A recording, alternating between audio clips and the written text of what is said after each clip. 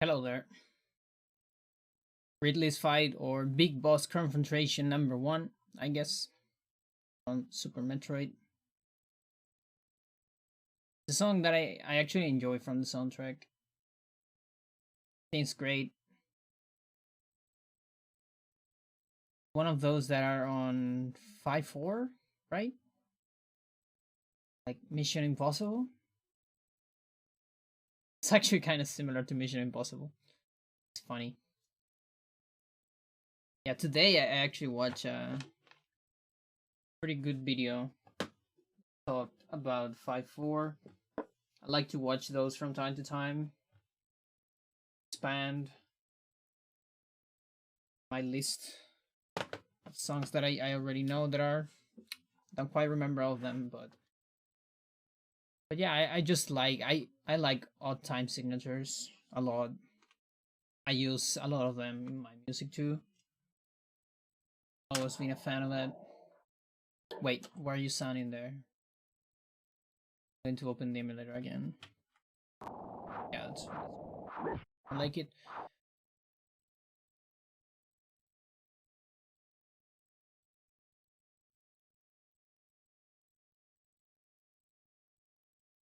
Okay. And yeah, I kind of figure out that there's some. Why do I like these videos? Because even while I am like familiar with the thing, they always have something else to offer. And something I discovered today, thanks to this video, is so there's this song of Gorillaz called 5-4, which is like the most obvious name. It is on 5-4, yes. But the cool thing about 5-4, the song, is that it's not just in 5-4, it's also a polyrhythm, apparently. That I never was really aware of it. Because the song, like the melody and the overall song is on 5-4, but then the snare and the drums when they start, they're actually on 4-4, I think.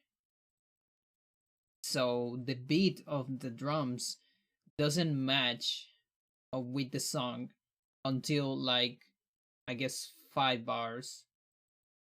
Because 5 times 5 times 4 is 20. Or is it 4 bars? I guess 4 bars, but every 20 beats, let's call it, every 20 units of time, because that's usually how it go with polyrhythms. There's like a cycle is the common denominator of two rhythms, and that made me think that I think I've done something similar in one of my songs in Radus Nullum, which is on 9/8. But I remember putting the drums kind of completely offset on another rhythm, because it just sounded cool. But I never like thought of it as a polyrhythm, and I think it makes more sense like that. Polyrhythms are amazing, but they're tricky as fuck. Like way harder than just an odd time signature. And especially if like there is some songs where polyrhythm is done by several different instruments, like one instrument is on one time and the another instrument is another time. That's already hard. And then there's drummers, especially drummers. You don't see it very much on other instruments, but in particular, drummers, very sick drummers that can do polyrhythms themselves. You know, like one of their limbs do one rhythm and another limb do another one. It's crazy.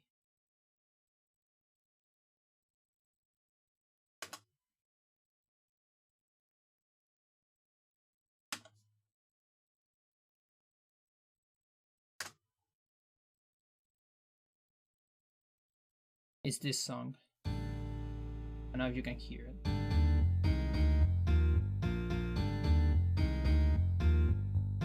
That's a 9/8, and then the drum starts, and the drum, it's on something else that I don't know exactly what it is. But it's not on 9/8 because it doesn't fit with the bars. And then this part is, I don't even know what it is.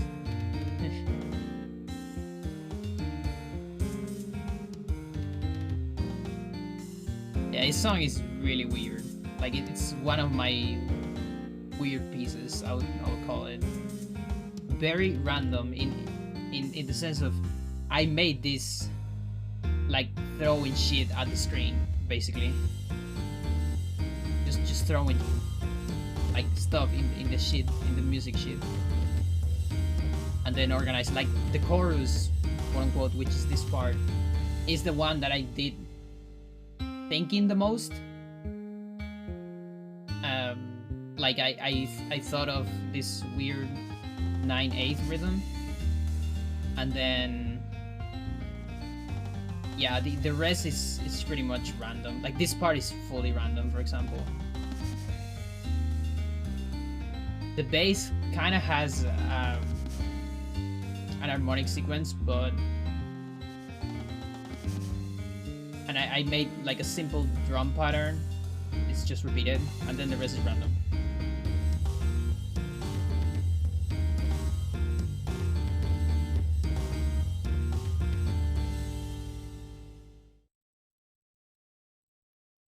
But yeah, it's everything on that album. It's stuff I can't really play. Like at some point I did an attempt to try to play some of those songs on bass, but that's about it. And on guitar too.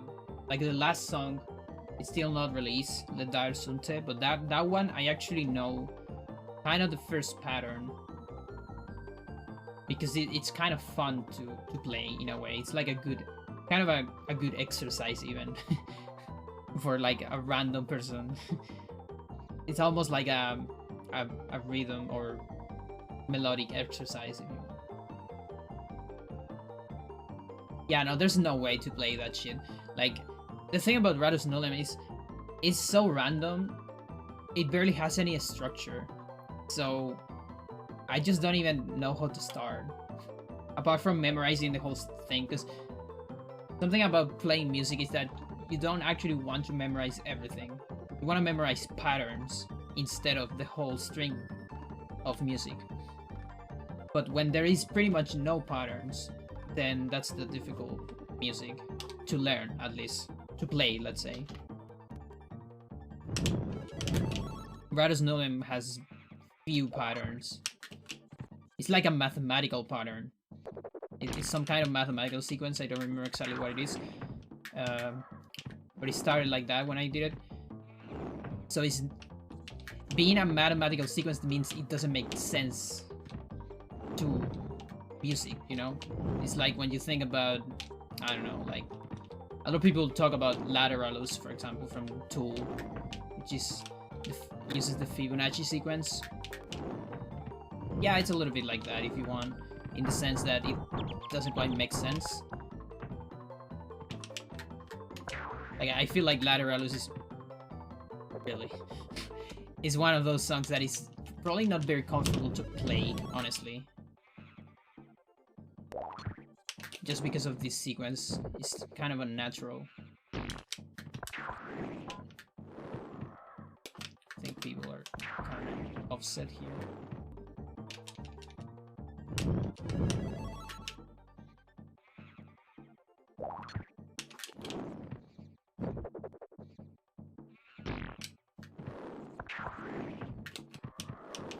I hate this part so much.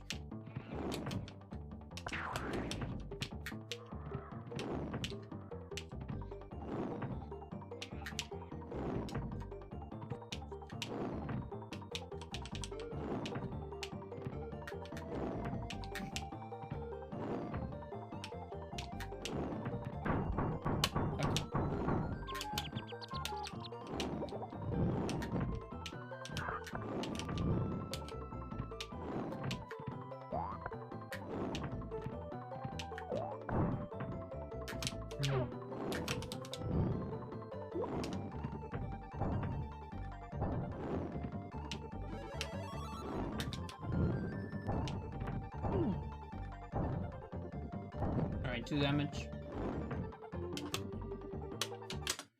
Then we go dialogue. I know how bad 2 damage is here. I don't remember.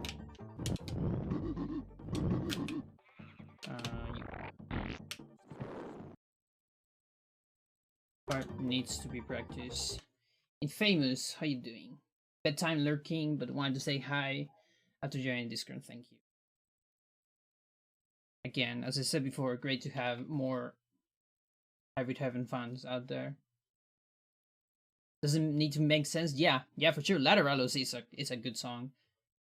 I said this a couple times, and I know it's kind of a trigger to a lot of people. I don't actually like Tool as much as a lot of people, which is kind of weird coming from a person that really enjoys progressive rock. Me, I like the early Tool stuff. I think the more like late Tool, it's a little bit too organized and too stiff for me. I'm more of a fan of like A Perfect Circle, honestly, because I feel like they have more freedom to like breathe while they play the music.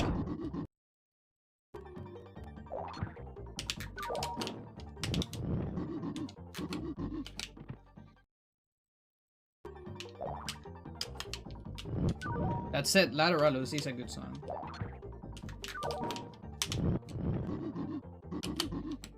Okay, yeah, Olaf. Okay, so Olaf, so we start circling the other way around.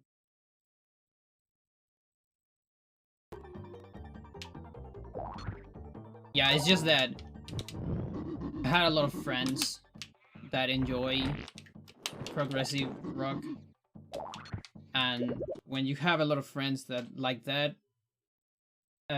Tool is usually like a topic of conversation on itself. And so I've always been the member of the group that is like, oh, she doesn't like Tool. So it's like, oh.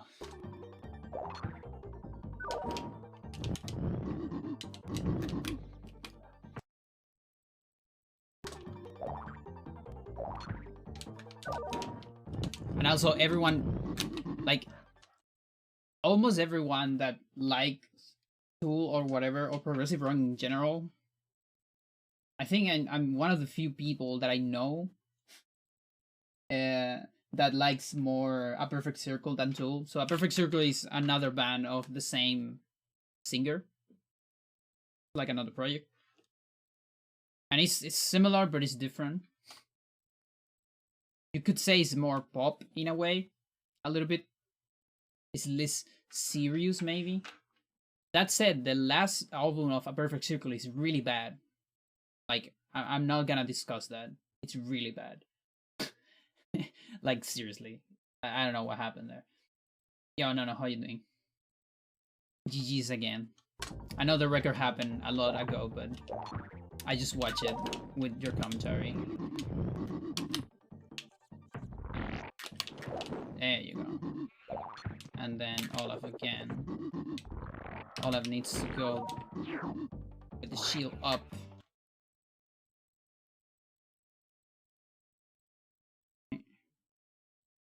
And then here I go buttocks or circling this way.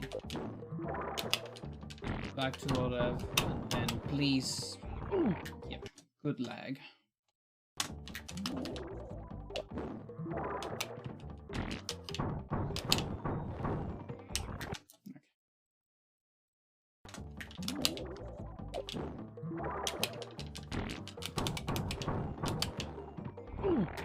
Yeah, the lag can be complicated there. And then it's like extra complicated because once biolog is here, is that like a soft lock? Hang on.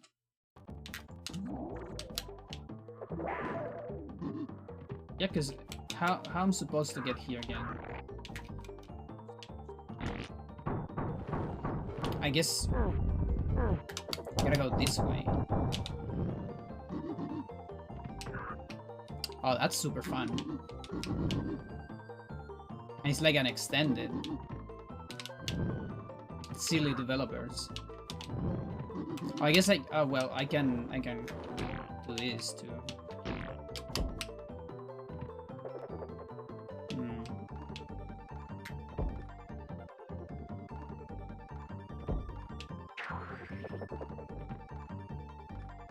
Yeah, that's very fun all around.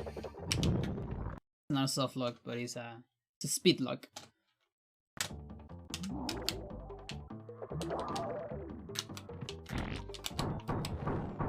It is dangerous to do this. Wait for any percent. Not sure if I'll do it for any percent.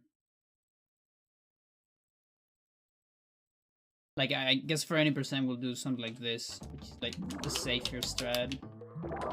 Is cleaning Eric immediately. And then just wait for these rocks. Tiny extra bit. Monkey, the best enemy? Yeah. Yeah, the wizard, there's different enemies. You still need to see some cool enemies on the next area, and also like you still have to see some of the shenanigans of the tiki lads, which on this level you just see them on the dark, so you don't see every shenanigan. Yeah, the bears are terrible too. Going in and out, leave at the time.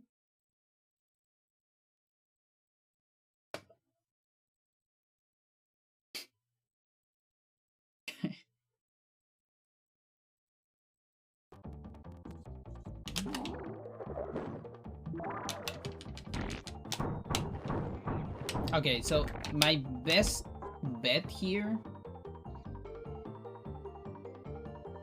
is to just hold the button instead of... Yeah, because I can buffer.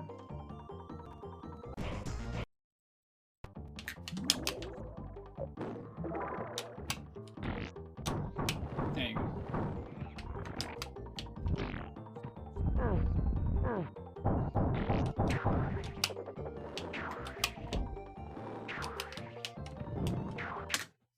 Okay.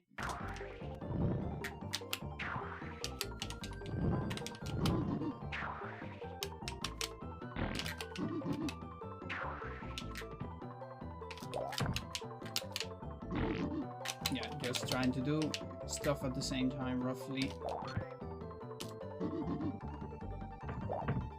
Wasn't that bad. Yeah, I've seen worse. That might also like just be the glitch. Now that I think about it, maybe for some reason the monkey likes to trigger the glitch a lot, where he's already dead, and you just need to trigger another attack.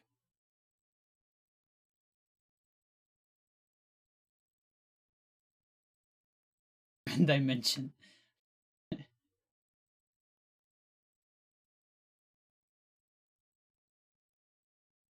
Yeah, they just wanna like dimensional hug you.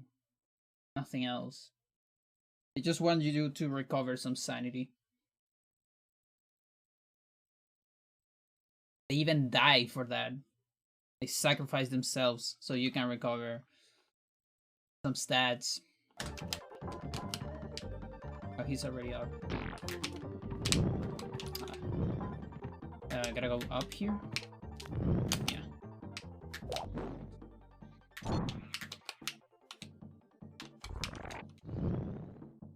Just a normal jump here. We'll do it. We will do it.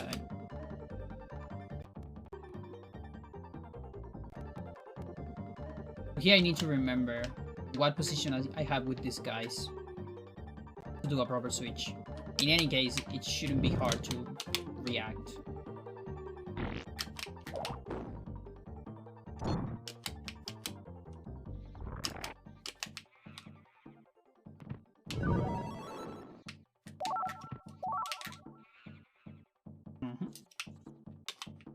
Monkey is in a good position.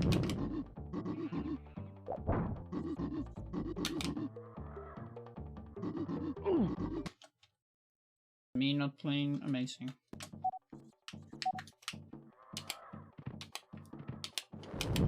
There you go, that's better.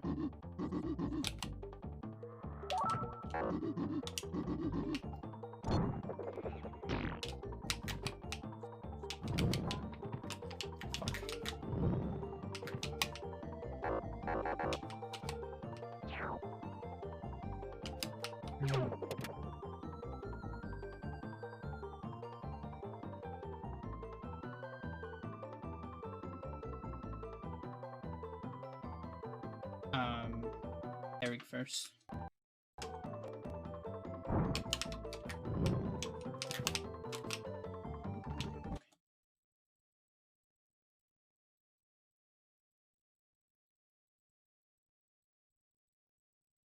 Yeah.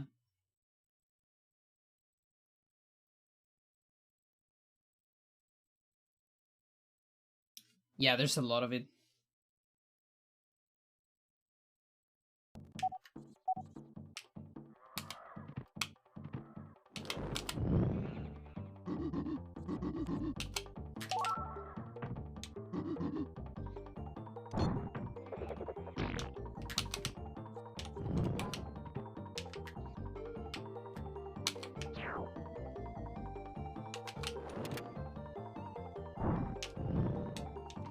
This part is like a little bit hard because you need to get rid of the message of the shaman while you also need to like time your double jump here.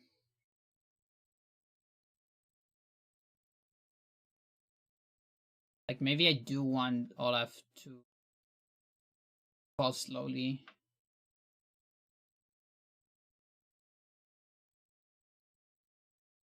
Yeah, I don't know. I would need to like I should actually ask maybe on the forum on SRC or even on my Discord if anyone like well I guess technically I can just watch a playthrough.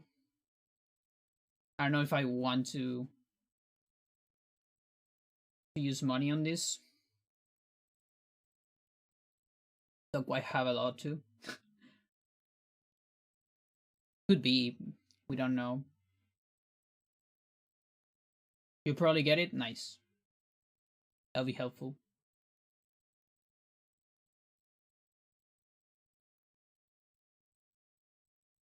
If it is a port, there might even fix the input issues. Yeah. Like there's so much you can do for this game. Honestly. Like, first of all, like there's like two simple things you can do. I say simple. I know they're not that simple, but simple in terms of improvements, not necessarily in terms of how easy it is to program it. Which is 3-player. That's something you should allow, and then online play, basically. I think that would be like the best. But that the second one is really hard, honestly, because you need to reprogram a lot of stuff in the game. Because you're probably allowing for people to have different screens and their own screen, and that means a lot of things would be active at the same time, which is not the case in this game. Only a lot of stuff deactivate out of camera, and that's also true for 2-player. because the camera is fixed on player 1. Yeah. Yeah, I bet 3-player, it's probably on the realm of like ROM hack without being like hard, I think. Yo, hi Jinx, how you doing? But then something like online or something like that, that's hard. And I'm not talking about the like the online feature of SNES, because that is a thing already. You can already play this game online apparently. But it's like it's more of a like I don't know, like a remote intended to player, you know? So you still get the fixed camera and all that. It's not a modern online. Yeah, I think Norse have 3-player support on one of the versions. Saturn, I guess. I'm doing pretty well. Trying to tackle this level. It's full of shenanigans. Yeah, that's the bad part. You're playing Norse. Yeah. Try this again.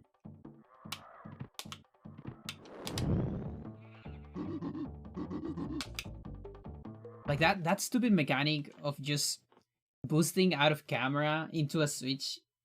I love that mechanic on this game so much. It's honestly one of my favorite tricks on this game, and it's so simple. Like Eric goes so far away. It's like I'm out. Like, you know, like I'm out of here. And then like it goes super far away actually. It stops by the wall, of course, here.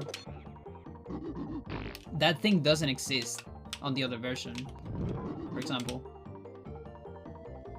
Because on the other version the boost stops as soon as you let go Y, the button.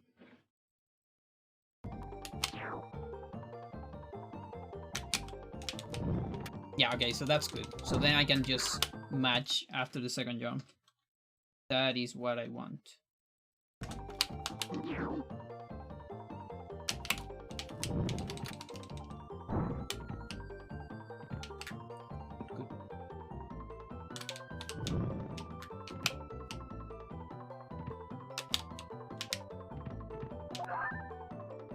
Can I boost here?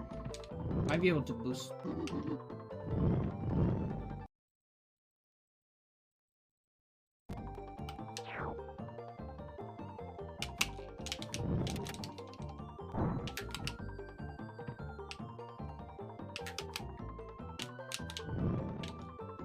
If I position myself like here.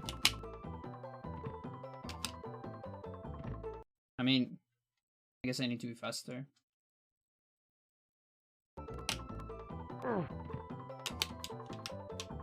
Yeah, no, boost won't pull me.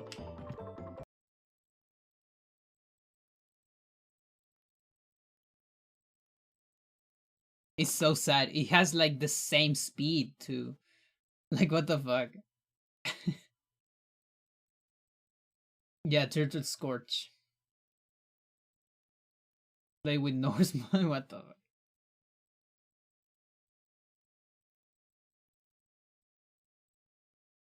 It's like these things like curse. Like you can have this amazing thing, but you also need to have a curse. It's like having a deal with the devil, that kind of stuff. You know, like this like stupid stories that are like I don't know, like you can have all the money of the world, but then you have to, I don't know, have this awkward thing for you forever. Like for now, you're gonna make the turtle scorch sound every time you, I don't know, you know, stuff like that.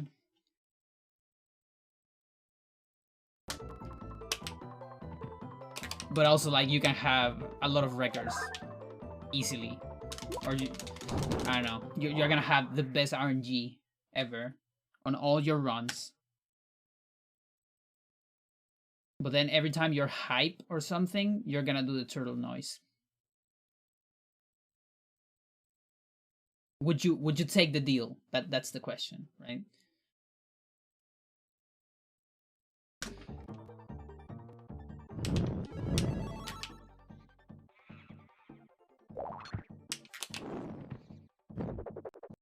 That's a 152 in Kiwami? Yeah, exactly. Give me that turtle noise. Yeah, and like, there's like, there's like small letters to, like, you cannot mute your stream, for example. You always have to have a mic, right? Stuff like that. And camera too. So people can see you making the noise. That's part of the deal. Yeah, because otherwise it's easy. You just don't use mic anymore, right?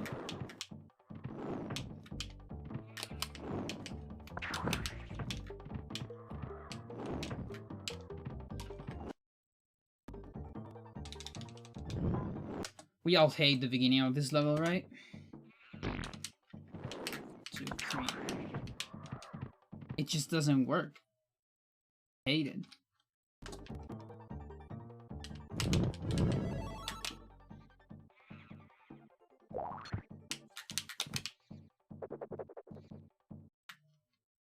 Because also I almost feel like Olaf and Bylok had different acceleration somehow. Okay.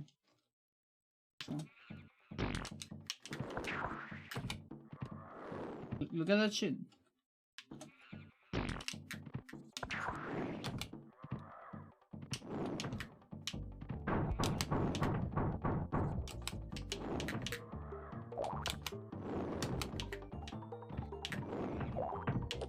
No. No.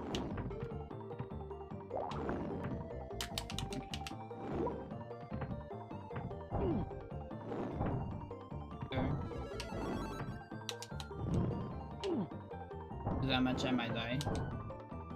I'm alive. I'm born.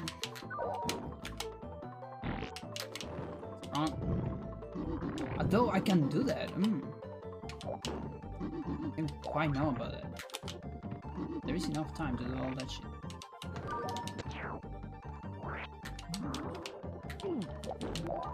That was... yeah, no thanks. I'll just go safe on this one.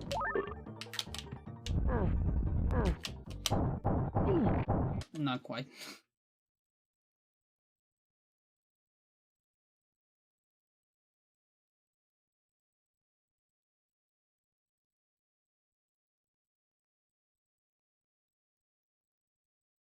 Those plants are rough.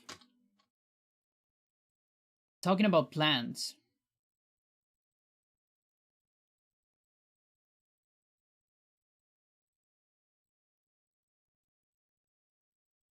I kind of want to show something. I already showed this on several places in the internet.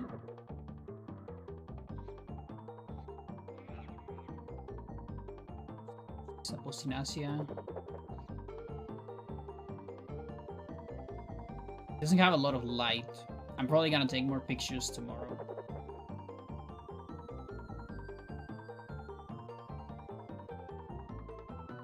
But my Stapelia finally bloomed with this massive flower. I even had to put this setup here to hold it because it's like too heavy.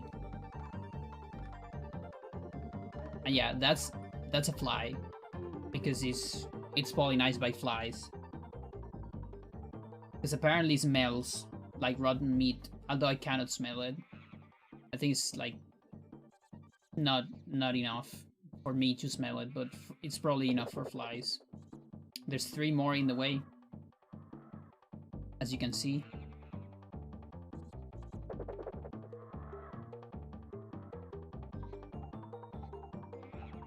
And there was like 20. Like, you can barely see it, but for example, there's a small one there, but a lot of them dried out, kinda, and some of others are like stuck in grow somehow. I don't know if they're gonna keep growing or not. No idea. I'm totally fine with it. Like, I feel like the plant is using all its energy to these 4 flowers, I think. And maybe the others will eventually grow or just dry out. I'm already happy with 4 flowers. Last year it was 1. This year is 4. For me, it seems like a natural progression of Stapelias. Like, it's pretty much how my first Stapelia progress. Like when I was young, I was like 12. I got the Stapelia and a different species, which got like 4 flowers. I'm sorry, 1 flower, then like 7, and then like 32. And then the other day I counted like 75. It was insane. Stapelia, Variegata, and I really want one of these again. Because these ones are so cute. This is small. Like, this is the size of... see... like 4 fingers, I'd say. Diameter, like full diameter of the star. Pentagon is usually like no more than 2 fingers, like a finger and a half. But these are pretty cool. It's like animal print, way smaller than the other ones, of course. Different species. This one is the most common Stapelia species. You can find this one, at least here in Chile. They're fairly common.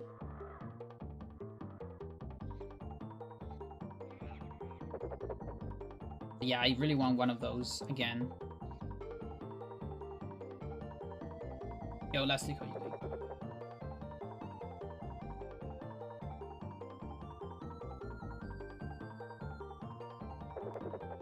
Yeah.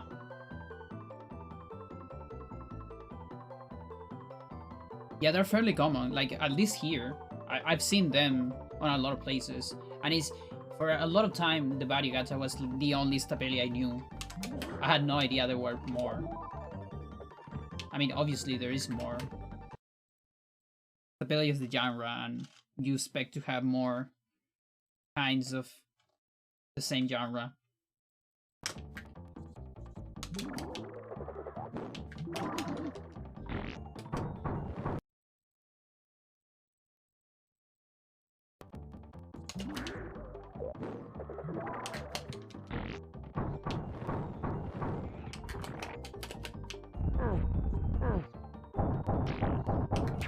And yeah, actually, I would love to have like all sorts of Stapelias. The flowers are amazing.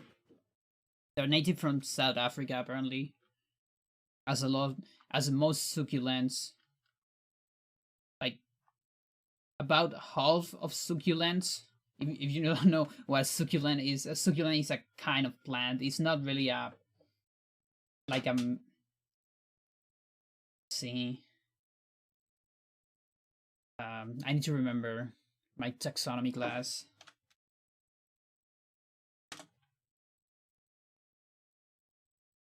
Because there's the kingdoms, right? You get like the big kingdoms, which is like, you know, animals, plants, right?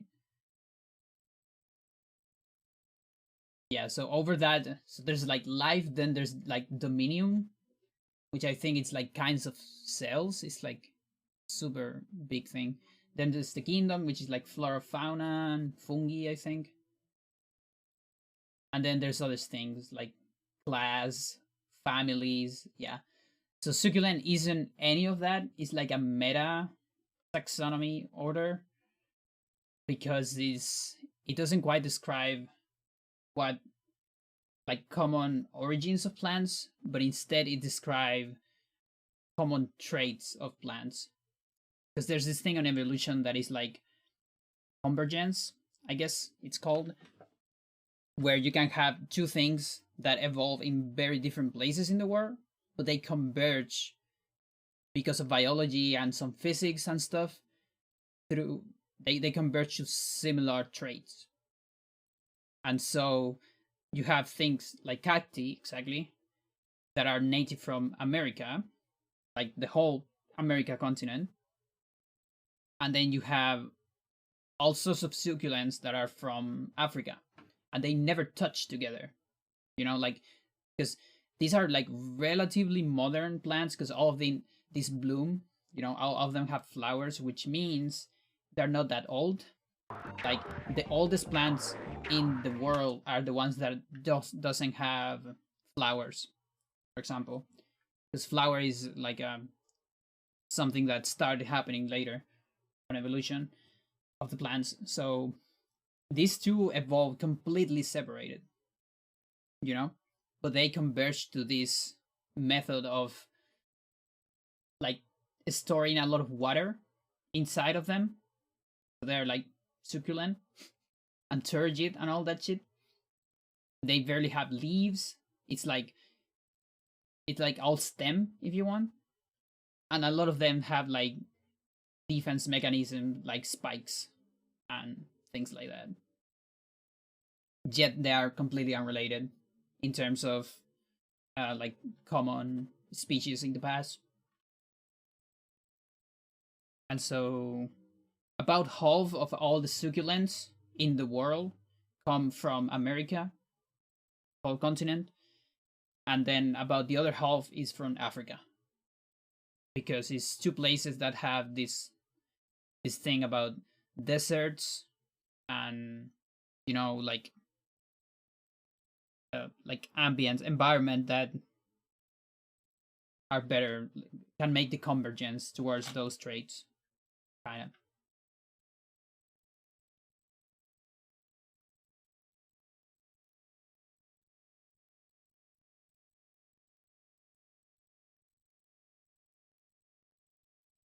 Yeah, smell is usually used for good things though. Like, I don't think that many plants use smell as a defense trait. They usually use it to attract stuff. The thing is, a lot of plants actually want to get eaten. Like, flowers don't want to get eaten, but they want to be pollinized, and fruits want to get eaten, because then the animal cheats the thing, and it's like the perfect environment on the poop and all those things to grow again. So actually, a lot of plants want to get eaten. It's kind of weird.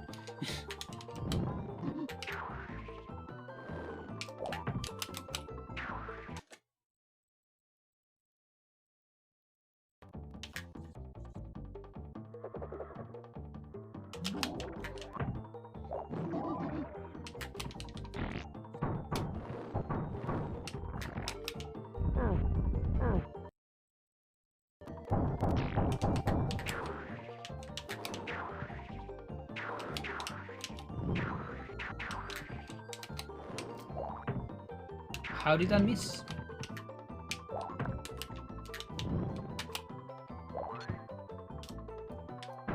I really need to work on that one.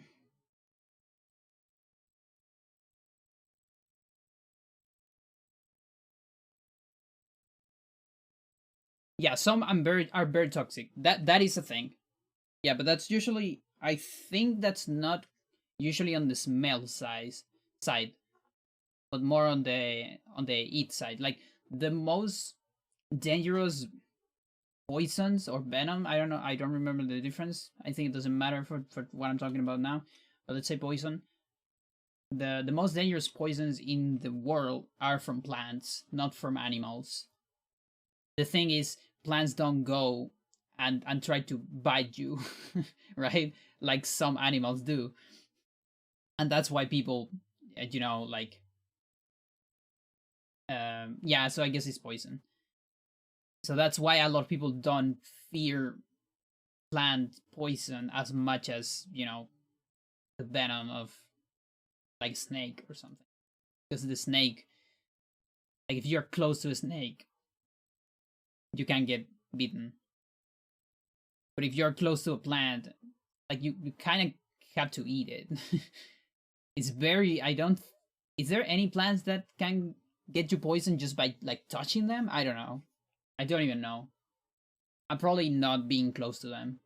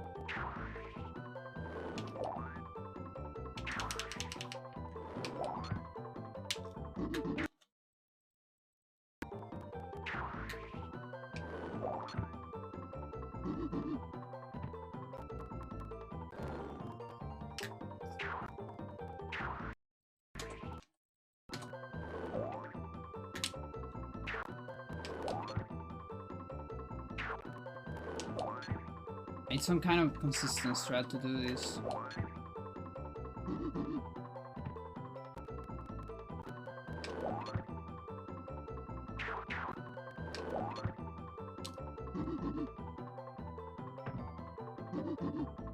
Yeah, with ratchets.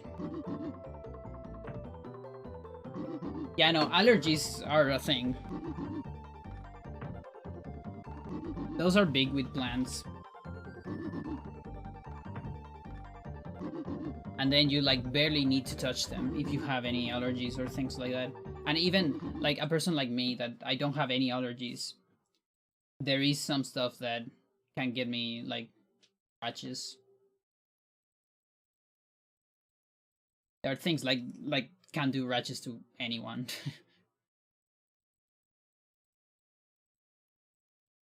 Yeah, I don't think that qualifies as poison. It's more of an external thing. Similar to allergies? Oh, okay. That's fair enough.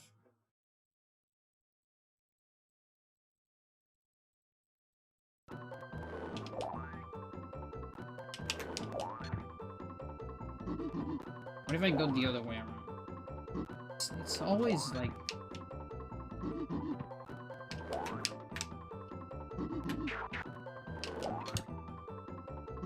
That's an option. But it's so inconsistent too.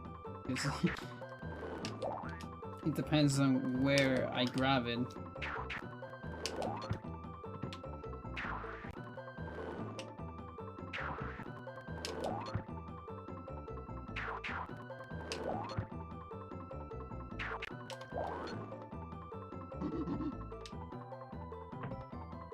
How about I leave this guy here?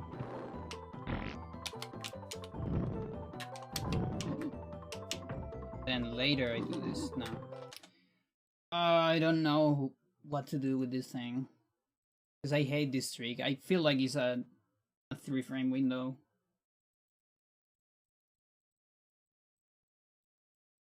It really does feel like that.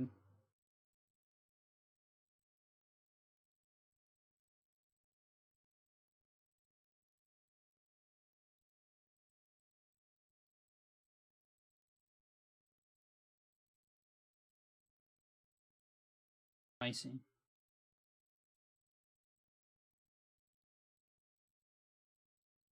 Cockroaches. I never heard that. Like, allergies to that. Interesting. I guess in a lot of cases it's because exactly, like, you don't interact with them very much. You might just don't know.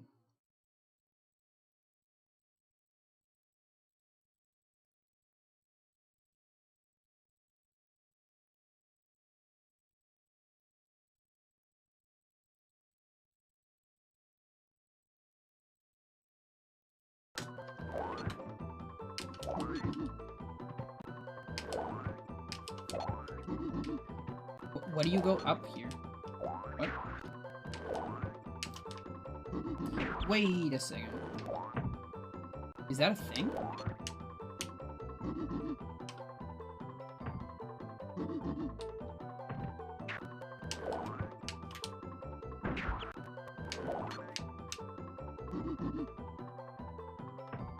That's so slow.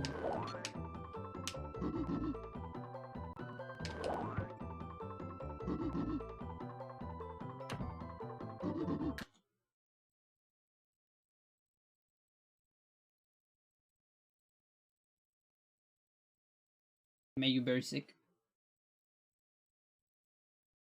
I always joke that I'm allergic to Balta because I can't explain why I hate it so much. But that's like completely unrelated.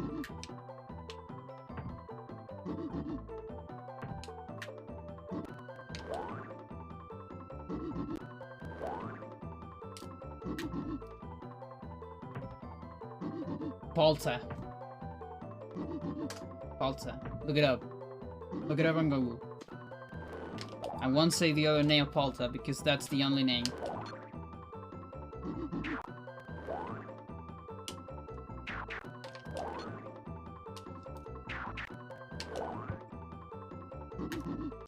How do I get that jump? Oh, dude, I need to hold on the other direction. Is that it? No, that's not it. Fuck. So I figured it out.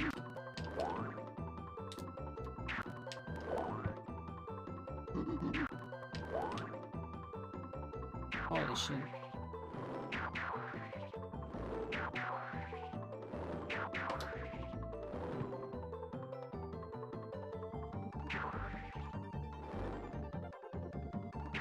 That is not a word. The only word is Palta.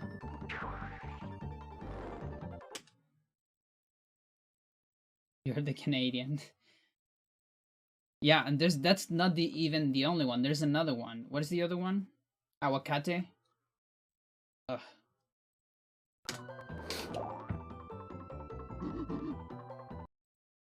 Shouldn't even defend Palta because I don't like it.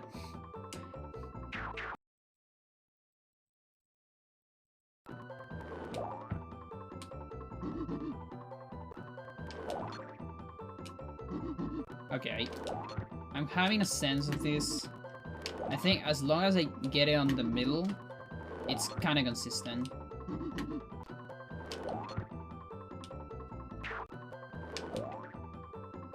Yeah, okay.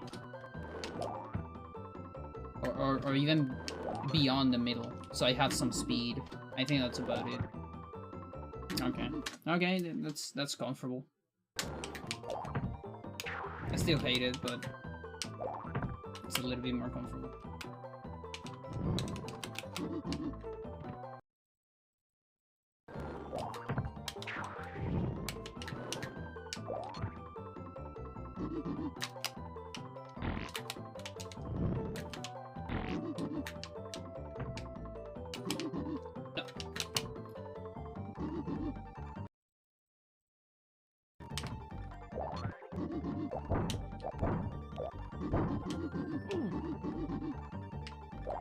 Yeah, no, you actually skip one of my punches.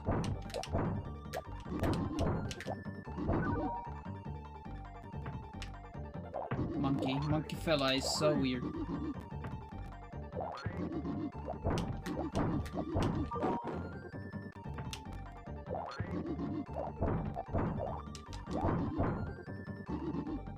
This might be dead. Let's see. No, it's not dead.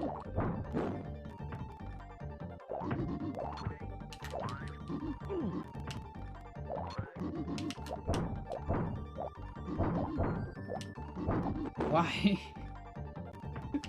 I don't get it. Okay, so that's very good. When it doesn't roll, so you stay close to it so it never rolls. It's always on like the punchy animation. That's really good. I think that's the strat. That's why I'm talking. I mean, walking towards it. That's a good one. Palta is Chilean, the other one's Spanish. Yeah, Palta is like exclusively Chilean. I've never heard anyone else. Maybe Argentina? I don't know. Not sure about Argentina. But it's usually like a joke along Latin Americans, I joke usually towards Chileans, and also Chileans joke about to other Latin Americans. It's just kind of ridiculous. Yeah, I'm talking, but not to the monkey.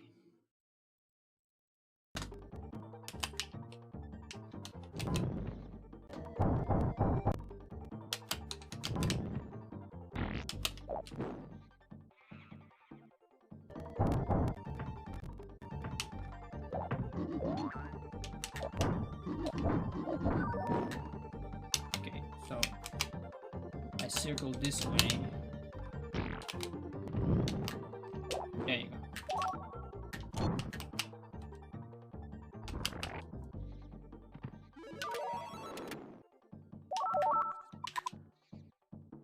Wrong.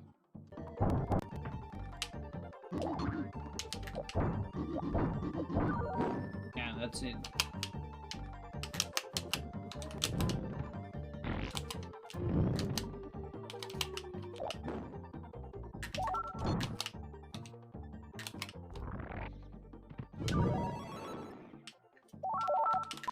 There you go.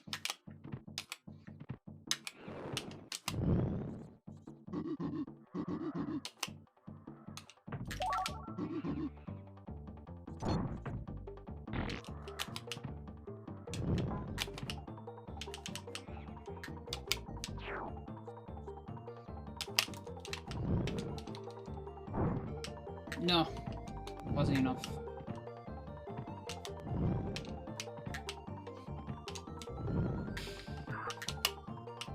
Can't wait for a PV to die like that.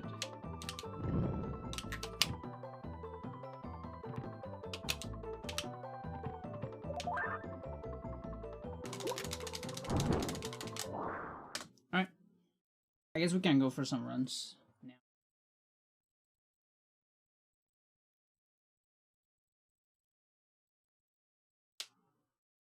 Continental teasing? Yeah.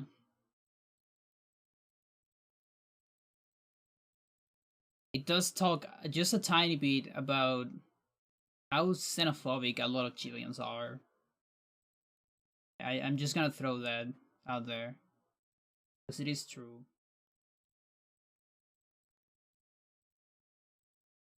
Although the Palta thing isn't like quite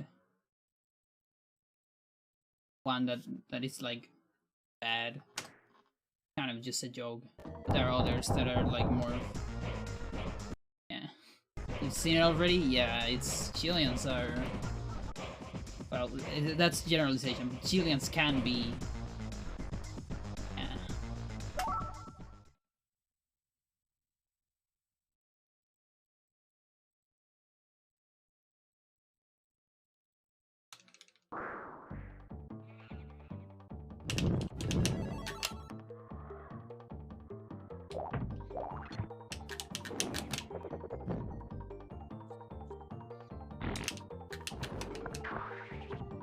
Close.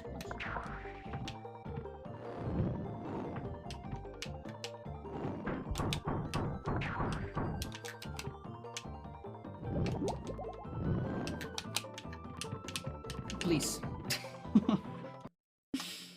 Fuck.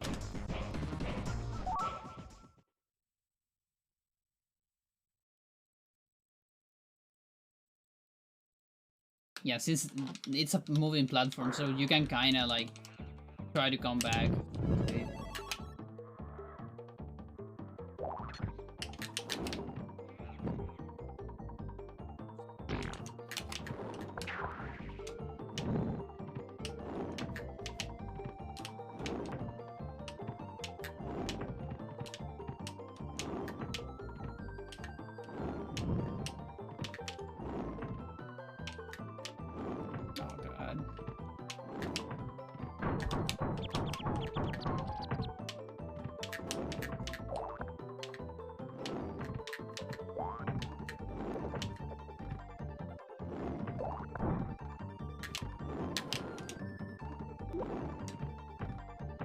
Okay, no rocks.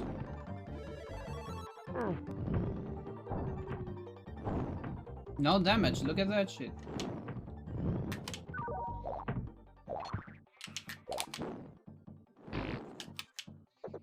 This is like... Oh fuck. I fucked it up so bad.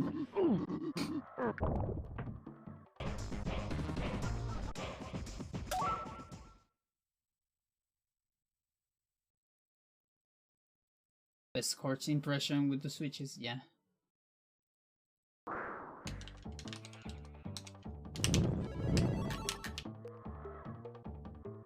Yeah, I got nervous because I put Eric in a bad position.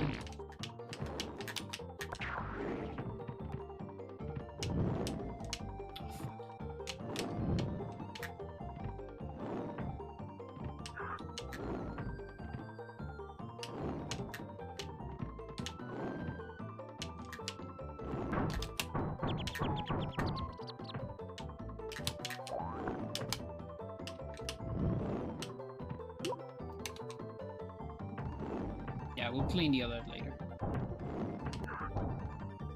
Oh no. Monkey time.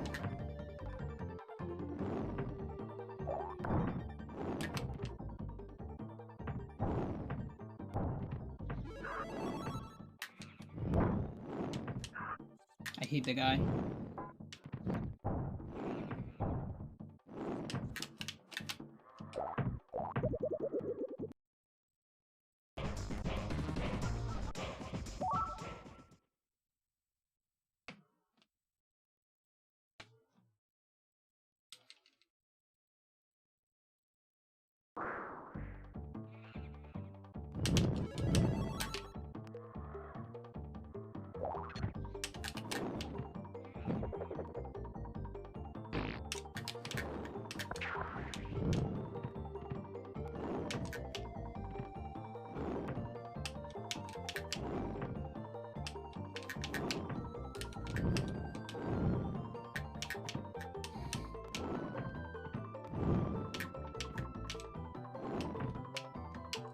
This is the worst landing boost in the game.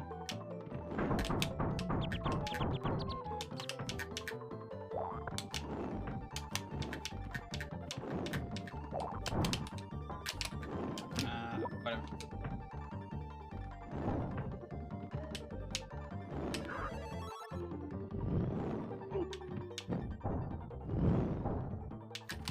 Can't believe that worked. Fuck.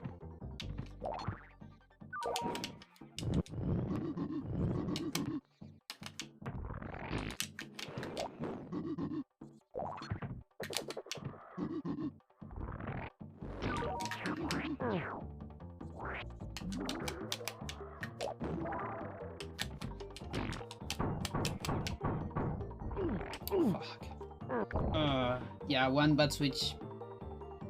Maybe I should just don't go for that strat, honestly. Considering like how stupid the first part is.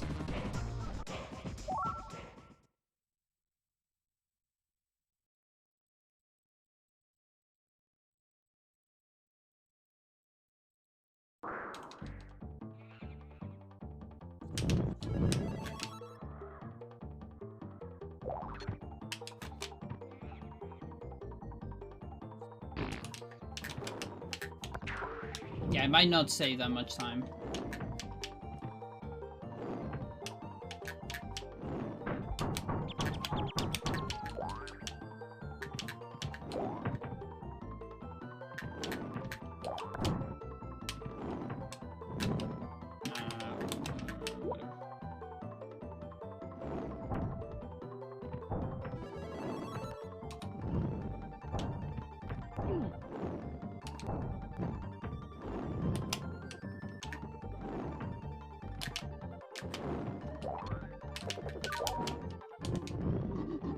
Nice.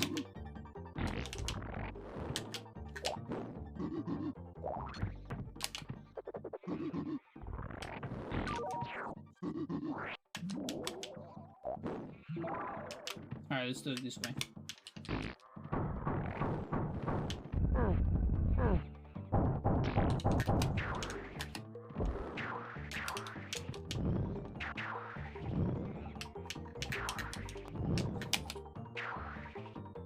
Alright. We got bad cycle. Maybe that reset it? Yeah.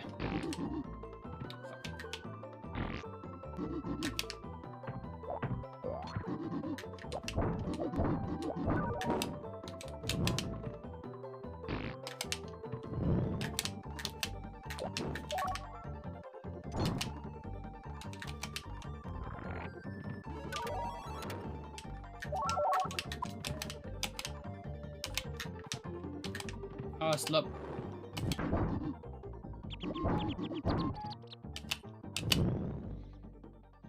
Back up. No, fuck you. Pretty bad.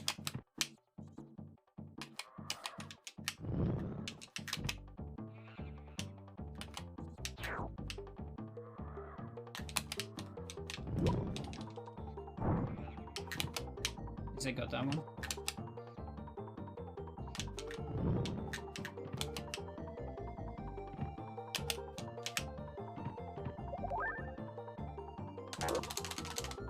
I talk.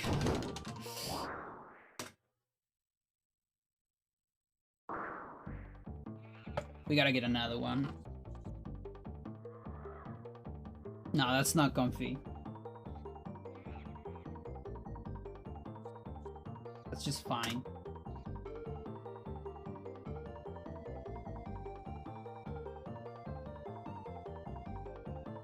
Yeah. And actually, like a grade 1, it's like 230, I think. But I'm not going for that. I just want that one with like the basic tricks. Like that one, actually, I was fine with that, except for the Olaf thing. That kind of mess it up for me. No, I'm not getting that. No thanks. But I would be completely fine with the last one if I got the last part with Olaf.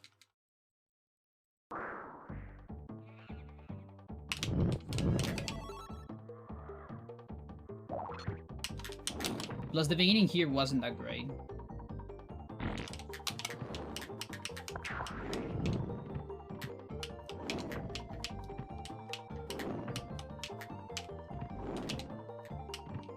Okay. 4th try so far. 5th try. That's the thing, you get first try here, you save so much time.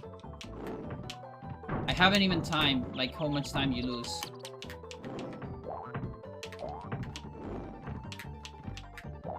And then I can fail the charges. And yeah. It's such an awful part. Casually is also an awful part. This game casually is horrible. Just as bad as it feels here for me on speedrun, that's how it feels casually too.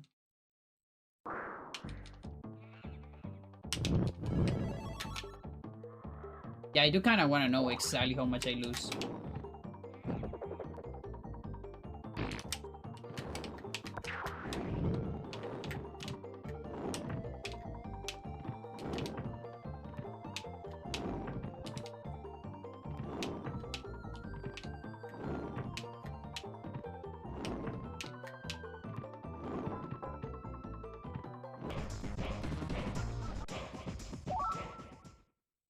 Really selling me on it, yeah.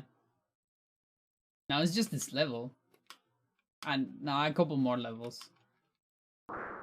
It's still great. It's one of those games it feels great when you get it.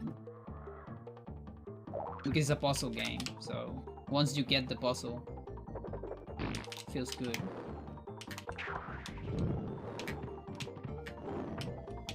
Although a lot of it is like execution. So look at this. I got the thing first try, but then please cancel, whatever. But then I fall here.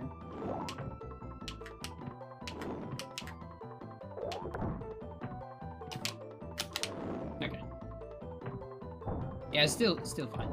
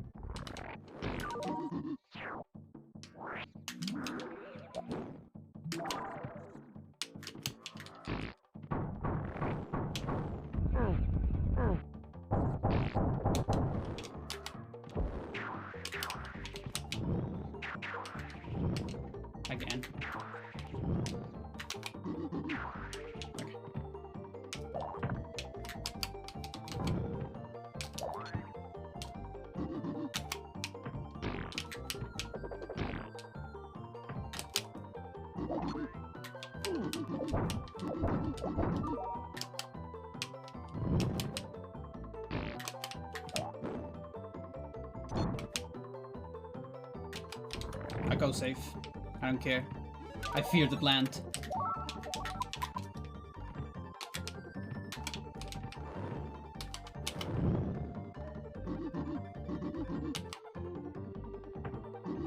Don't push me, fugger.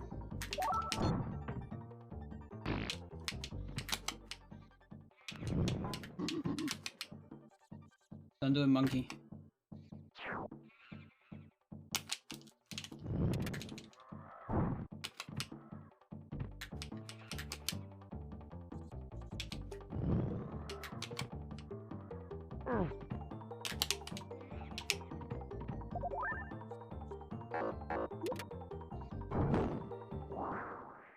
That's comfy.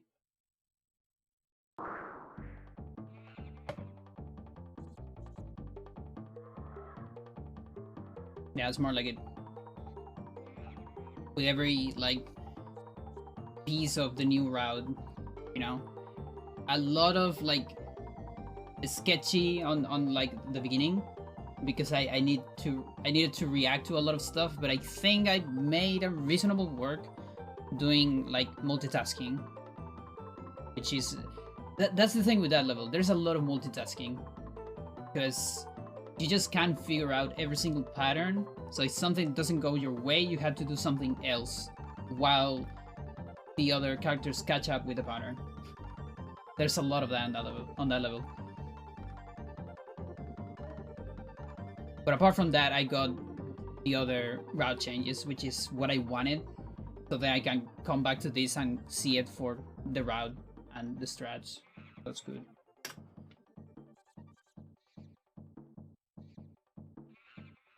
Alright, it's time for heart.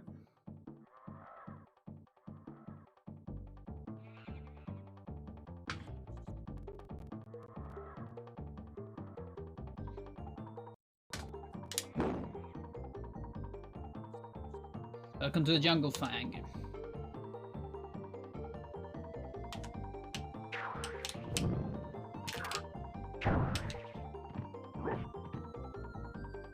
There's no double jump strat here, right?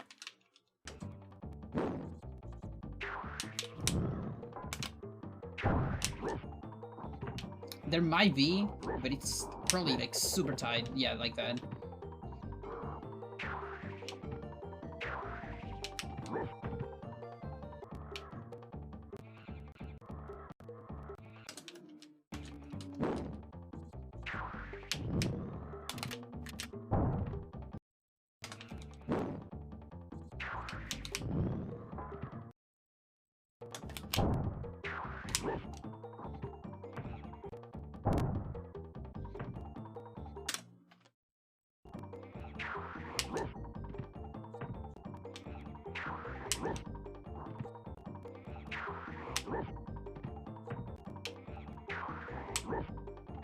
Okay, maybe it's not that tight. If I hold the wall for like a tiny bit, and it's like the fixed buffer wall. Yeah, I think it's fine.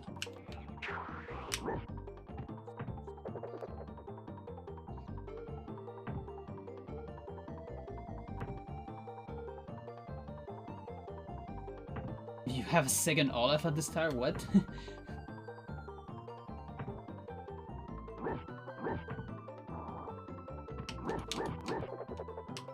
Alright, so I'll show you the secret of this fugger. Tiki lad. This is the monkey time I was talking about.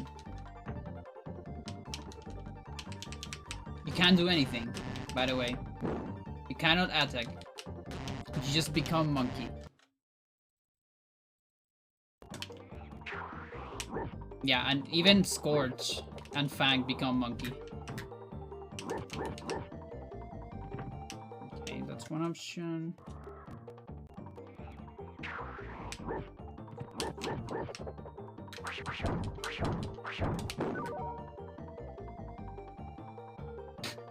It's terrible.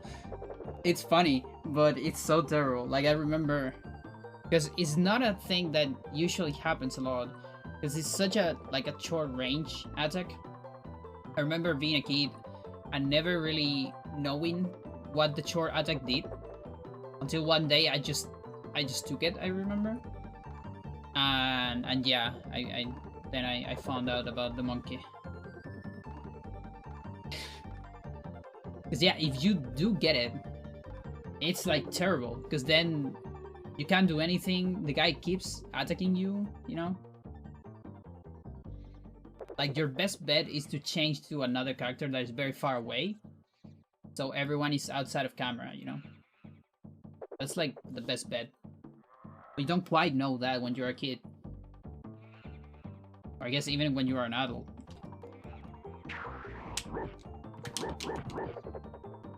Okay, after the second jump.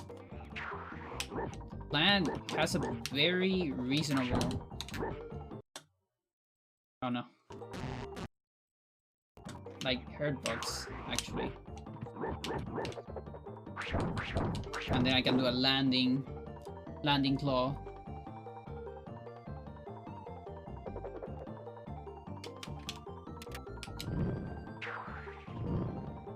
How do I go back from here?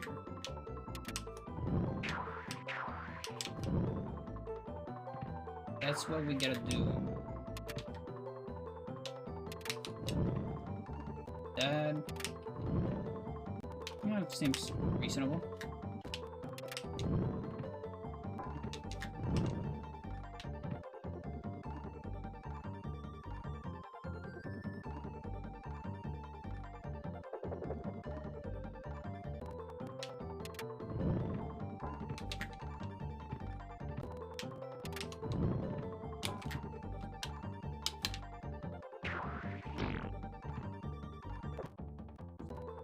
Should I put Olaf on the thingy? Because I don't remember if you can do it on the first geyser, I don't think so.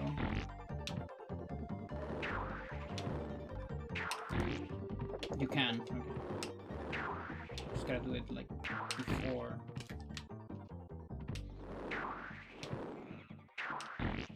Yeah. You need to like add both velocities.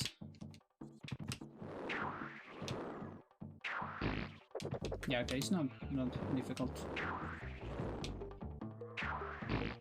Yeah, I'm an adult and I don't know anything.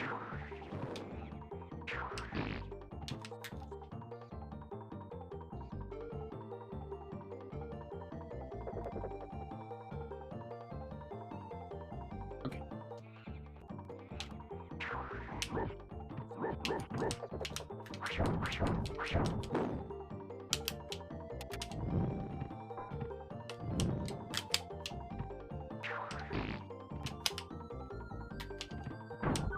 Should probably do this part before. I'm like missing something. What am I missing here? Oh, you. Yeah. Yeah.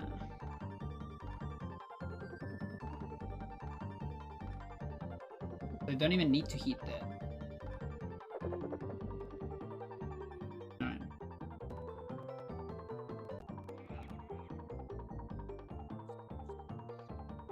And I guess I go Olaf first.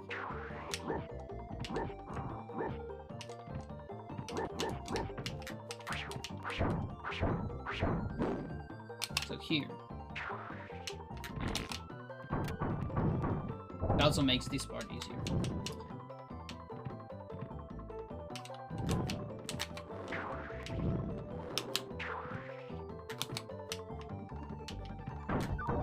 Yeah, I can probably leave that part for later.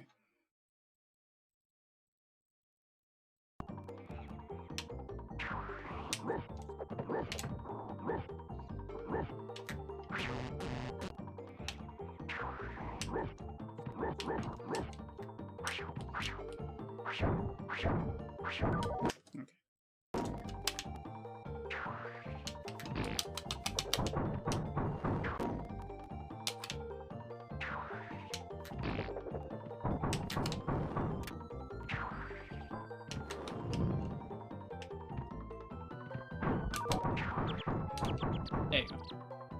Yeah, I like that one.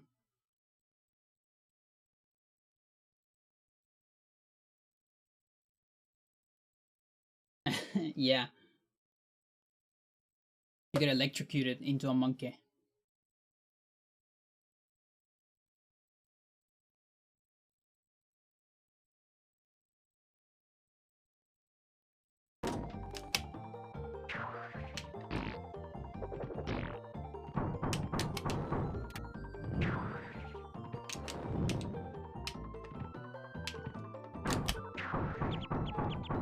No.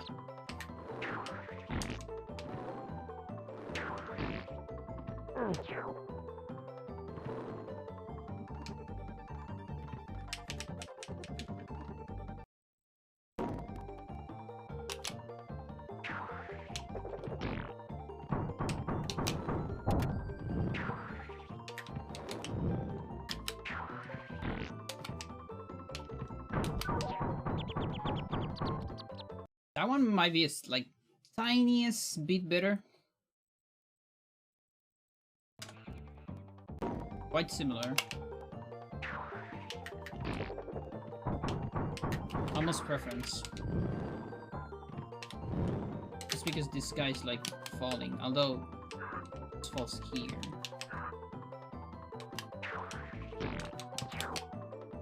It's still an extra now. I think it's just an extra switch.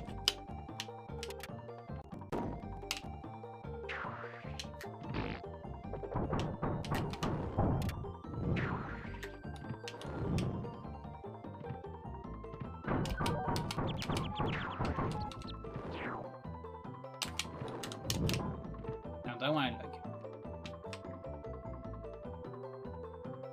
Do I have enough time? How much time do I have here? That's a good question. I don't remember exactly.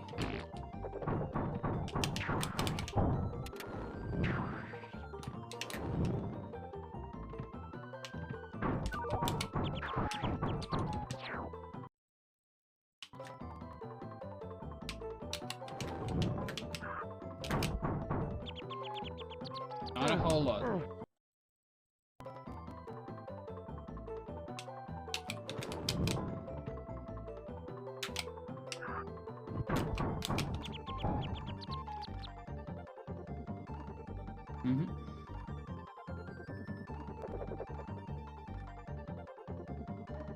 Yeah, now this is one of the, like, if you didn't play Lost Vikings 1, I think this is like the first instance of stuff like this in this game.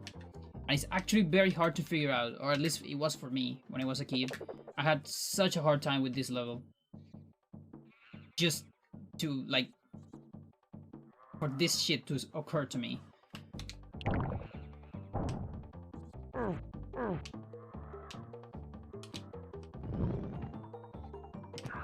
I guess that's why it's called hard.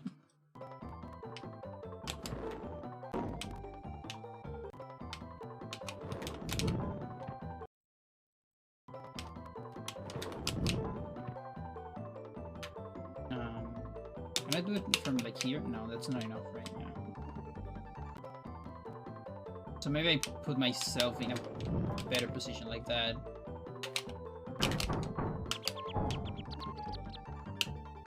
Yeah, so then in the meantime, yeah, I can do that. The switch of the key, I can do it here. Yeah, it's better if I do it here, so I have the bomb. And there's really nothing I can do on this part.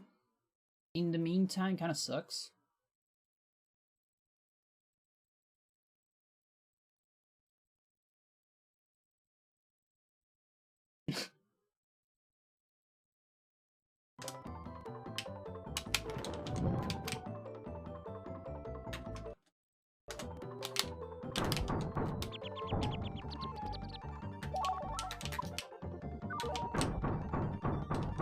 There's also like a headbutt here. Doesn't work, right? Yeah.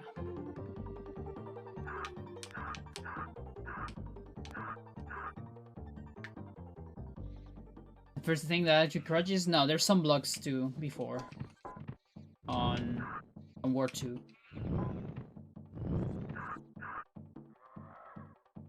And there's like several blocks that can fall on your characters too. Well, maybe not several, but a couple on War 3.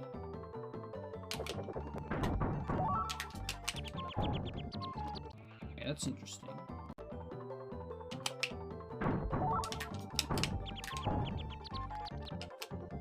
It's the optimal one. Barely, like the last pixel. This is the optimal way of doing this. Such a strong shield.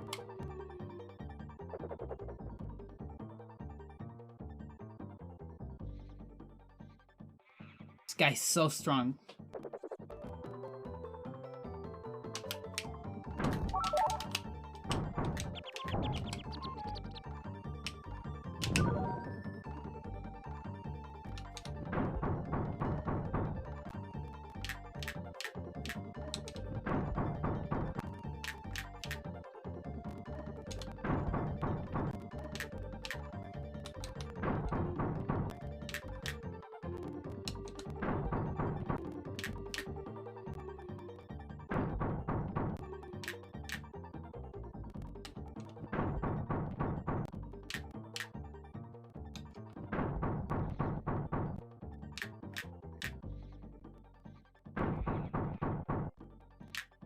Is it inside of it then? I'm almost sure I've seen it. Oh yeah, okay, so it's outside. It's there. Now, you're still kind of not in the best position, I think. Wait, what's this? Like, because you're still bonk. Like on this ceiling.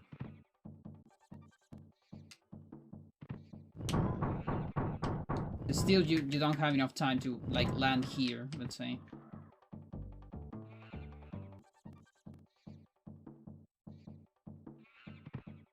Let's maybe like...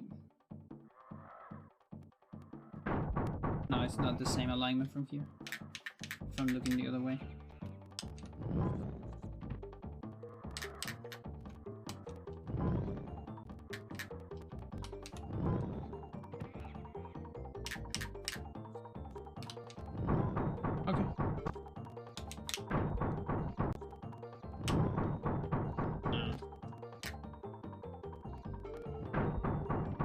Yeah, it's like too much outside.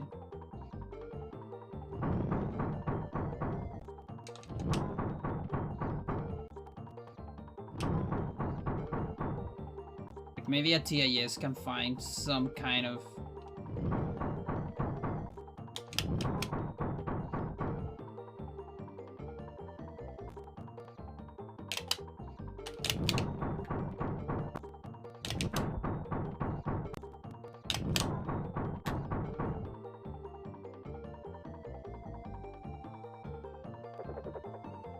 Yeah, I don't think it's for RTS.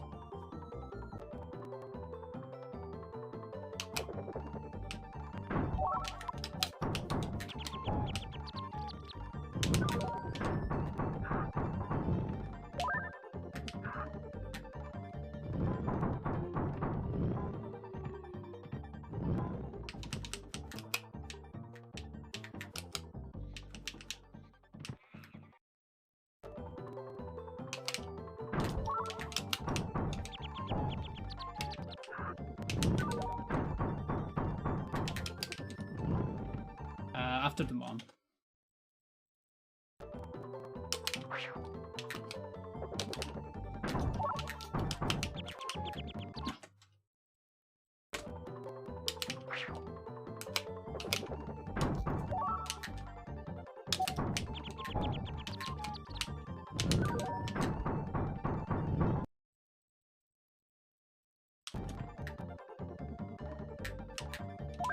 That's there. Can't actually put it farther. Nice, nice. That's as far as I can.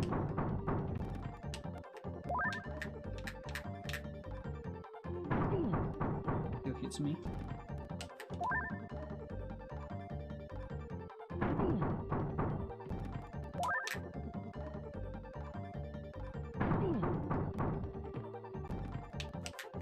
Yeah, side matters. It always puts me on the same direction. Really? Here.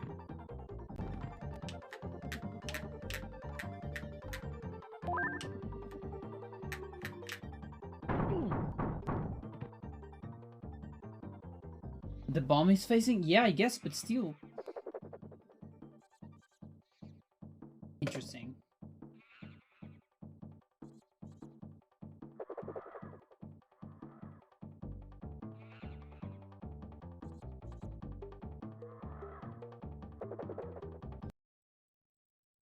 I don't remember how much I need my HP, but I'll take this hit, I think.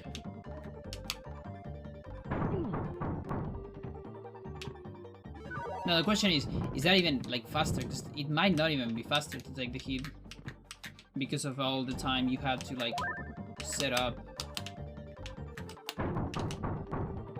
You know, like that might be faster than taking the hit, honestly.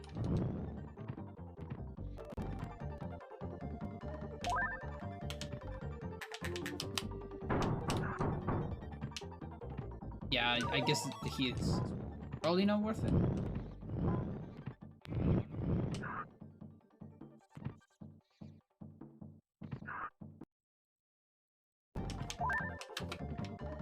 I still need to wait all this time. There is a way to take the key first. I knew it. Just save some menu. It's not that much. Yeah, probably won't do it. I still need to menu. Trade this to Olaf.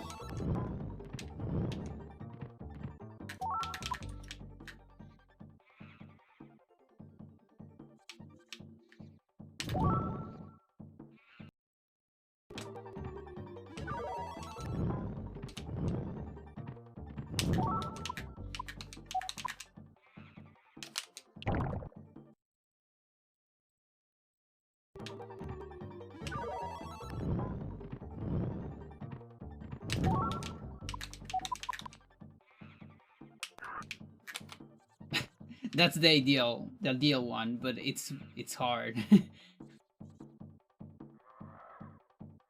No, actually not. No. Eric doesn't even go that way. He doesn't even go that way, so never mind. Yeah, a dash here is useless. Just need to go down.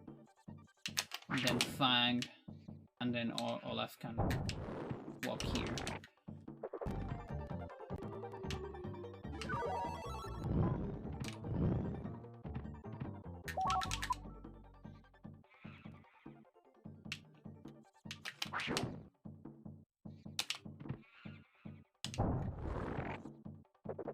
I know enough time.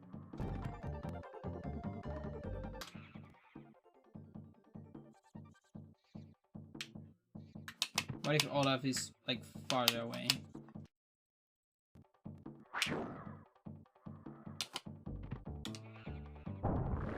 It's scary, but I don't think it's that tight compared to other stuff, like to like the plan on the other level.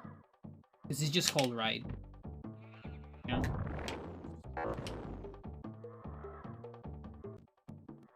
I think it's fine.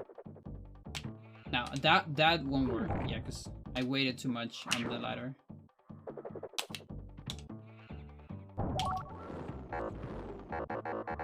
Can't use it from there, so I drop with heal.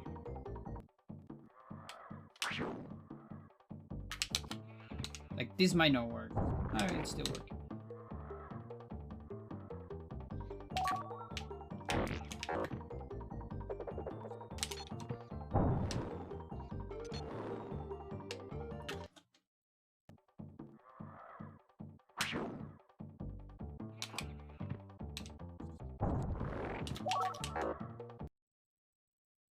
Should change that before. Now there is a possibility now. It's just so sudden, yeah.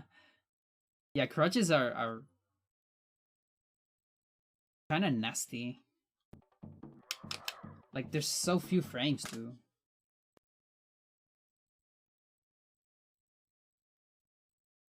Also, look at this skeleton. There's so many like detail on the skeleton. It's crazy.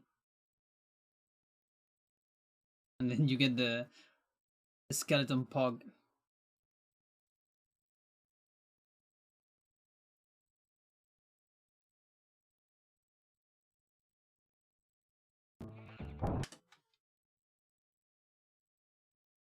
Great sprite work.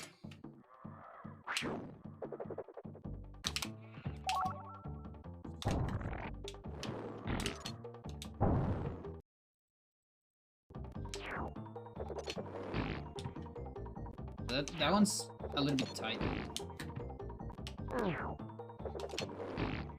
It's just a little bit scary if I don't use the shield before.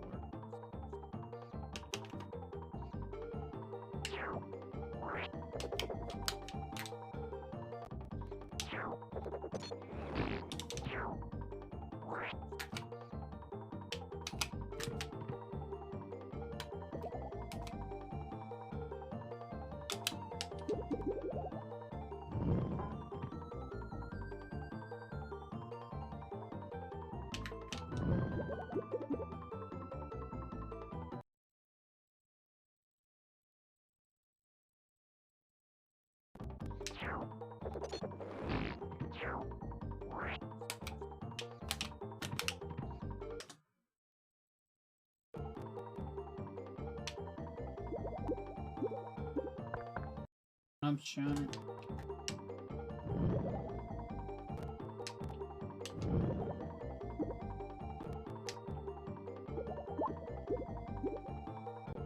Don't actually know. Does anything? Like, I feel like that is faster. Getting a surface jump.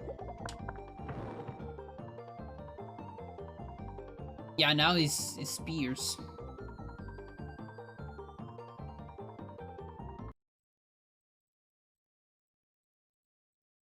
I had a feeling that the surface jump.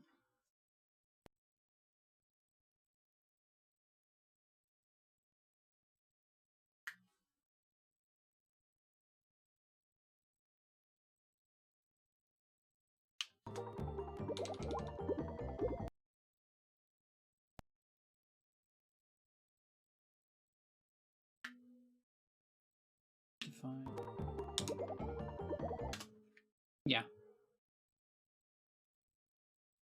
Like half a second.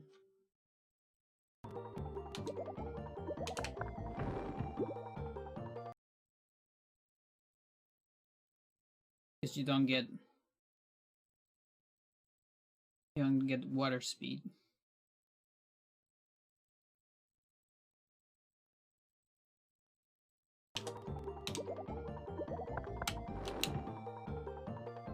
Then all that, so I can do that.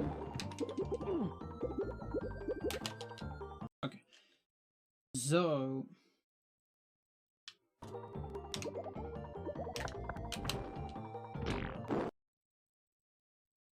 not immediately. I can probably input a swimming.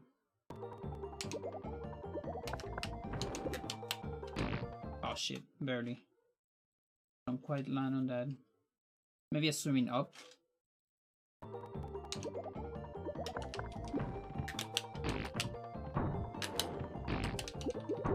And then swimming down there.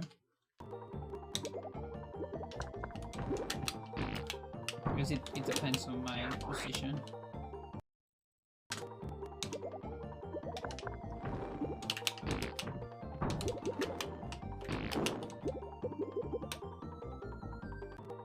The other side.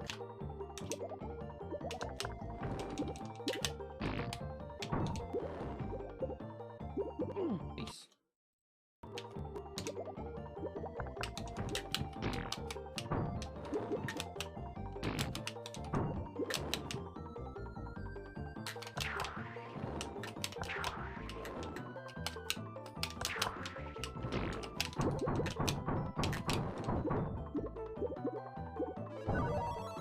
can probably move more with Olaf during that.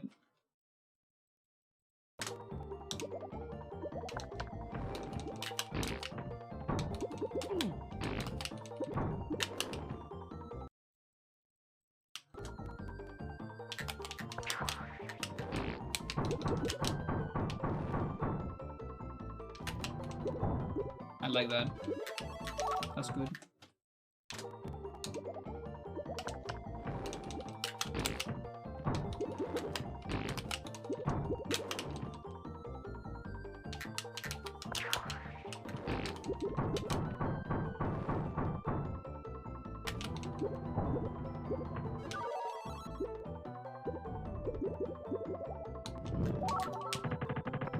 Lag. There's so much lag there.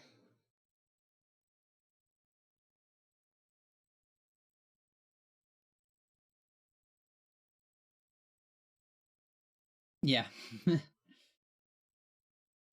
Yeah, he still has the shield like hitbox, even like because his falling animation is like the fire in the butt animation that doesn't have a shield on the sprite, but it does have the shield hitbox still.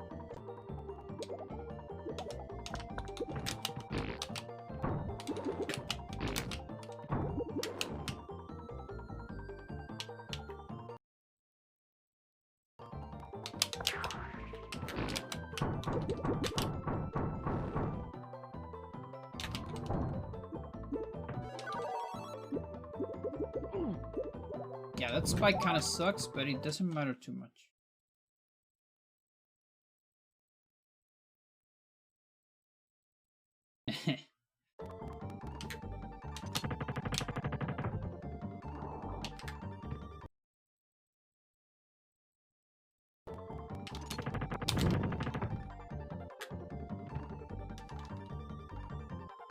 Probably a Olaf switch would be better here.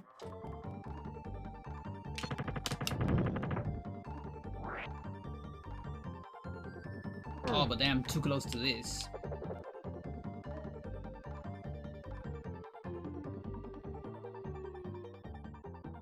I guess a fang one is fine then. I get a shorter one, but it's actually what I want.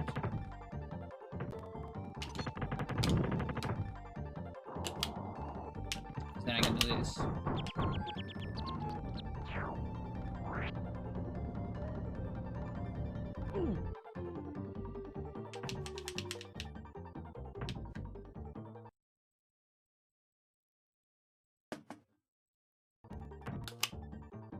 And then there's this part. I don't need to kill this guy, but I know here I need to clean this for Eric.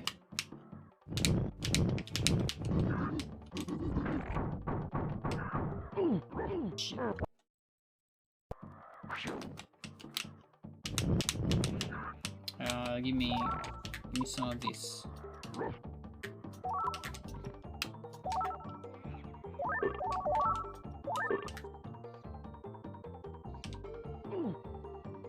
Okay, you can actually do it. Ooh. Okay, maybe it's not that hard. It has to be a falling one.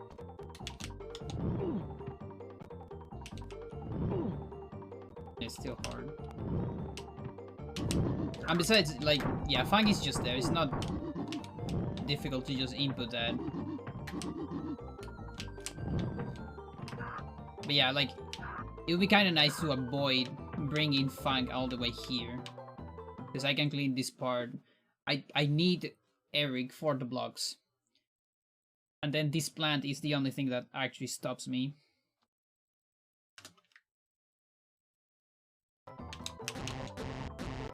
Yeah, it's right there.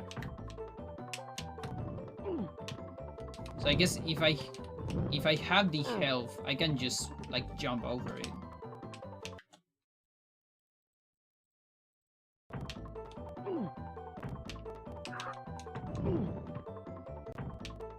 I'm saying it's easy, but And this part is way faster with Eric, actually, because Eric just goes faster. He runs faster in general. Plus has the boost.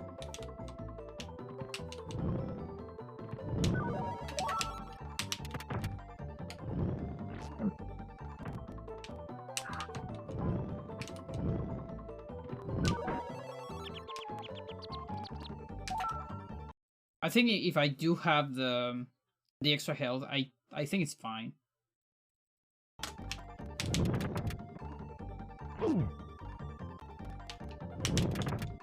This thing gives like a tiny bit of lag. It sucks.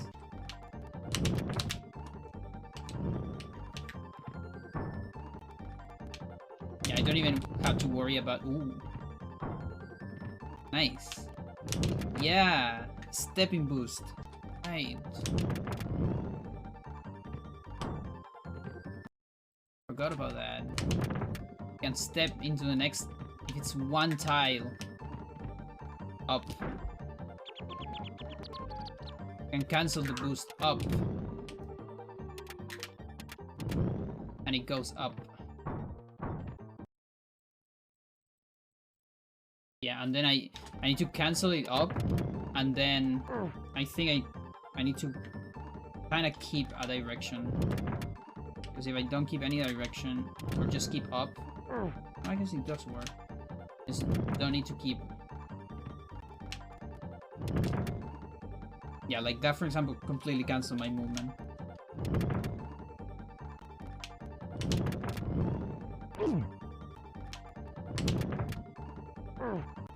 It is complicated, that's for sure.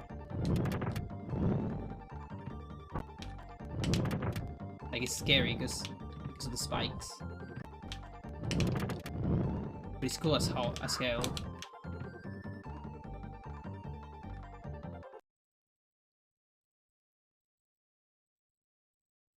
Yeah, new spikes here too.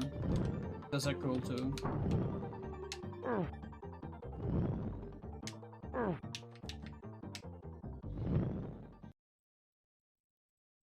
That's another thing that I really like about this game, how different every area is. In terms of sprites, music, enemies, all that. Which is something Norse, like, you can see it on the enemies and all that, but on Norse, like, I feel, in terms of palette, almost every level had, like, very similar palettes.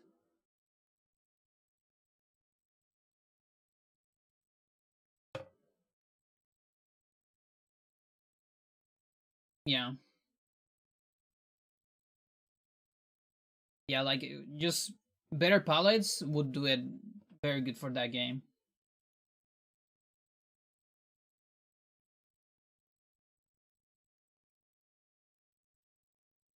Alright, so come back here then.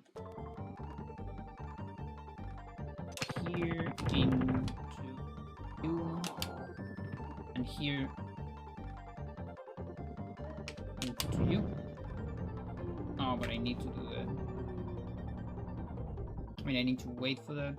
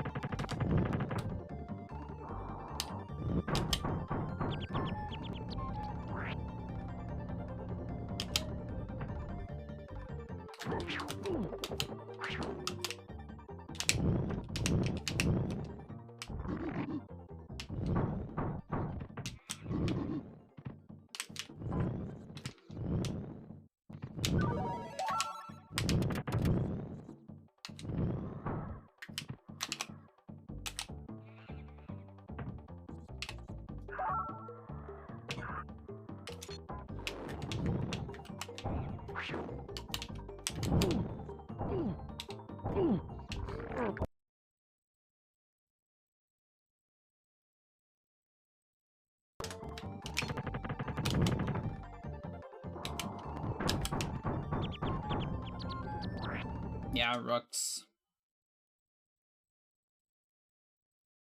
Those rocks don't rock.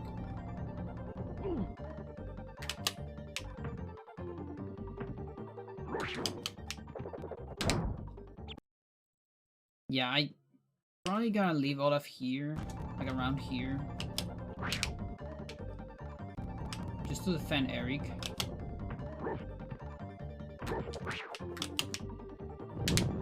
Because also that gives me a very good position for the enemies.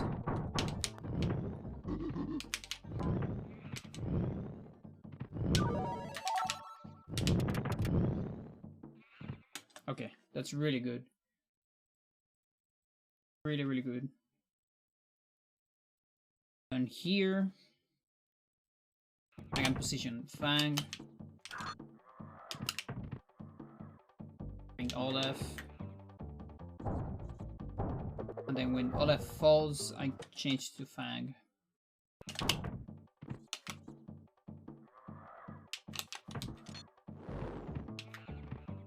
That better or not?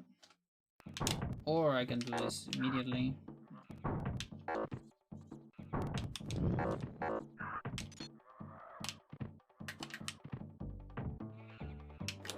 That might be better.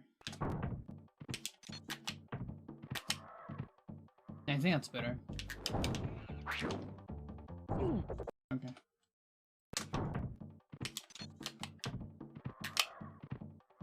I like that. Now here.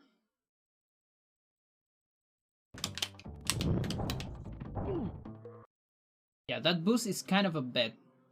Or I can do it reacting to the rocks. Like more or less where the rocks are. Chances are that this is actually a good, like a fixed cycle, as long as my switches are good on this part. You can actually move all three there.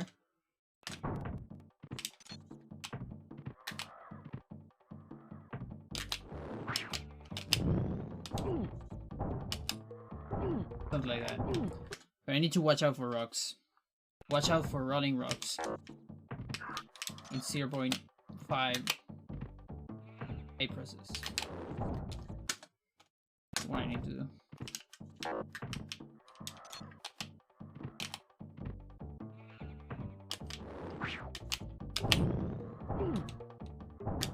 Gotta be sure to put the shield up. And also, like, the good thing is, I think this banana is guaranteed on Fang. I don't remember where I got this banana. So I can take some hits, sure.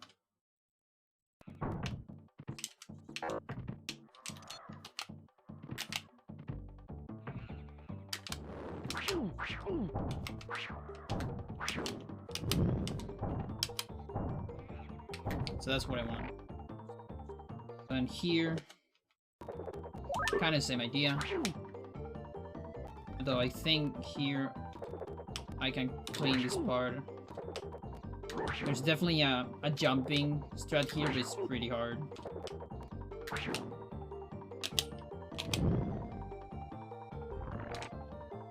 I hope that's not dangerous. Like, I don't think there is a way where that can eat the thing. Not very sure.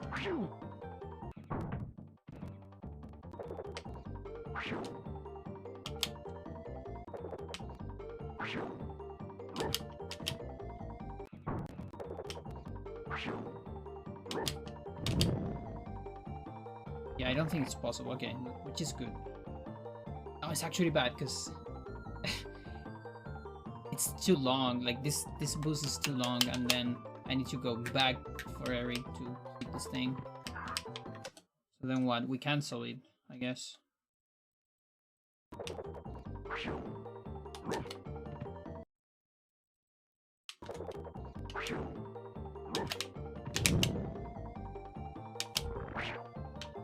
So close to the plant.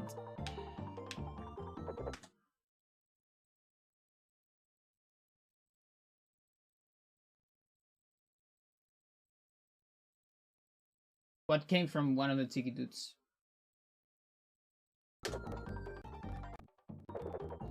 Oh, the banana. Oh, yeah. Yeah, I guess. Probably the first one, yeah. Like the very first one. I killed that with Fang.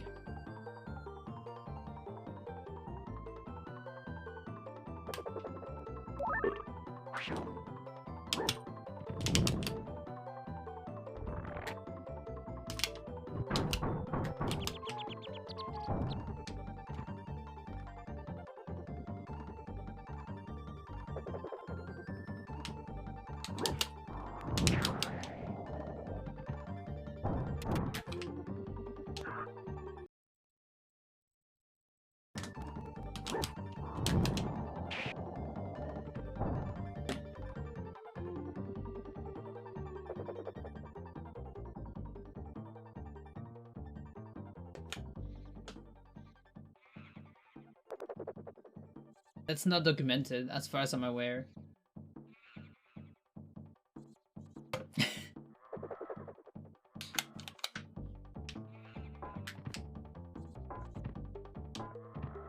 Like, it doesn't say that much time, because you still need to open the door for Fang.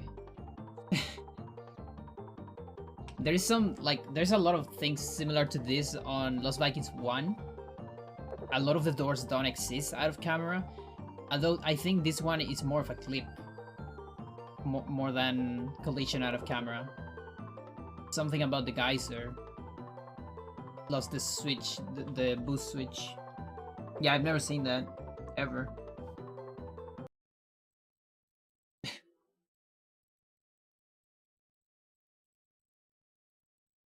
I love this game. Okay. I'll get save state.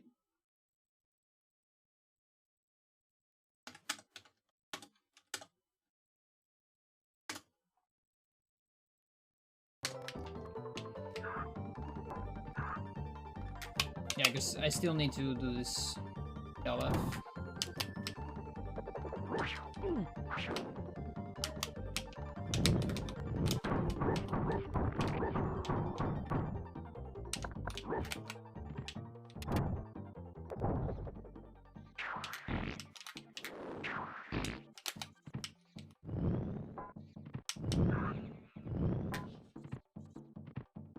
No, it does save time. It definitely saves time.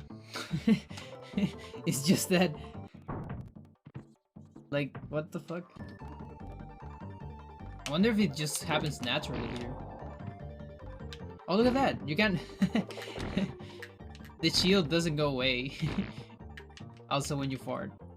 Also didn't know that. Yeah. I have no idea how I did it too. I guess I gotta go watch the clip later. I bet doing either the switch or the boost cancel at some point, like at some specific frame.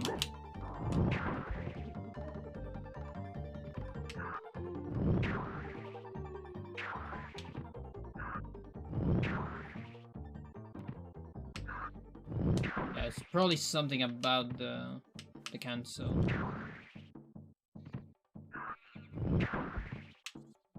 Maybe something like that with a switch.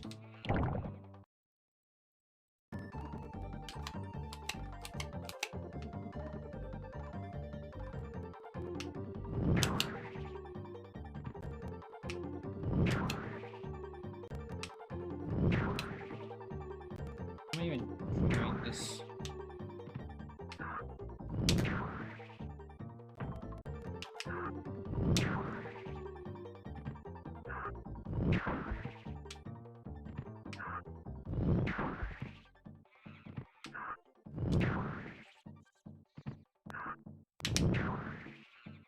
I don't exactly know how I triggered the hitting the door.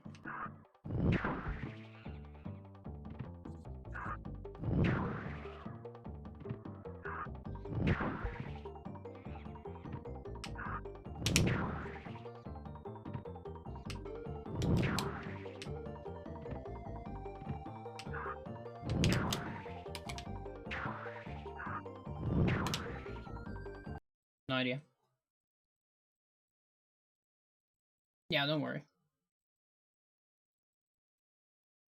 Check on it later. Again, it's not that important. Actually, yeah, I just check it now, but do it myself. It's taxonomy. Because the thing is, I have the privilege of Twitch Studio. The streamer privilege that viewers don't have.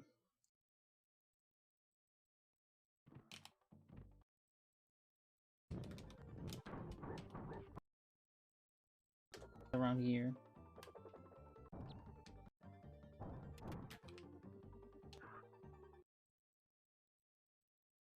Am I trying here already? Ooh, right, there it is. Okay.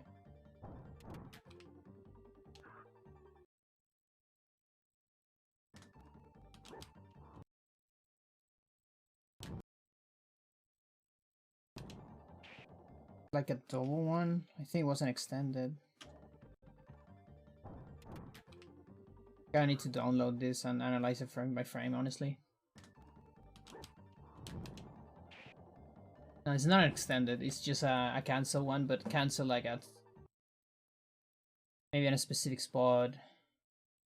Either that or a switch on a specific spot. But yeah, that needs a frame by frame thing, I think. Just right through. It doesn't look like something easy to reproduce.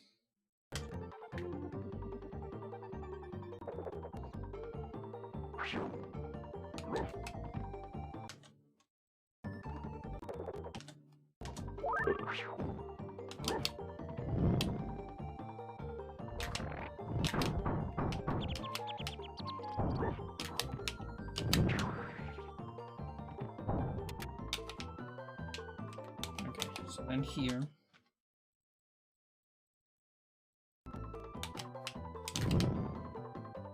I can't actually do that if I cancel that dash. It's scary. Like, it's so close to the plan. Feels a little bit unnecessary. I might do it if I have 2 health here. Otherwise, I just go Fang.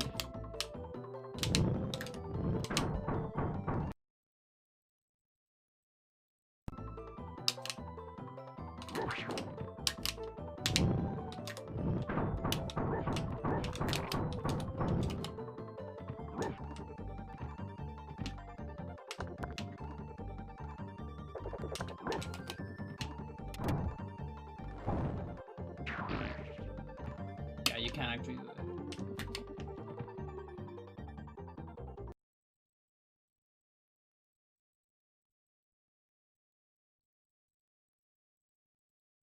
Oh, maybe. I mean...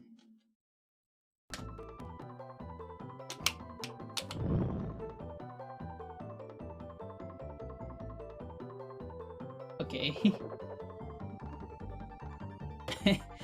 Like, listen, we knew about this with electricity.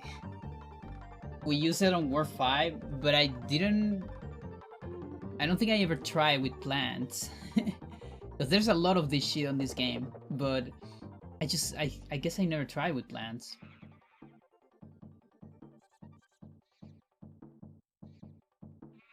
Yeah.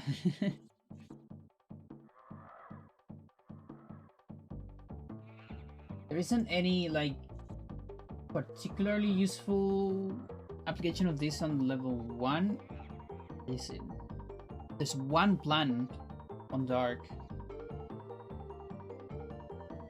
Yeah, no, it was a great idea. Thanks.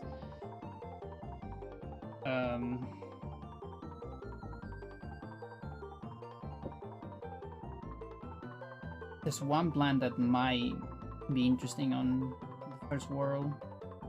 Just because I need to use the camera, that means another character has to be, like, out of the picture. It's worth looking into it. I guess there's 2 plants.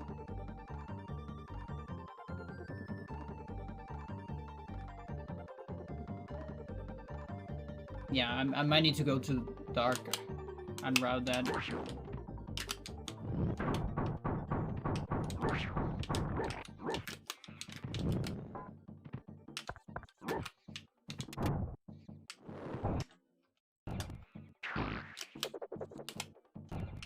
Also, there's like a window here where you can make this jump first try.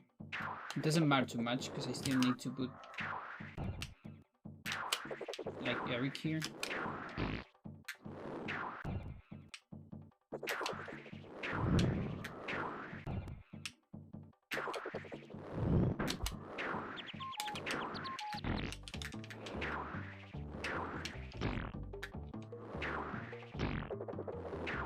No, I guess it does matter. Yeah, I need to figure out this timing at some point.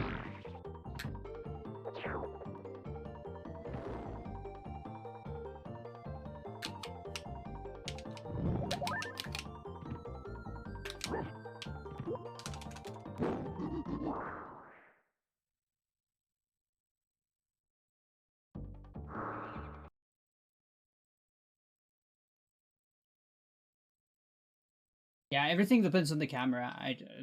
I need, in order to do this, I need a good switch that puts me out of camera in time. So it's like very heavy, like heavy route dependent. Kinda. So LVRV, I know. I actually gonna take a look back at Dark. Even if it's not for a PvE, I'm just curious how, like, maybe it'll make the level easier. Who knows?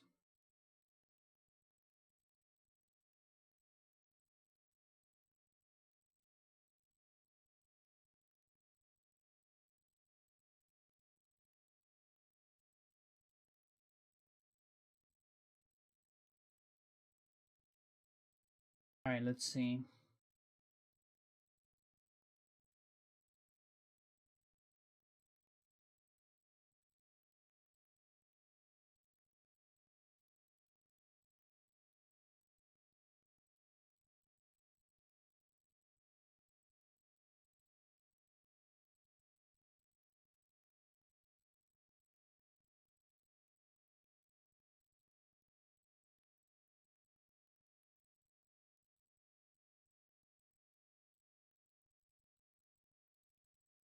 Okay, do you want something weird or something not that weird? Let's put it that way. Gonna help me decide.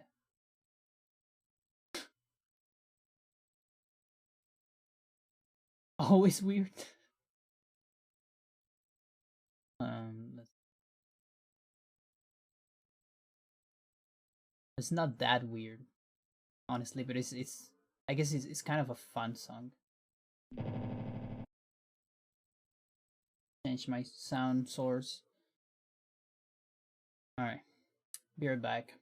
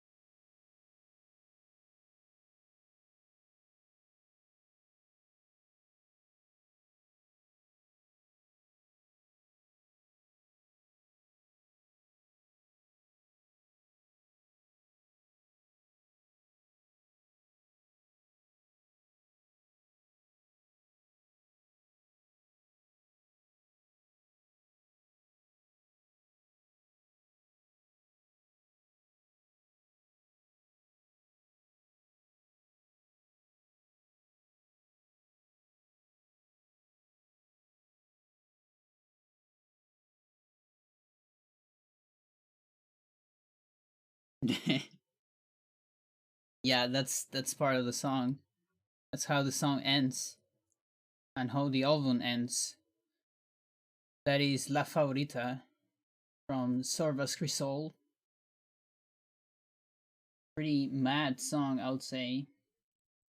And apparently it was recorded, the last part, of course. I don't think the entire song, that would be amazing. On a free fair. I think they're called on English.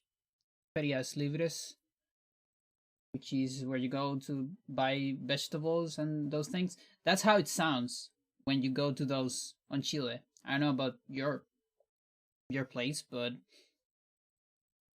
yeah, when you go farmers market, I guess, yeah. Although there's not just farmers, there's like a whole lot of things too. You can find toys, instruments even. I got my dad got one of my guitars on a free fair. All different things in different places. Yeah, I guess. Yeah, but here in Chile, you can find a whole lot of things. You can find plants. Free fairs. I'm just gonna call them free fairs because it's easier for me. It's more close to Feria Libre or just Feria. Here, I just called Feria. Honestly, almost no one says Feria Libre. It's just, I guess politicians say that, kind of, to differentiate from other kinds of ferias or fairs. And yeah, you can find plants. Those are a good, like a good place to find succulents in particular. From time to time, there's people selling them, and they're like very cheap actually compared to buying a succulent somewhere else. Yeah, it sounds pretty much like that. Pretty much like that when you go there, because everyone is trying to sell you something. I was asking Emma about going to check them out before the pandemic goes. Yeah, yeah, exactly. Yeah, there's definitely one close to. There's always one close to where you live in Santiago. No matter, almost no matter where you live, I would say there's always one that goes like twice per week or so. And they're usually very cheap, or not very cheap, but like usually a little bit cheaper than going to a supermarket, at least. Plus, you're buying from, people, like normal people, instead of the supermarket, Kind of cool. Yeah, they're a little bit stressful. I do get super stressed, actually. I don't quite like going to them. I like appreciating them from the distance as a cultural thing here in Chile. It's kind of cool, but I don't particularly like to go them because there's too much noise and too much people trying to grab your attention, or my taste. It does sound kind of cool in a song, sure, but that's how it sounds in real life, pretty much. How you hear it on the song, like all the time, like that. And I think that like the thing I like the most is the fact that it's fairly easy to find succulents and cactus on them. So from time to time, I would just go for that.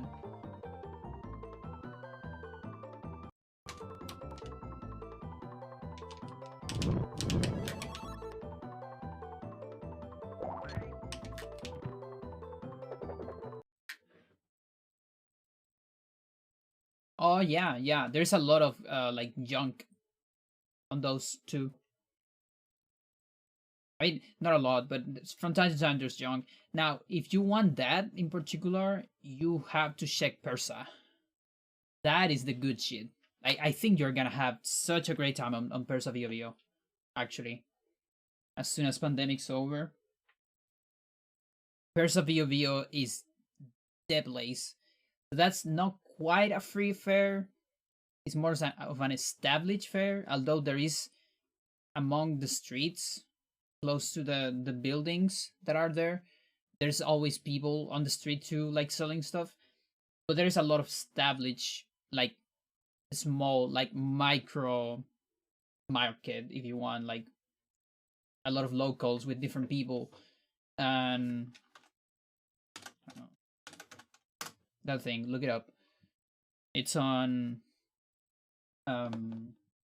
Metro Bio or Franklin, between those two. And it has a lot of junk, a lot of it. Like there's so much junk, in the good sense of junk, like, you know, like CRTs, old, very old shit. Um, that's where I think my dad has got a lot of amplifiers for instruments, old pieces of whatever you want, and there's vinyls too. I actually bought most of my vinyls from Perso Bio Bio because it's way cheaper and you can get used vinyls. There's a couple of good CD ones. You can get games. Pretty much all my old games are from Perso Bio Bio. Not just old games. There's also like locals. Actually, most locals have modern games, like current games, like a tiny bit cheaper than on other places. And then there's a couple locals that have like retro stuff. That's the place where this very nice guy modded my N64 in order to read Japanese games. And he did it almost for free. Pretty much for free. He just asked for a beer. Like, we just asked him, like, we went with a friend to Perso Bio Bio, and I wanted an N64, so we bought it on one local. And then we went to another local to meet a guy that my friend knew. He's like a good lad. And we asked him for a price for the mod. And he said, like, now a price, like, do you want to give money for this? Nah, this will take just a little bit. Like, go to this part and get me a beer, and that'll be enough. And so we did that.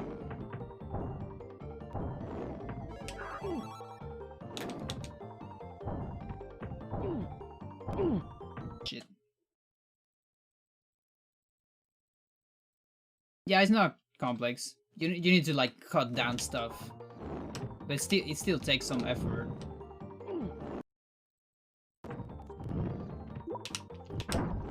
I think it's a guy that doesn't know us, right? Like, I can expect a friend to do that for free, you know.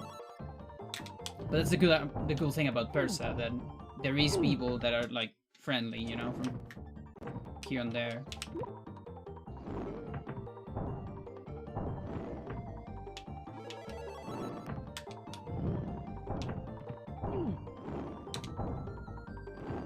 Okay, so here. Okay, so that one, not quite. But maybe if I go here first. No, I don't think yeah, like these guys are too close for that to work. So I don't think this one will work. I'm thinking the next plan.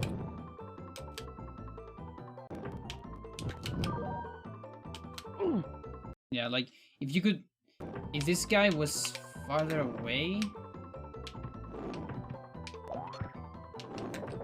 plus I can input the jump.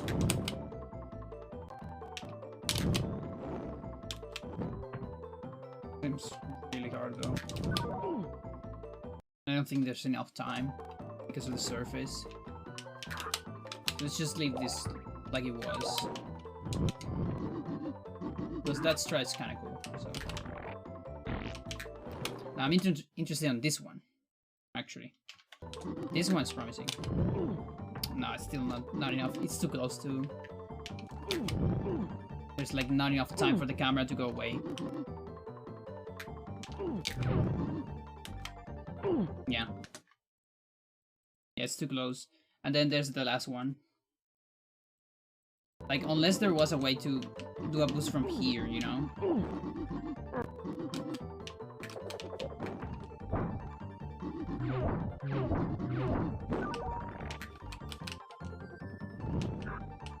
But I don't think you'll land. Yeah, it gets cancelled.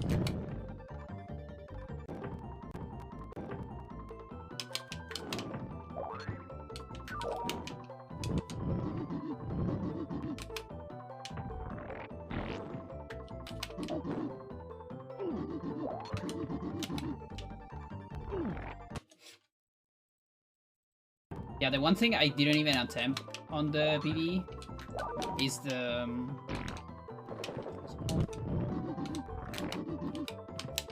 arm boost here. This thing. Because depending on your position, it doesn't even save that much time. Only if you get like a good angle, it'll be good.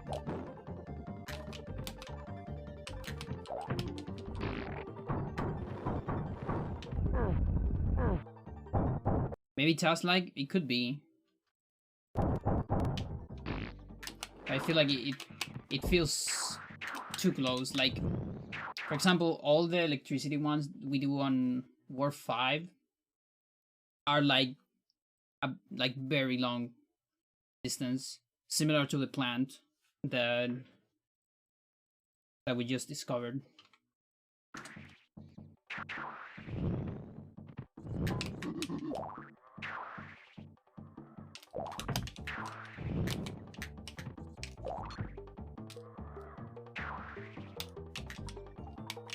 Great.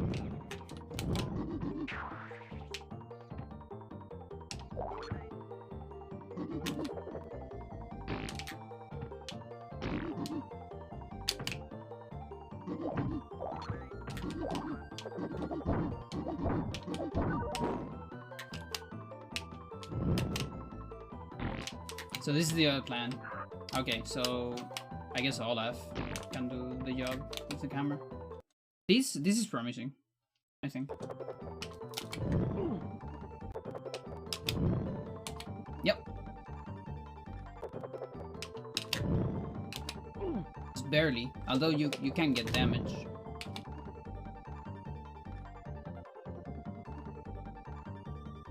Yeah.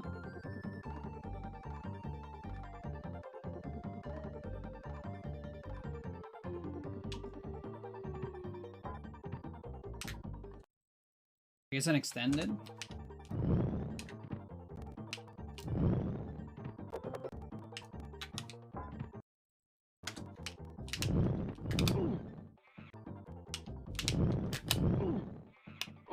No, extended doesn't quite work. I need to set up for it. That's not great.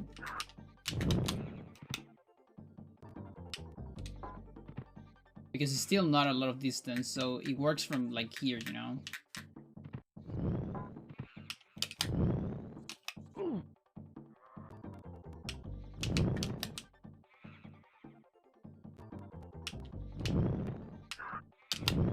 You need to be something like that, you know?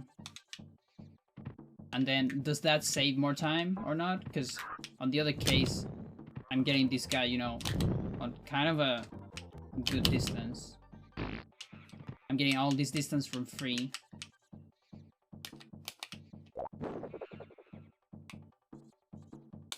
And then here I just do the jump. In the other case, I would be around here, which is still kind of great. Like, the good part about that is that no, it's actually not that great because this thing will be open.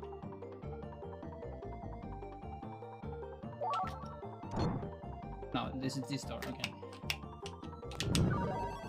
I am kind of in a good position. Just lose the run, yeah. Yeah, like you're likely to get hit by the plant.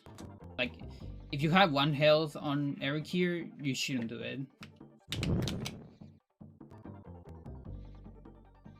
Like hell, you can't even do this. Like, you know, like it's not a skip in that sense that, like the electricity thing on, like, for example, on level 5, the electricity is almost a door, you know, that is preventing you from going to a very late part of the level. So skipping that is big. The plant here it's not really a skip, it's just an enemy that you are not killing, you know?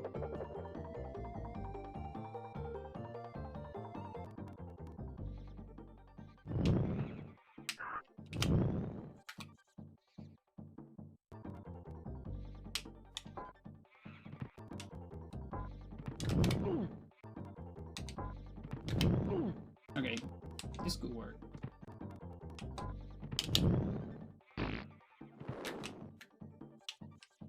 Okay, that's kind of a cool strat.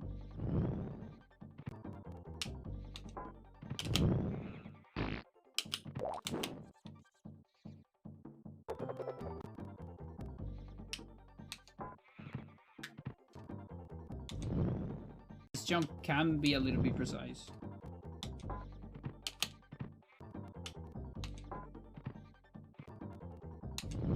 Yeah, it is slightly precise.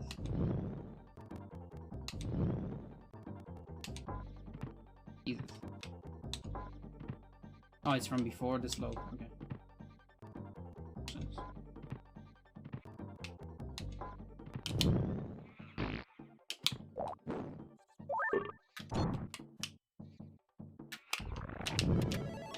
Yeah, and then I'm kind of in a better position here. Yeah, that's kind of cool. I don't know if I'm willing to do another PV to include it. It's because of, you know, this level.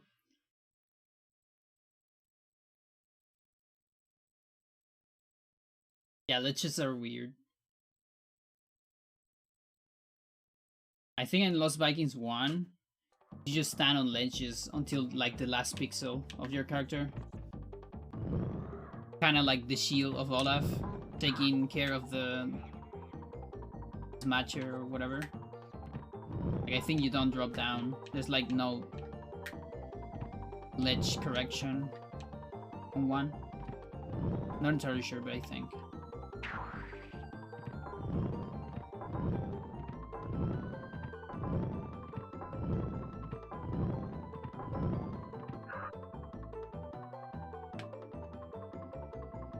Yeah, like if I had 2 health, this is... It's probably better. Now the thing is, what I normally do here is I have Eric here, so I jump into Olaf. Like here. Jump into Olaf and do the Olaf part, and then this part. So it kinda depends, because sometimes I do that. I won't do that if this part before, if this is a bad part, then I'll try to multitask Eric, and Eric will be here already. I feel it's kind of a reaction strat to the situation where Eric is already here, up. Or I can just do this, honestly. Yeah, I guess that's fine. It's like such a small optimization. This is like task optimization, honestly. Doing this switch here to Olaf. Probably saves like a couple frames, not more.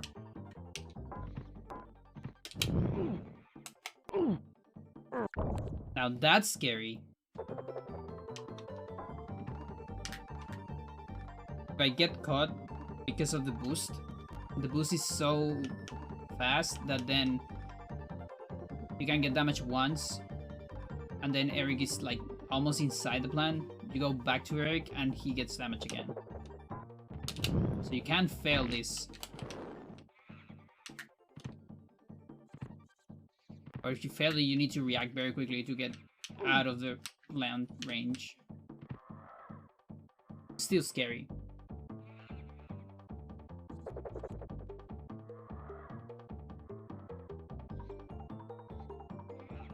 Sonic's the first one that didn't? I have no idea. Not sure about the history of ledges. But yeah, it's still a cool strat that exists. At least.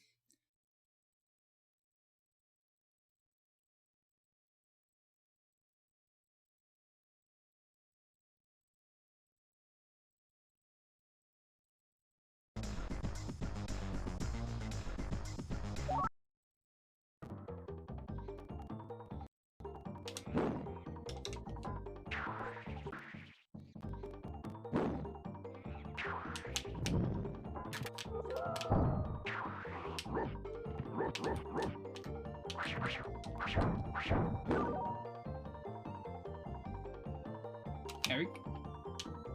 No, Olaf.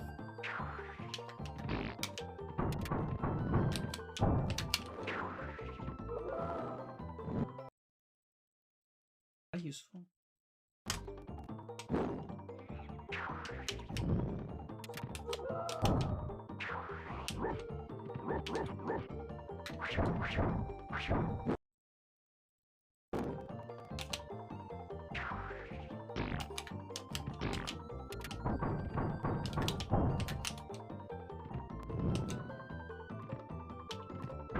Yeah, I kind of like that.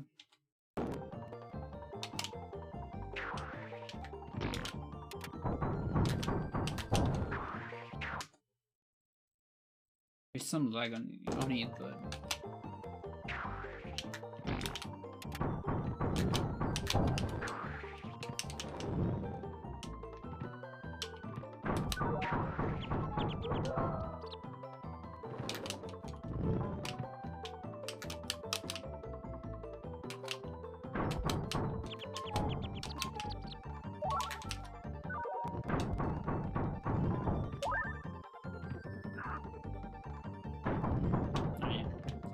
put this guy here.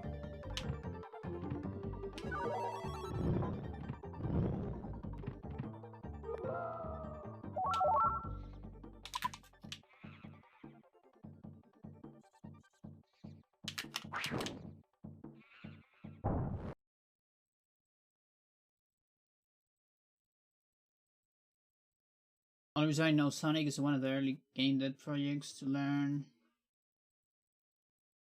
Maker Studio 2. Oh, I see.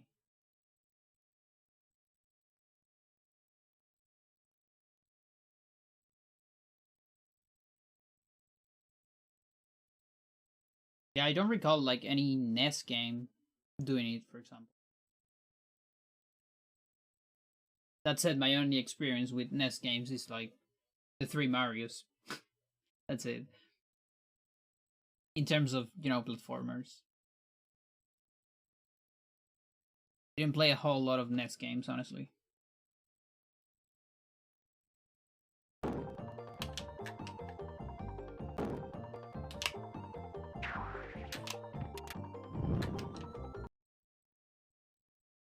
Play a lot of bad ones.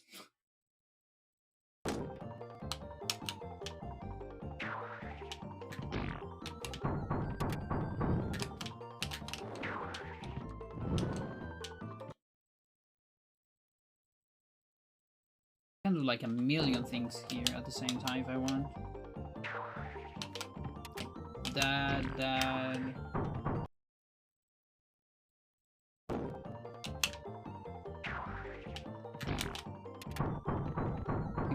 Maybe that one.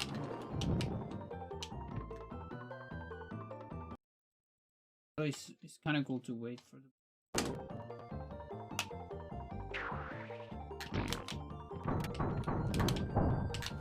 Yeah, I like to wait for the bug.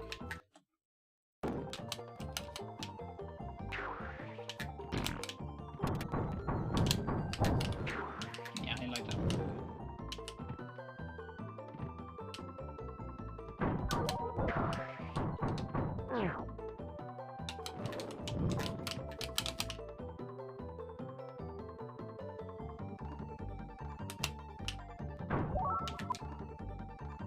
Oh, he's too close. So I gotta watch out for him.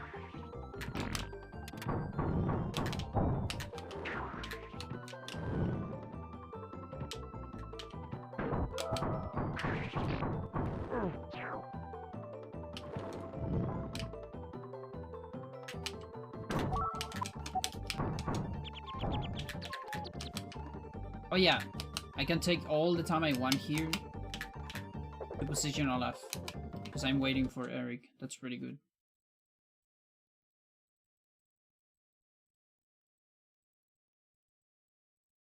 You had a NES growing up? It was cheap? Really? Or do you mean that specific NES? Or NES in general?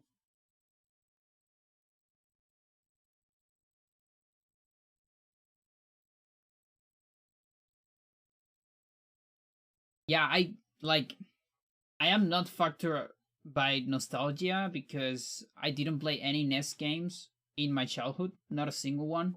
All the NES games I played either on Mario All Stars, so it's not even the NES version, or in like I didn't even play that many, you know. Like I played the three Mario's, and I played Zelda One. You know, like Zelda One, like 4 years ago, maybe not even like adult, you know. And that's about it. And all the other ones I know, including Mario One, because I Mario One I don't find it great, honestly. I just enjoy the speedrun because I think it's pretty cool that they are like getting to TIS levels, you know. So I do follow the speedrun scene a lot, but I don't particularly enjoy the game. Mario One, Mario Two and Three, I find them pretty fun. But yeah, it's rough casualty. Yeah. Plus, it's a little bit empty compared to the other two Mario's, you know. And especially if you know, as a kid, I grew up playing Mario World, you know. So you have to think I started with that. So going from Mario World to Mario One, it does feel kind of empty, you know. Like there's so much going on Mario World. So, but yeah, I don't really like have anything towards NES. I don't really care about. I never played Zelda 2. I heard that is actually good. You know, like even while really rough game, I heard that it's pretty. There's a lot of people that really like that game.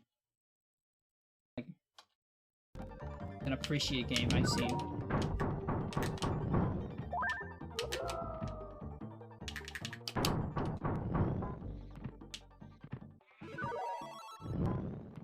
You like it? Nice.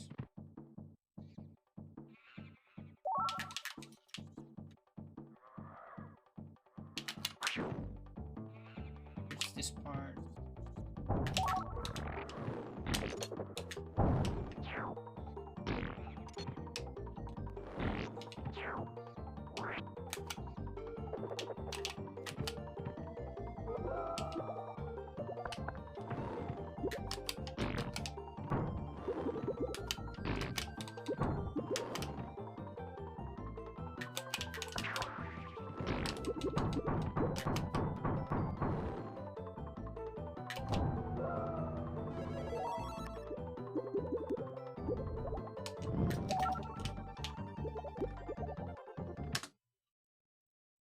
Yeah. No. Fine.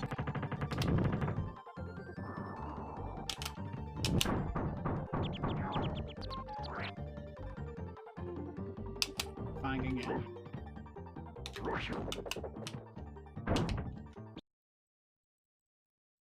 Um. Yeah. I think I can go back with Fang. I don't remember.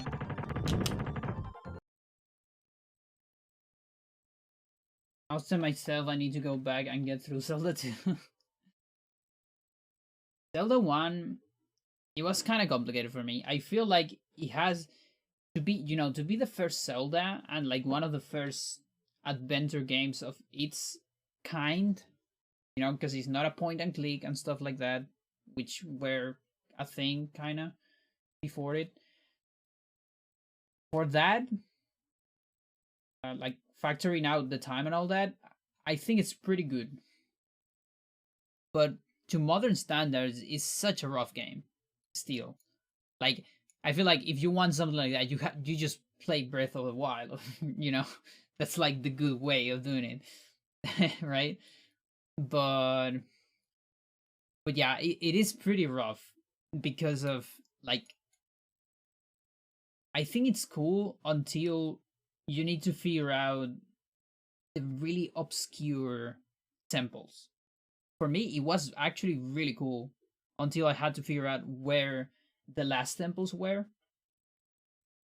Because it is fucking impossible to find them. Like, come on. The clues are so bad. I ended up, you know, just looking up for like bigger clues. I didn't want like a guide, but I searched for something like more reasonable clues on a page. I remember that had some like pretty good clues for you to actually figure it out yourself without just someone telling you like go and bomb this thing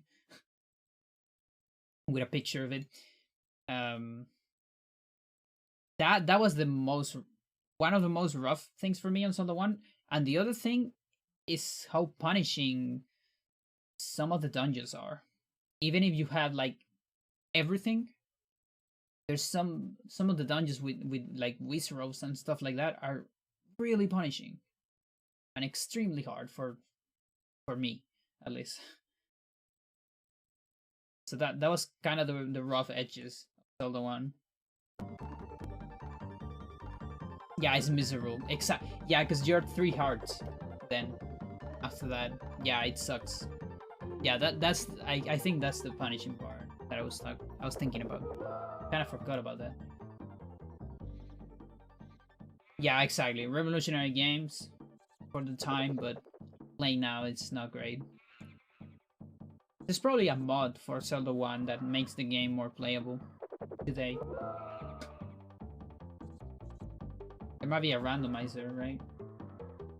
That probably has some good settings to make it more accessible.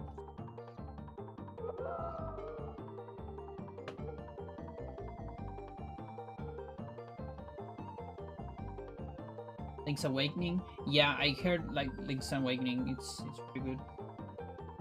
Never played myself. And is that the one that had the remake? Or not? They heard the remake is also pretty good. Although it suffers from the what's the name of this guy? Dampy. The Dampy part, it's not great, I heard.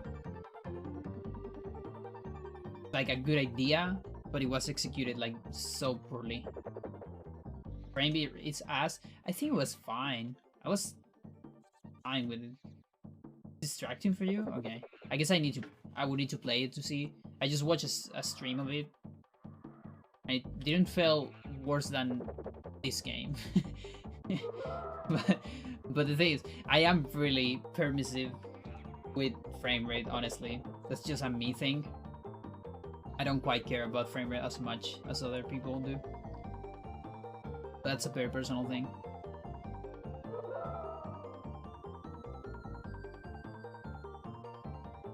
Really? Well, that's kind of crazy. I never saw that when I saw Vinny's stream on that game. I saw like maybe going to Ocarina of Time level. It's like 20 frames per second. And I actually love Ocarina of Time frame rate on Virtual Console at least, because it's stable 20. No problem with that myself. It's like watching a movie. But then N64 20, it's more rough because that lags. And then it goes to 10 sometimes. It's like Perfect Dark. On an actual 64.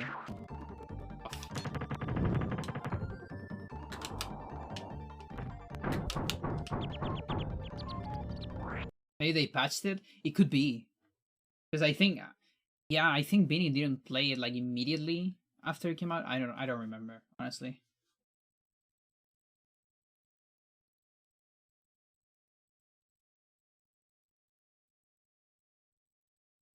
It's seconds per frame. Yeah, I played DK64 like 2 times and I really didn't enjoy it. That wasn't a game for me.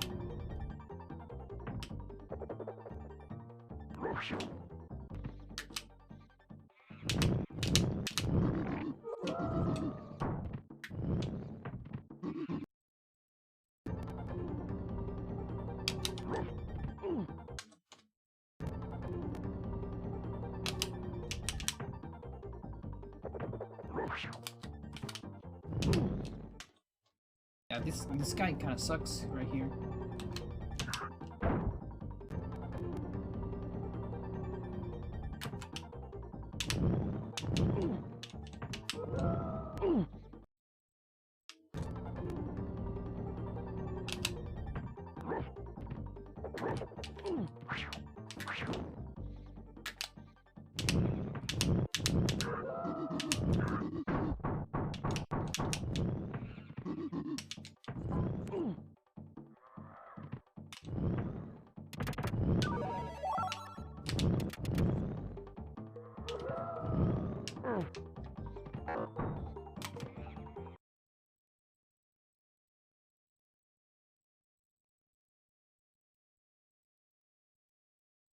Yeah, Fang wasn't here. Yeah, because it's too dangerous to leave Fang here. Fang was on the other side, yeah. The secret that no one else, yeah. No, it didn't invalidate it then. Because Rainbow did. That was kind of a joke. Rainbows were never part of Hando, as far as I'm aware. Maybe they invalidate like a category that was like 100% plus all collectibles that was done like by 2 people in the history of speedrun, maybe. Like my beat 'em up, beat 'em all speedrun on Eternal Darkness, you know, stuff like that. Or all fights, all battles, max battles rather on Hybrid Heaven, stuff like that, you know, like meme 100%, you know. Yeah.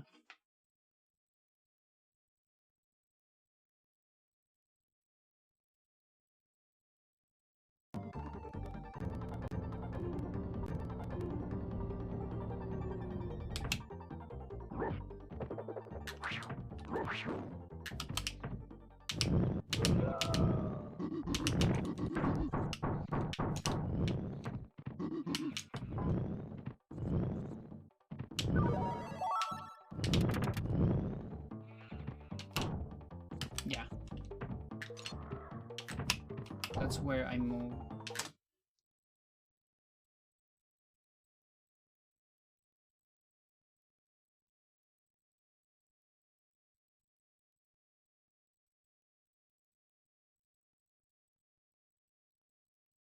I can actually switch everyone like way before. You know, I might even be able to hang on.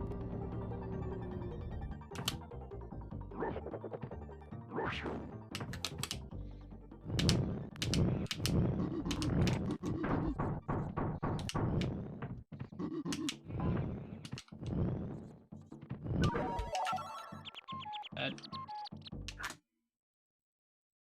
goes from here. Okay, if I'm good at this. Yeah, it's rough. Complicated. What am I like canceling it? Weird.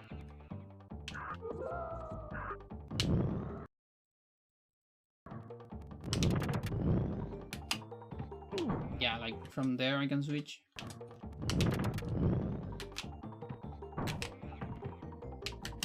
Yeah, and then I can technically move everyone here. Time.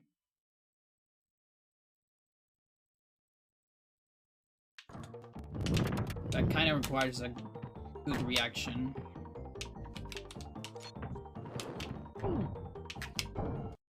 But the switches are comfortable because it's the same cycle.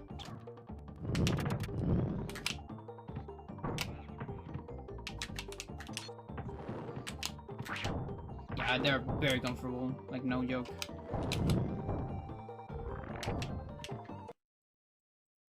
That's cool.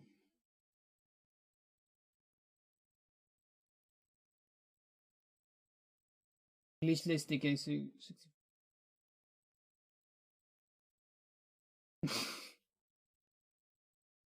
Like an hour slower? Yeah, that's not that much for Hando. Like what the fuck? That's barely any difference.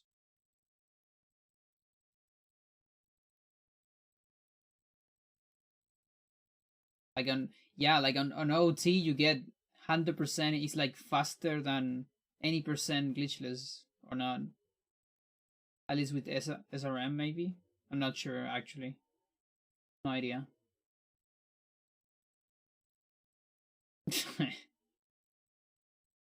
That reference, yeah. It's almost faster now. Okay. It was like 3 hours 44 minutes last time, something like that, or 3 minutes. I don't remember what is the record of CFG. He has been pushing it so much. And then glitchless, I guess is barely below 3 hours. Yeah. Last time CFG said that sub 3 it's possible, like, you know, TIS, but that it's not on the realm of possible for runners right now. As long as either another like maybe another big route change, I guess. I have no idea, nothing about 3D because I don't quite like that game. I don't know anything about the 3D ones.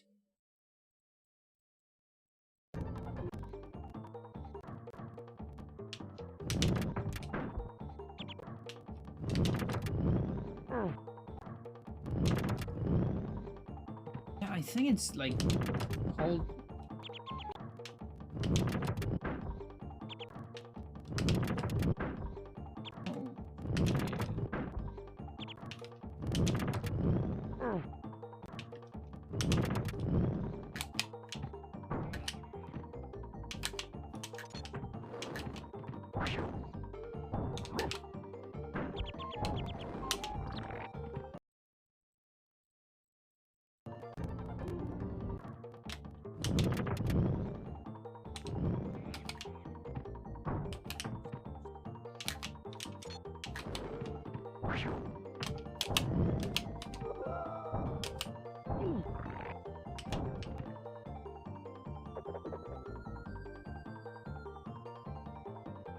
Press B on that thing.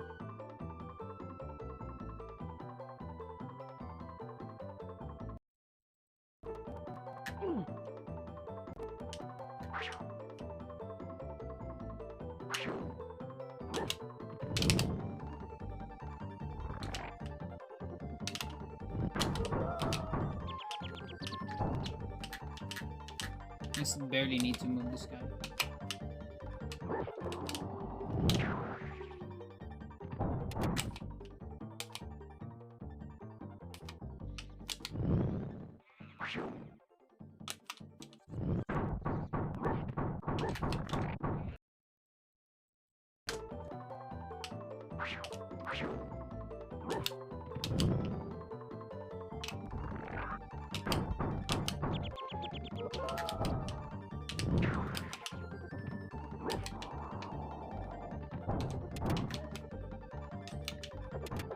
Closest, right?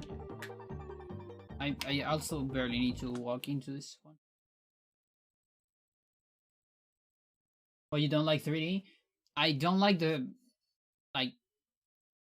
Well, first of all, I'm too used to the frame rate, the original frame rate, so I get this spoil effect that I don't think a whole lot of people have this, but I have this very strong on myself, which is the and I know that the frame rate isn't even that bigger, it's like 30 frames per second, but it does a thing on me, which is like the thing like Gladiators looks like a protest on the streets, which is like when I don't know when people watch the movie Gladiator on like a plasma with like 120 frames instead of the 24 movie frames, you know.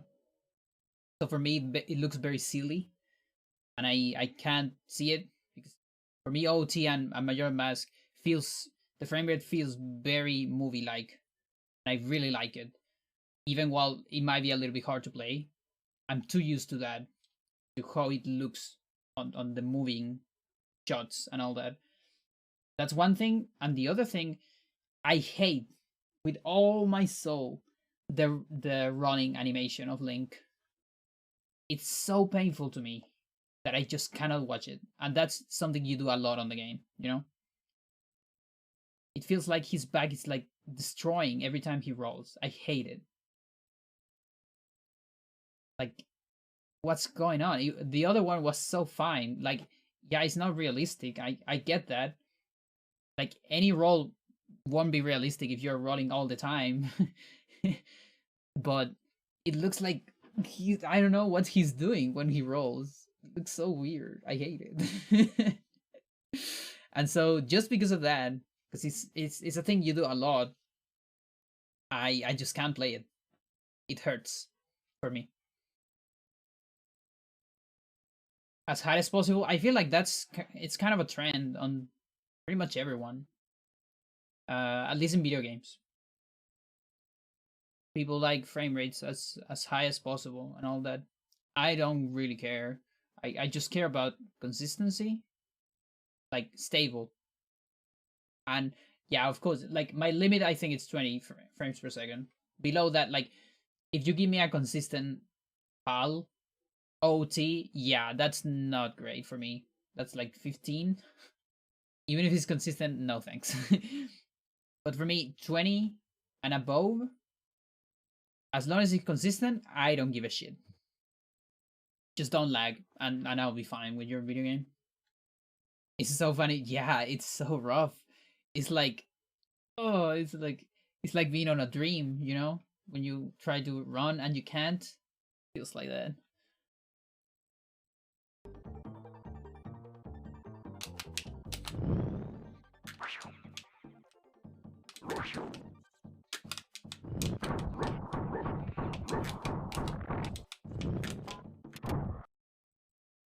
Practice these switches.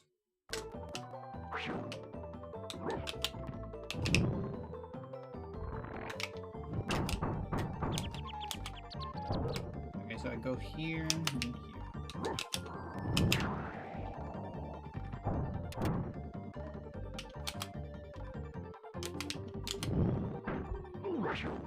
Okay, that could be bad. But I think that's a late switch.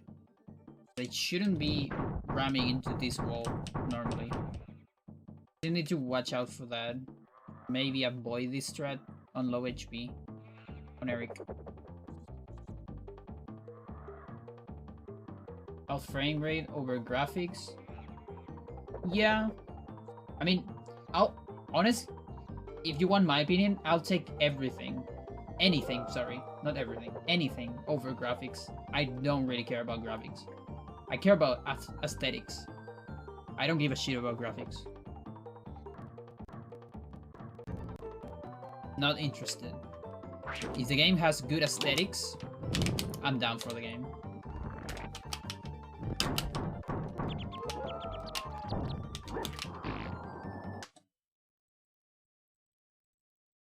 Yeah, like art design, character design, all those things.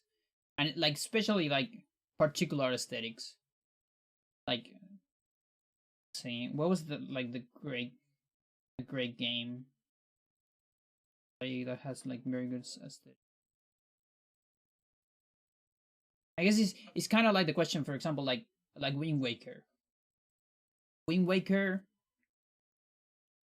I prefer Wind Waker graphics over, let's say, Twilight Princess, for example. Even while Twilight Princess is still stylized and still great. No, actually, no, the Twilight Princess also has a lot of charm. I guess another Zelda, maybe over Skyward Sword, maybe. Yeah, now because Twilight is still on the stylized. It's just stylized differently because of all the Twilight world and all that. But yeah, like I don't know, like there's a lot of games on the I guess PS3 360 era that are on this a little bit uncanny valley because they were going for very realistic stuff, but the technology wasn't there quite. So I don't actually like it. I prefer something like, you know, Wind Waker, which is super stylized, but it has a very clear aesthetic to it.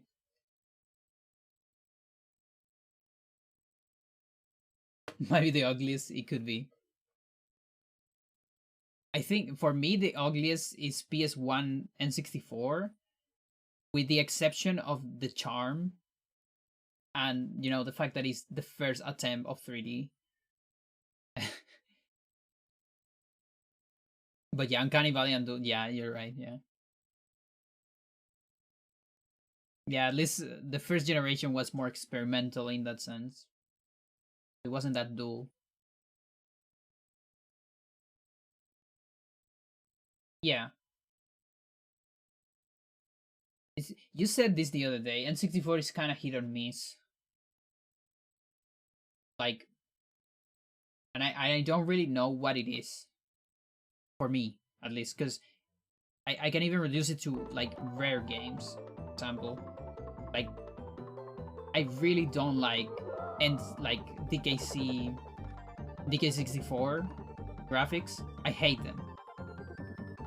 But then I love just for Gemini graphics, and it's the same company, and it's almost the same style. And so I don't know what it is. Honestly.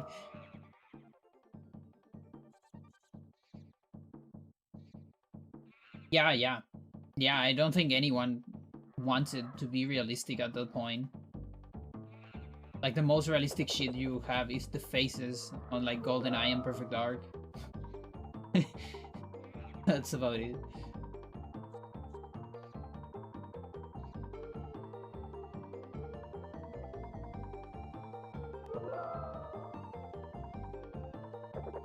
Yeah, I don't know. I really don't like the cases before. But you know, one of the biggest reasons why I don't like that game is not even the game itself. It's the fact that, you know, before the N64 era, I had a SNES and I played the DKC, you know, and I loved those games so much. Like, those were my favorite games of all time at that time. I still love them a lot. And I loved, they were extremely realistic for the era. You know, you compare, like this shit, for example. This shit is stylized as fuck. You compare this to Donkey Kong, same era. It's like ultra realistic, but also stylized in a way. But it feels like something you can touch, you know? Like the texture and all those things is so fucking beautiful. And so I kind of wanted something like that on the next generation, but of course that's impossible because it's the first 3D, you know? So when I get to this very goofy thing and with like lyrics and all that shit, and these characters that I don't like the models, and I was like, oh, this is not my Donkey Kong experience, you know? And I think that's what turned me off, honestly, the most. Plus, the gameplay was rough, but it was just on top of that, I think. Whereas for other games, you know, just for Gemini or even Perfect Dark, I didn't have any stakes for it. I like those were new series, so I didn't expect anything from them. So they could only surprise me. You know, I barely play any GoldenEye, so I didn't even have stakes for that after Perfect Dark. And besides, Perfect Dark does every single like atom of Perfect Dark is better than GoldenEye. Yo, Mario, how you doing? Dreamcast is a very good one too. Dreamcast had some super good games.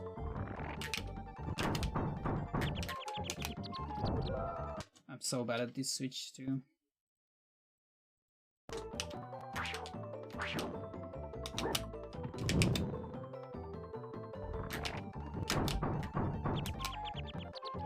Okay, I go back again.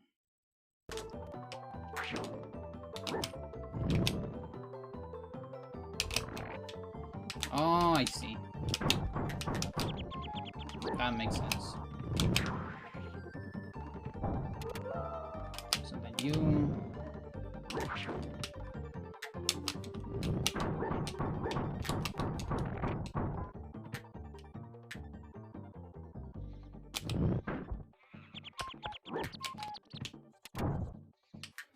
Okay, and what do we do here? This is the part that I need to figure out still. Know how to play one. Yeah, I mean, most of the games of the Dreamcast games I played them on GameCube actually, which I'm actually so glad that Nintendo did that. That they just, or Sega, I guess, they decided to give licenses to Nintendo. Because to be fair, Dreamcast was kind of a pain to play the console, not the games, the console, because you had to put a boot CD every time you wanted to play. So you would put the boot CD, to like boot the Dreamcast, then you need to open the case and put the actual game CD, and then you can play it. Every time you turn it on. That was the Dreamcast experience. We have to be honest. We have to be fair. Plus, I didn't play that many Dreamcast games. Like Mario can actually tell you, I mostly watch my cousins play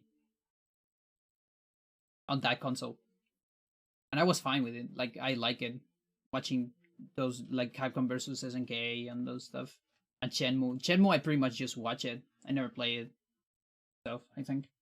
And Skies, I play on GameCube, but I mostly watch it on Dreamcast.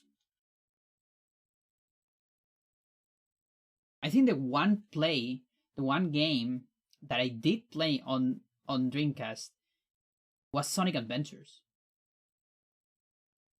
I think that was the one game that I played by myself, and not just watch someone else play. Yeah.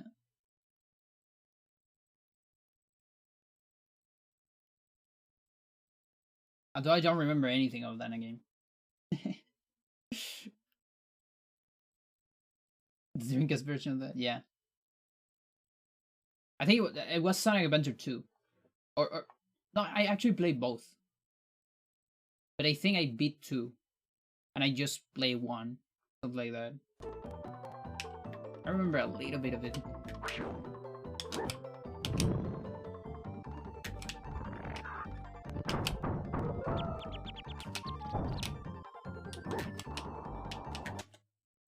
Why is this switch so hard? What the fuck?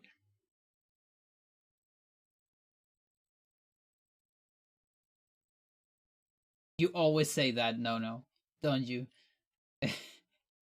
Every time I talk about Shenmue, no comes and say, "Hey, but it's like, do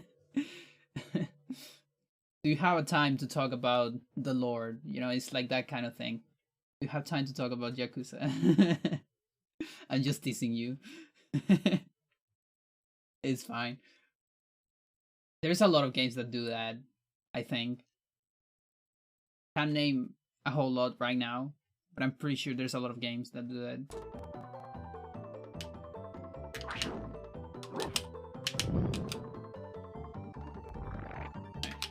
Back to you, then back to you. Ooh, I can even like put this guy immediately.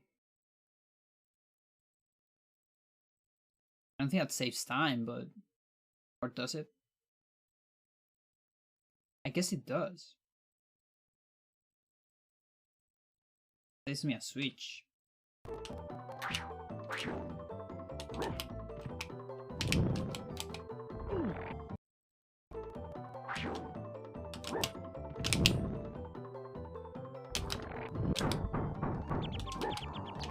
Yeah, that because like Eric is on this state for a while. I think I like this. The switches are actually more comfortable for me in a way. Can even save another switch if I decide to do this.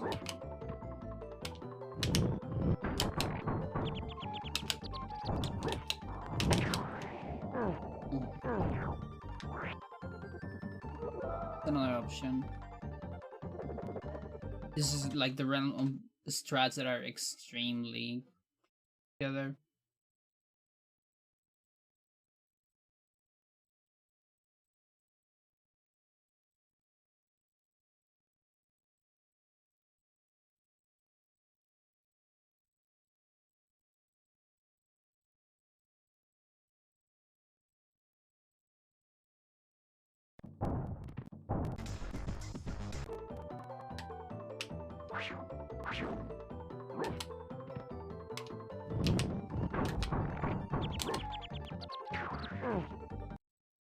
That one's too much, so I will need to go to Olaf immediately, of course.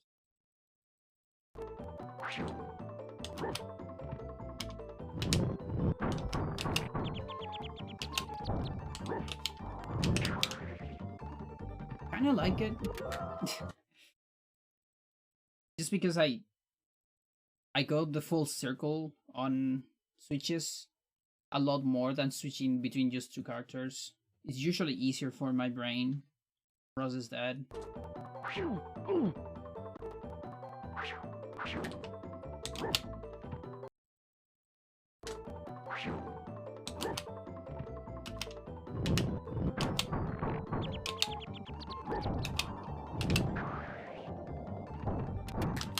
Yeah, I think I like it.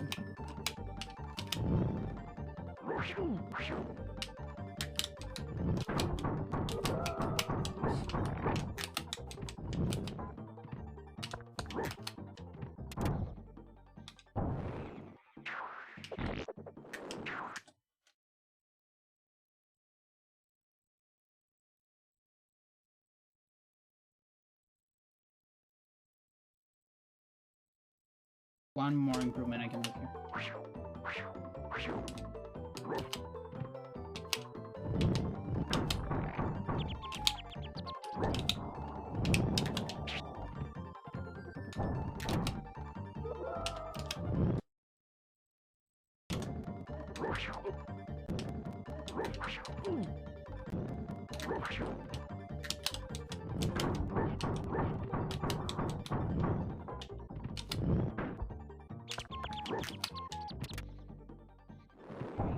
Okay, time to figure out this shit.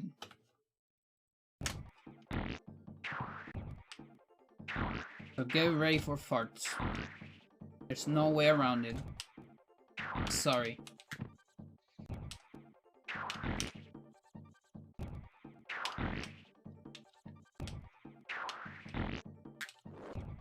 It's definitely like before.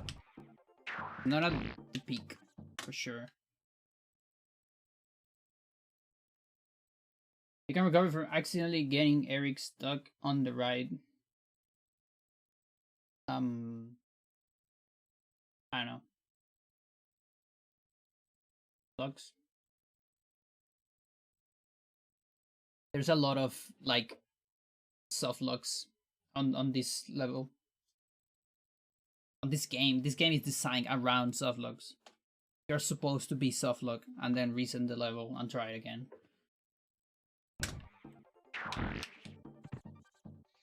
Alright, so it seems to be like a frame window.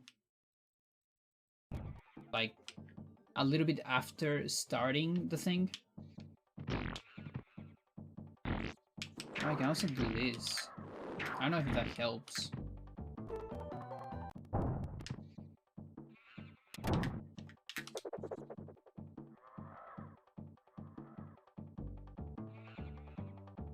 Yeah.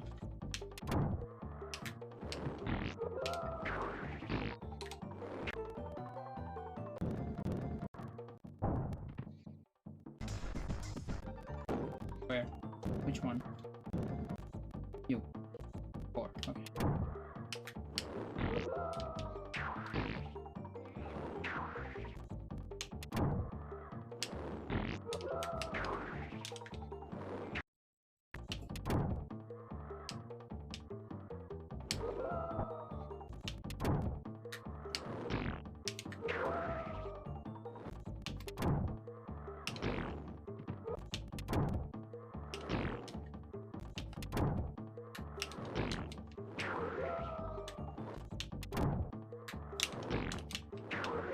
That's easier.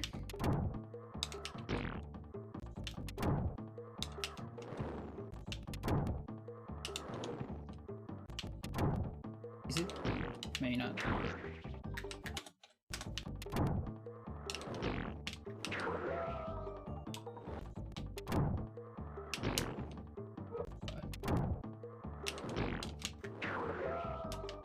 I don't even know if you can do it if you're like landing on the geyser from above, you know? That's what I'm trying to do now.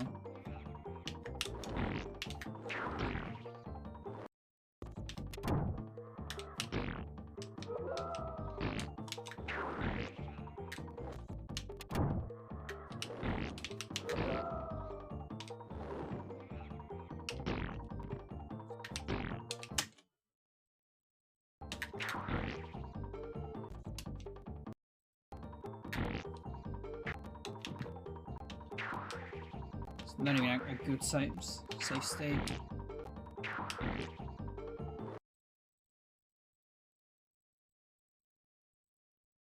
Maybe because we are moving down, could be.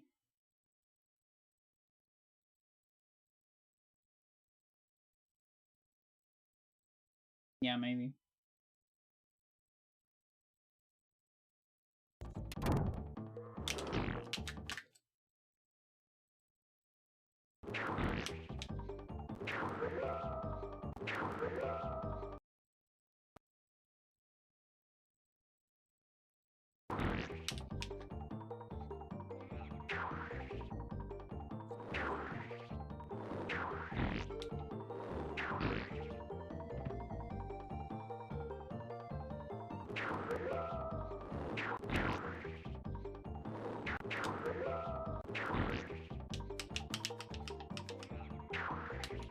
No, it's because like you go farther, the more you go into the geyser. This is like maximum height, so from here I can get like extremely high.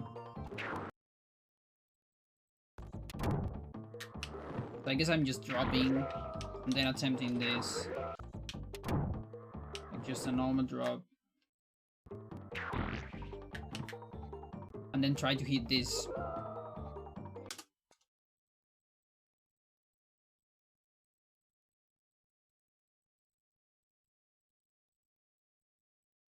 Alright. Yeah, makes sense.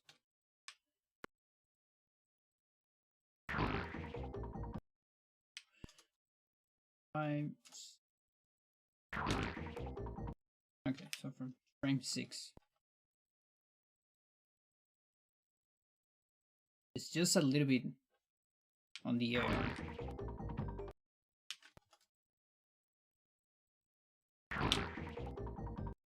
It's too low, so now let's go.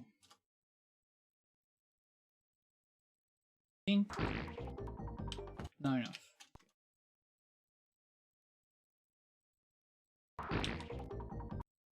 Oh, look at that. 10. Okay. So 6 to 10. You know what that is, right? Cycle. 11, 12, 2 cycles then? If it works on 12. 2 cycles. Alright. 6 frames. Yeah, sounds pretty fun.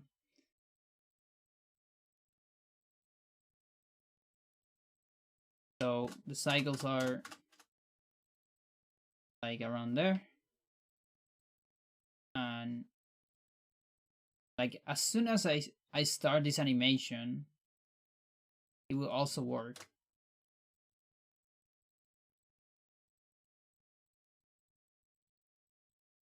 No, 6 frames is fine.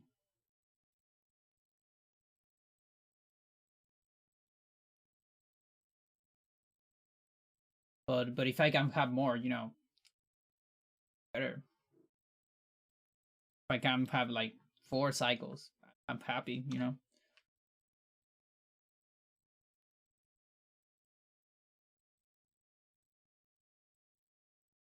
So I could react to this change of animation.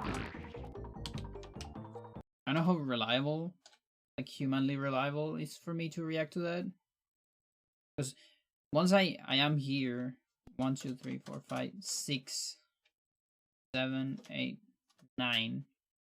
I only have 3 frames after this change. React. That's like under human reaction, right?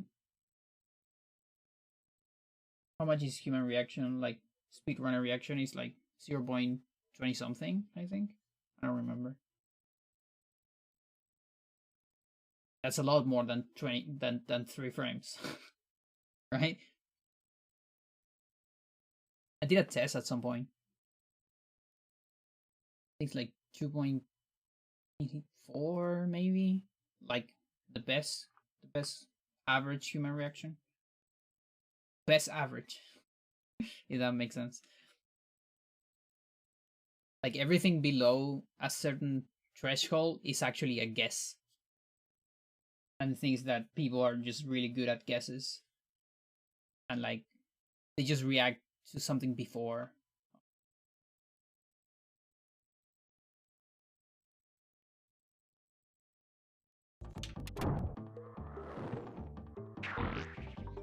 Yeah, like for example, I tried to see the frame. There I probably guessed. I don't know. Can't really tell.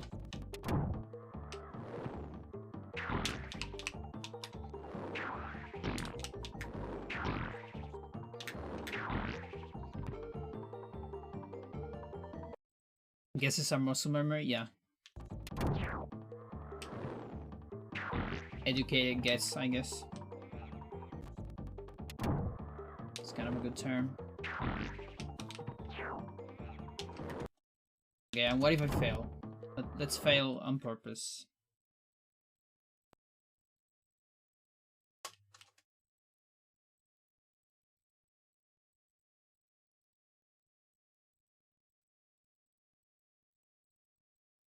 Some people are just subatomic particles. Yeah. Although that subatomic particles is on like even smaller scale. Way smaller than frames, I would say. It's like I don't remember. It probably goes to like picoseconds, I'll say. I'm sorry.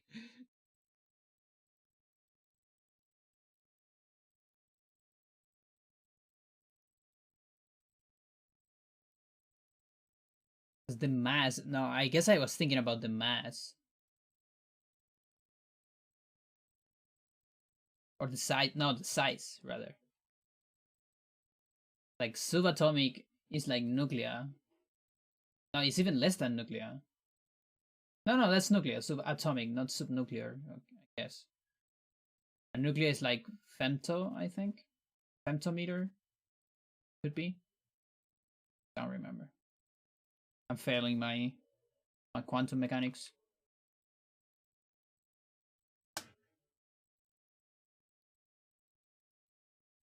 Yeah, like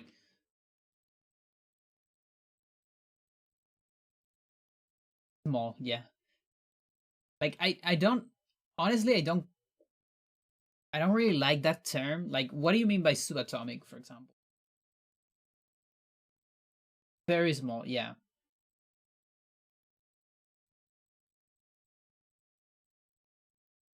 Like smaller than an atom, right? Smaller than an atom. So then that would be like proton, neutron, and electron. But you don't go into quarks, but because quarks is smaller than subatomic particles, right? Well, electron is in a weird spot because electron doesn't have a radius, right? It's like punctual. Subatomic, yeah, like subnuclear. Fuck quarks, yeah, yeah, fuck them. Also, do you people know that a few days ago there is like a new possible particle getting discovered?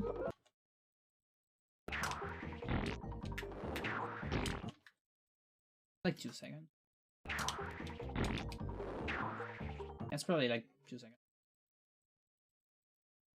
Oh my god, it's quarks. Yeah, yeah, it's strong for. It's like how much.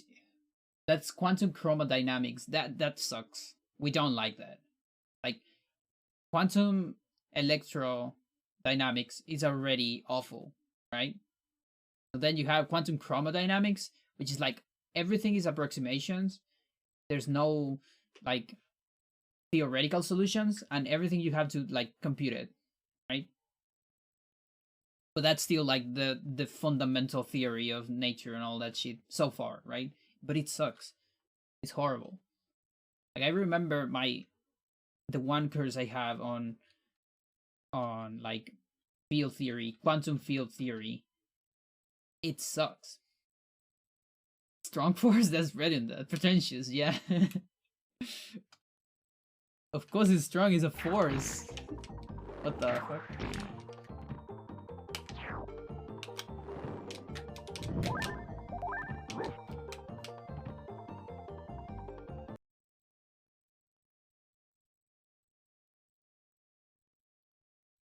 But yeah, so apparently some days people had like they confirm an experiment that was already like I think they had some kind of a fluke on an experiment on like 2006, something like that. And so there was this possibility, but it was like too high of a probability of being a fluke. But now it happened again on a completely independent experiment, and so that doesn't, you know, because they're the two of them are independent, then it looks less like a fluke, and it could be something that we don't understand. But it's still not confirmed because they need 5 sigma on science. They ask for 5 sigma just because it's a like a, you know, a number we decide that it's cool for us. Because that's like 1 on 100,000, I think. That is wrong. That's 5 sigma, I think. This one is on like 4.2 sigma so far. Which is like 1 in 40,000 of being wrong. So to get to 5 sigma, they need to make like a completely independent new experiment somewhere else in the world, you know?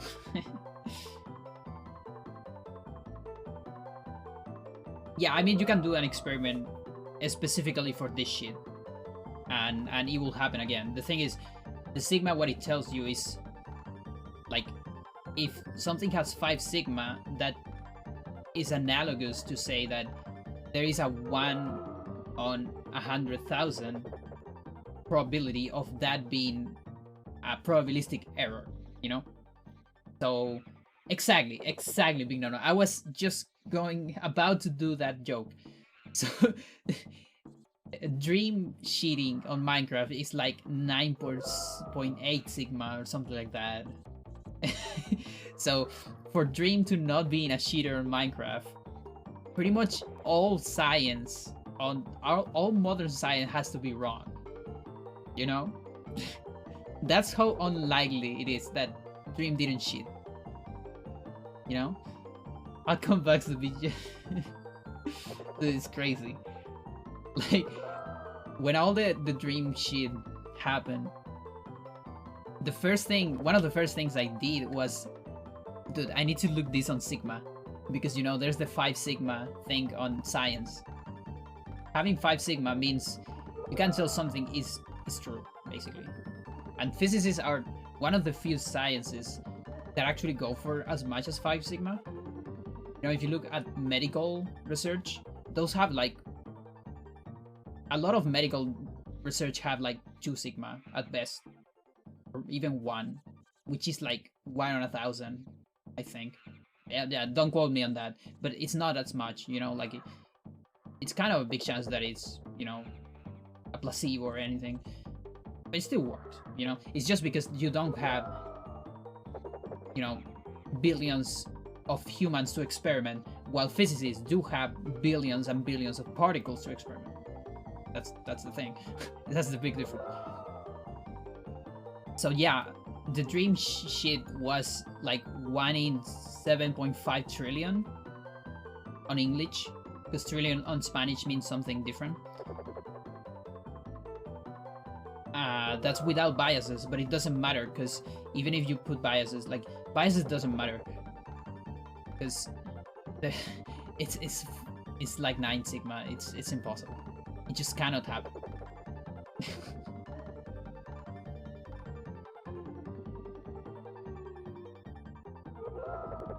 The most. Yeah.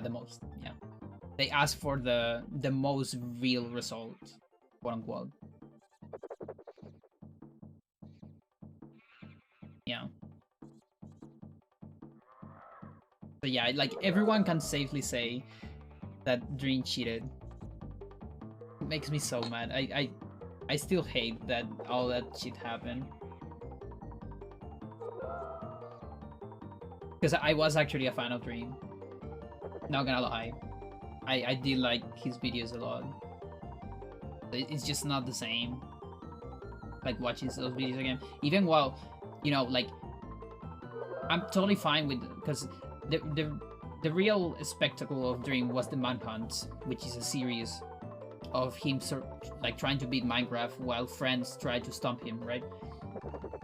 I have no problem with that being scripted for fun and not being real, because it's an scripted video. That's fine.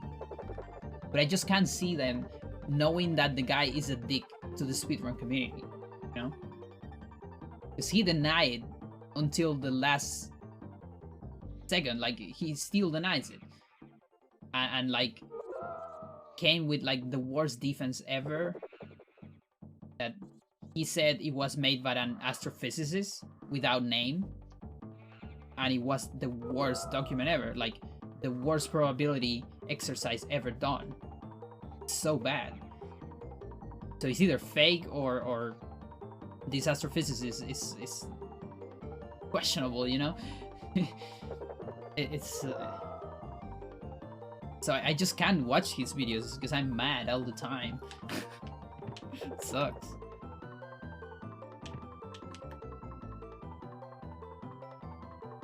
That's the thing. It's not even that. Exactly. There was a lot of memes that were like that. Like, just say, like, even something like, hey, yeah, the result says that my run cannot be legit, so maybe something was wrong, and I'm okay with it not being in the leaderboard. Because maybe I leave a mod active and I didn't see it. Even that, which might still not be true, it doesn't matter. You are getting out of the conflict in a good way. But instead, he portrays as everyone is against me, and the whole speedrun community is wrong, and I didn't cheat. You know, even while, you know, the only way you didn't cheat is if all the technology that you use in your everyday life doesn't exist. Because, you know, all our computers and stuff work thanks of physics, kinda. Right? Like, if physics is not true, we are not able to build computers. Like, our computers work with quantum mechanics today, you know? Not quantum computing, but like, there's a lot of quantum phenomena going on your screen right now. And your phone in particular. Phones are like crystal liquids and stuff like that, which is like very quantum shit. So if Dream didn't cheat, you can't use your phone, because that's how it works, you know? Because the physics is a lie. I'm sorry, I got mad. I got carried away.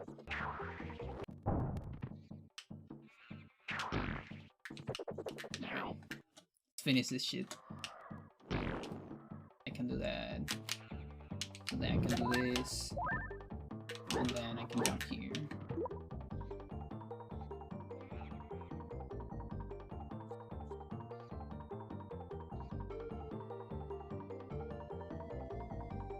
Exactly.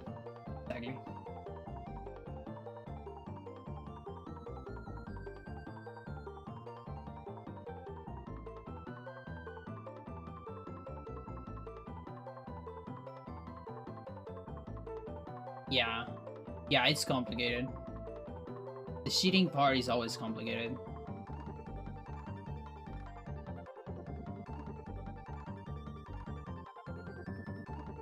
It's okay to be passionate. Yeah, I guess.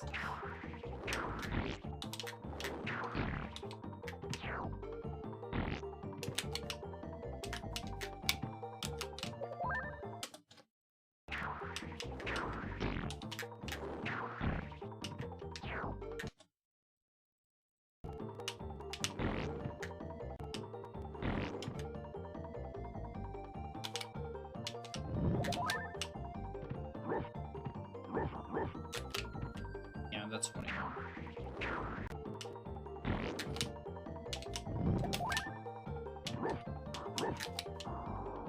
Is that too far?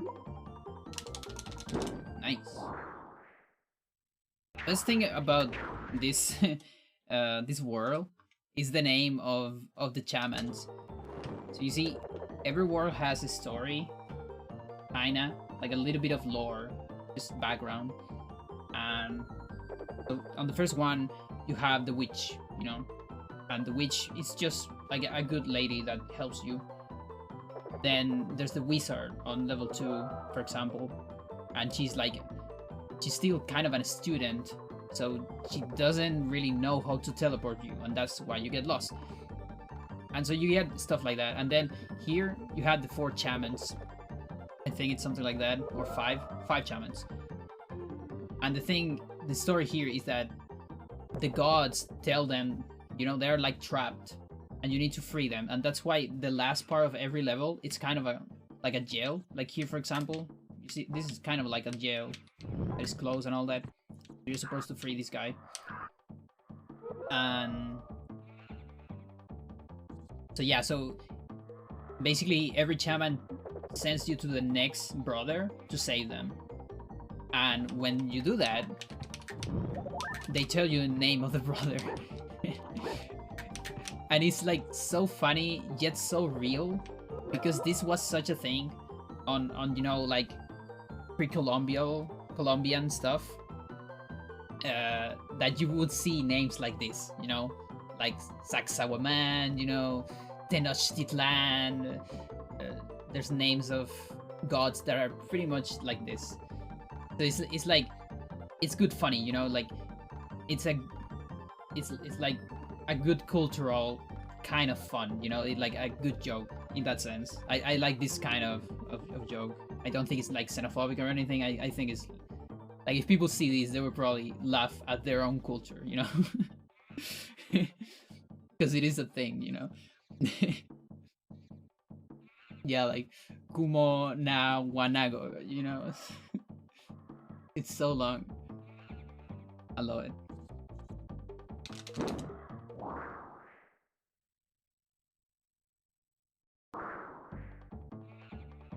Alright. I can try to go for a couple runs, I think.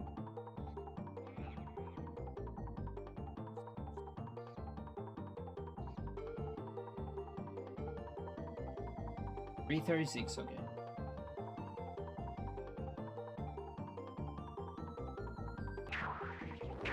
Yeah, it was a long setup for the yoke.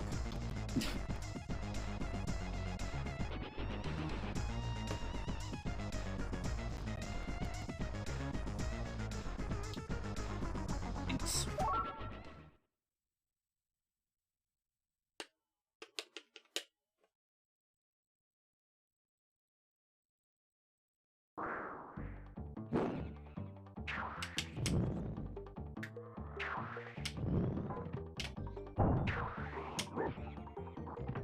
Okay.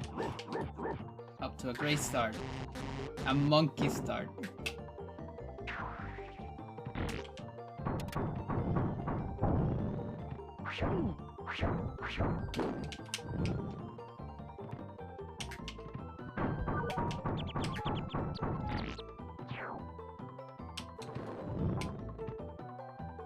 Yeah, I'm supposed to go farther.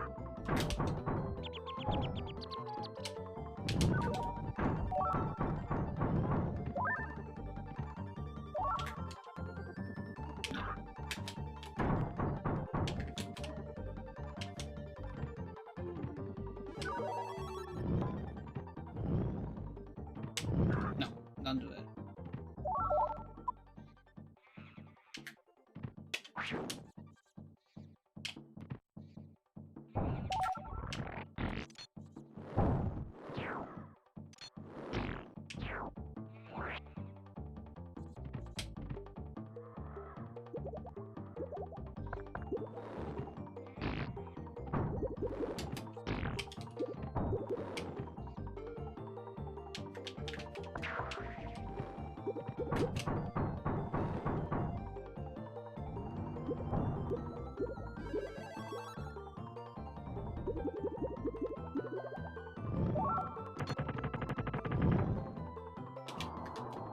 Yeah, no, it's fine.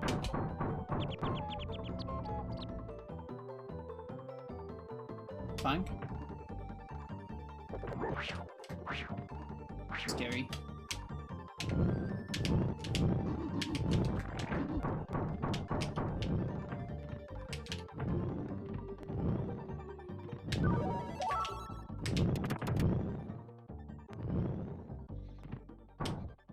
Please don't kill Fang. Yeah, it's fine. Ooh. Walk too much into it.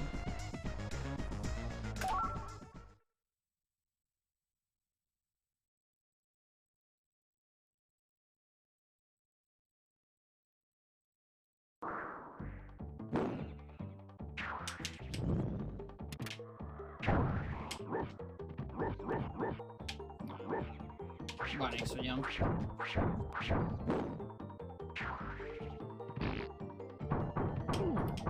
Please. The lag. Oh fuck. Either the lag or the input. The input cycles.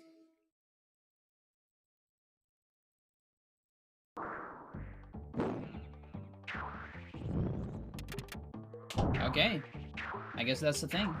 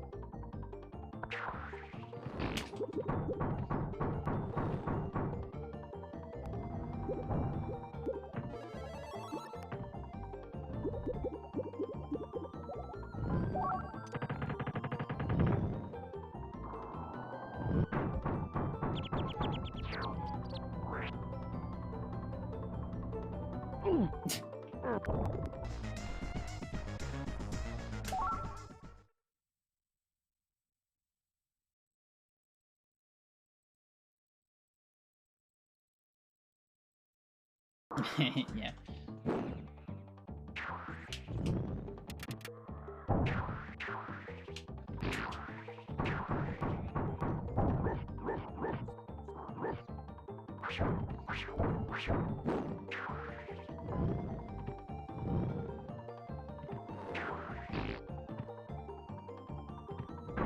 A lot of improvisation on this one.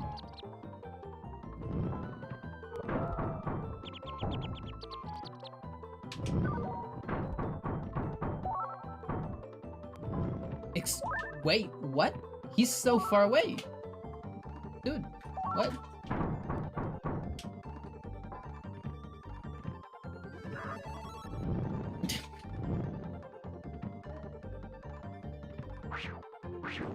I mean, fair enough.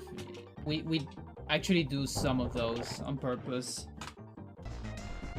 Like extremely far away trades. About 2 tiles away. 3, I guess.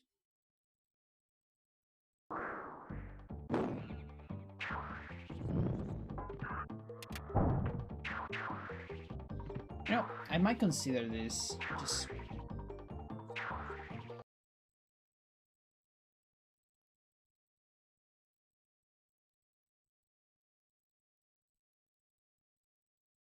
No, never mind.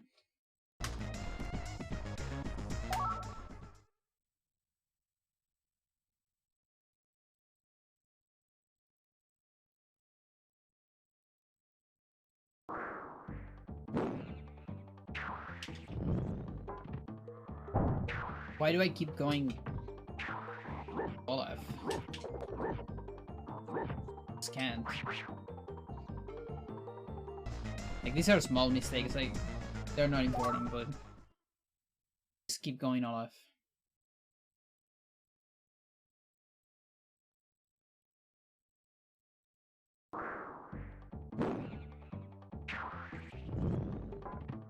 There you go.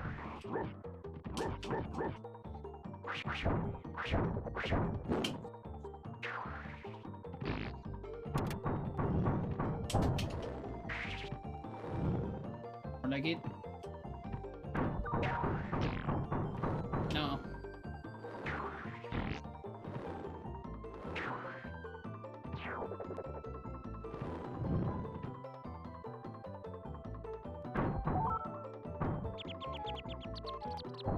Wrong side.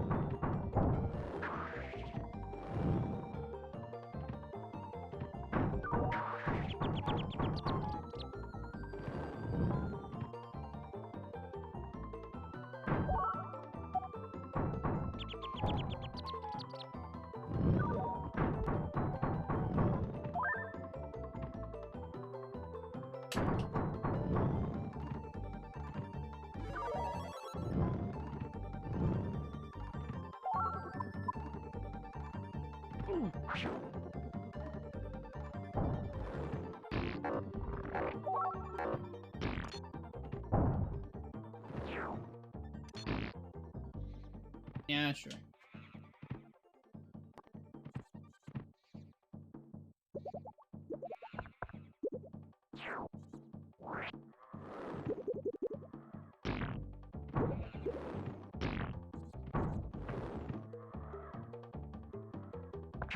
A lot of the same strats there.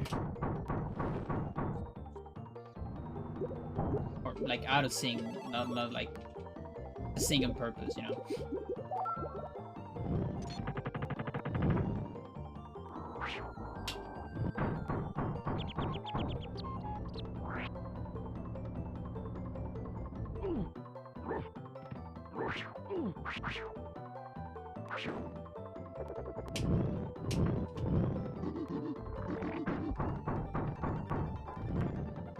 Slopes. Slopes.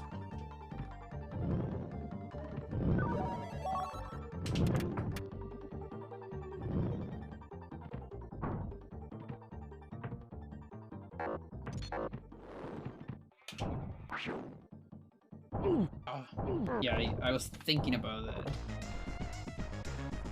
Although my strat is to go Eric first.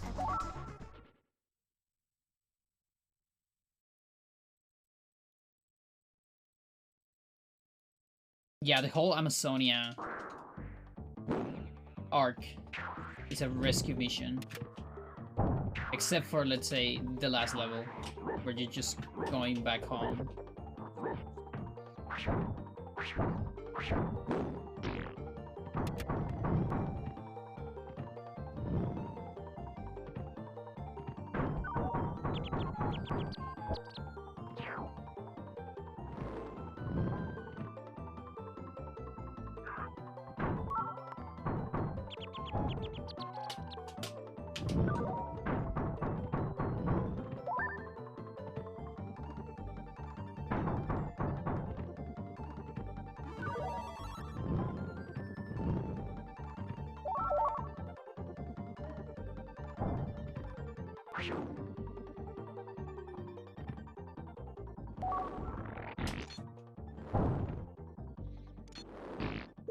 Too much. That's going good.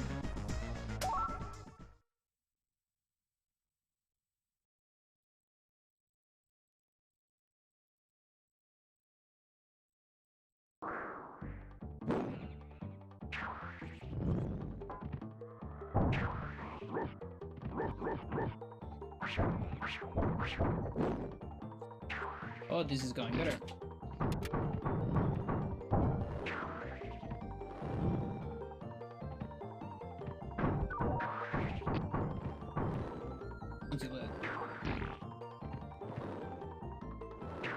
Leches.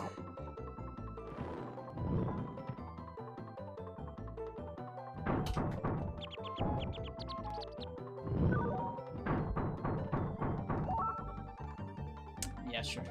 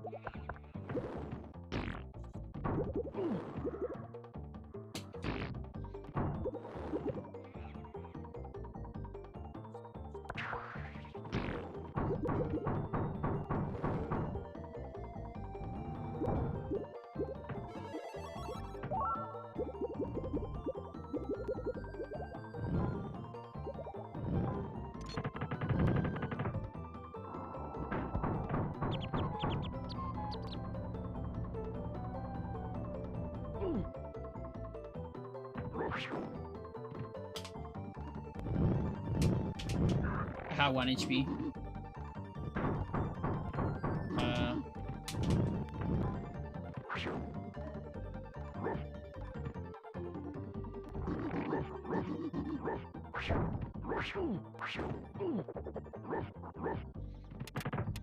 Now Fang also has 1 HP.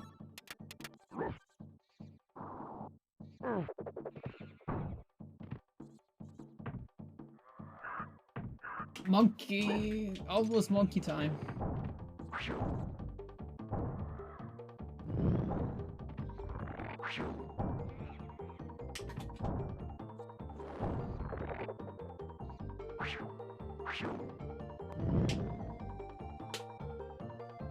I'm waiting for you.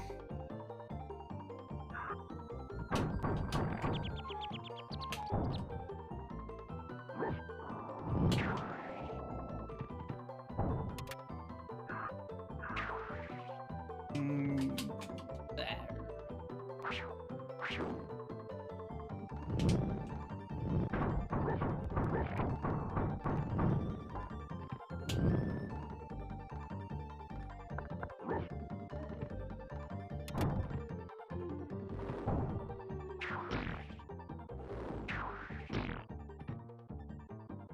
Eric.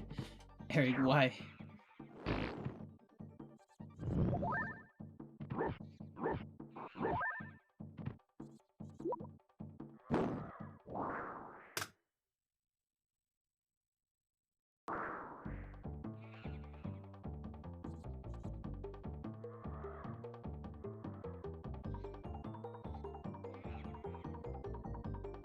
Yeah, I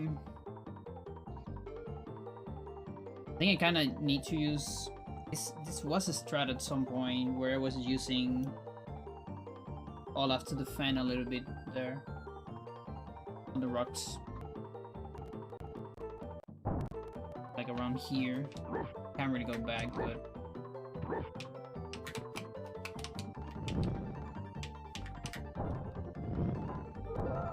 can't leave Olaf there, so Fang.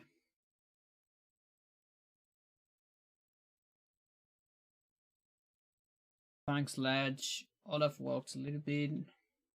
Up. Eric does the thing. And then maybe I still have enough time to change to Fang. And clean that part. But I need to route it. I mean I need to feel it.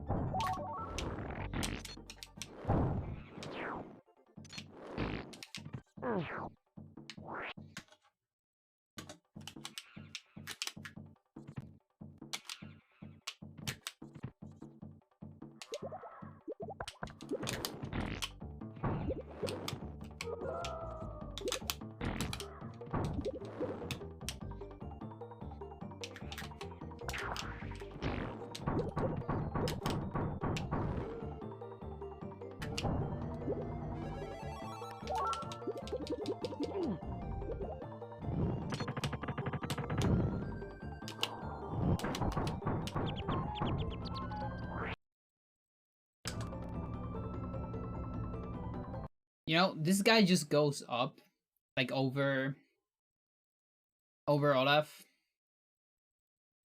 Maybe I should leave Olaf a little bit behind, like just close to Eric, like there. Although then Fan takes it. Otherwise I can wait. I can still take the thing, but the thing is the damage also loses time.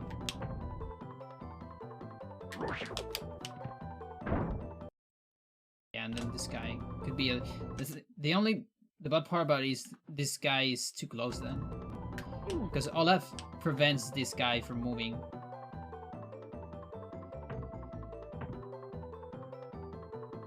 The other thing.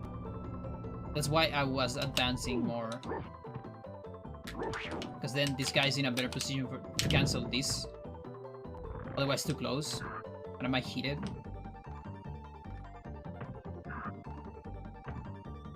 But yeah, having it closer here also means there can be spears later.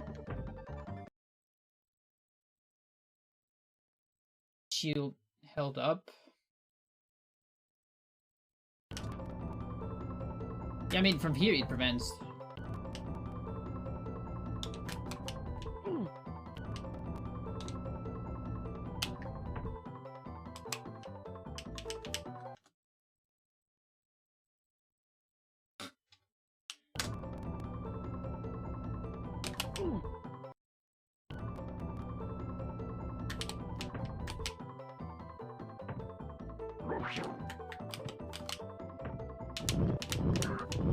Yeah, I guess I can just... I know how that's gonna feel for later. I can delay the first boost. Not that big of a deal. I like delay my movement a little bit here.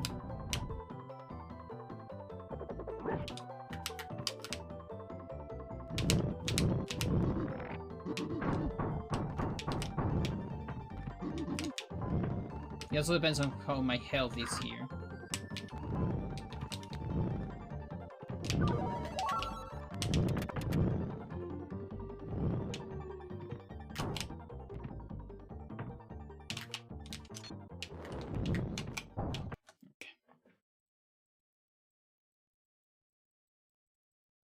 And also Olaf is a little bit like far away.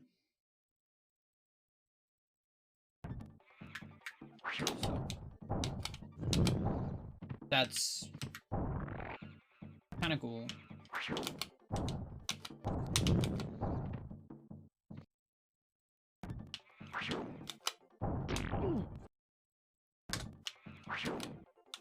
That's exactly what I... Oh, shit. But yeah, that's pretty much what I was thinking.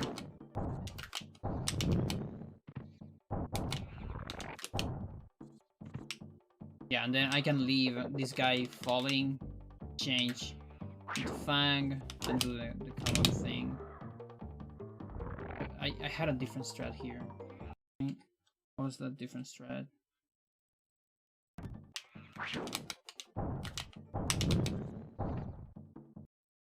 I don't even need to cancel this one. It gets auto cancelled by the slow.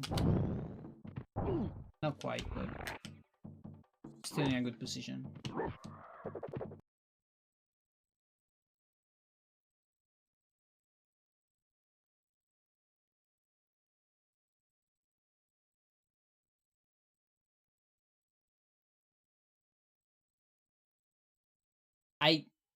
I actually don't know. I've never seen them like aligning in such a way, because you need a big RNG for them to trigger the thing very close to the ledge. I always see them, like, we just saw that one kind of disappearing around here. So maybe it's restricted. Or like time limited, you know? Like it disappears. Look at that, it pretty much disappeared on the ledge. But I don't know. It could be. We're gonna have a great clip out of that at least. Right?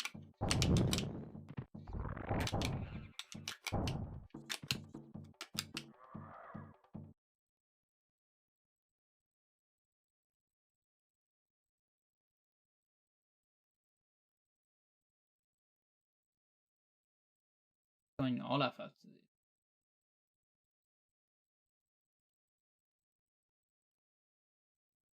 I think. Well, Eric is in a different position too here. So maybe this is like a reasonable spot. No, it's still like it's just so extended.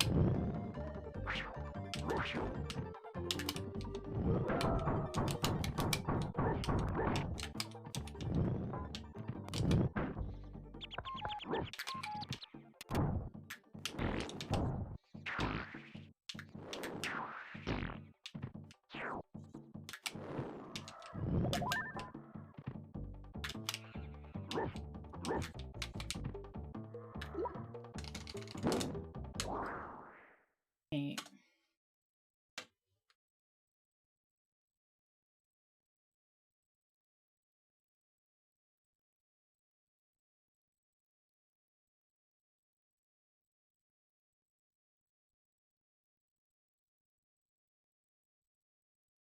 Yeah, almost feels deliberate.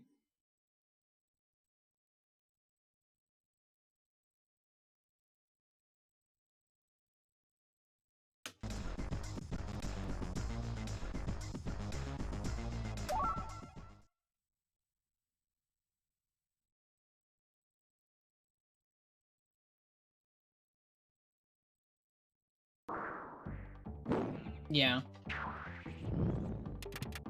You know, especially about this world in particular, there's something about this world that I really love, and it's kind of the layers. I know most of the backgrounds have this, but I especially like on this. There's something about the layers of the background where when you are on top of the level, you see this whole mountain part with the trees and all that.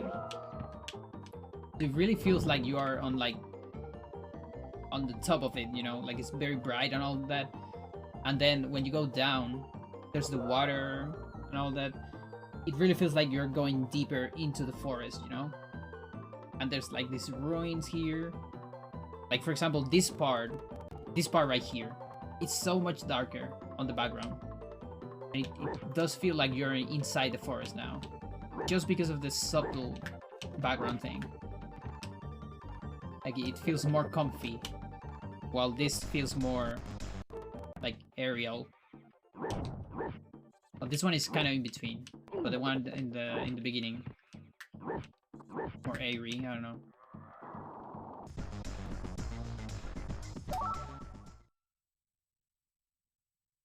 Yeah, yeah, exactly.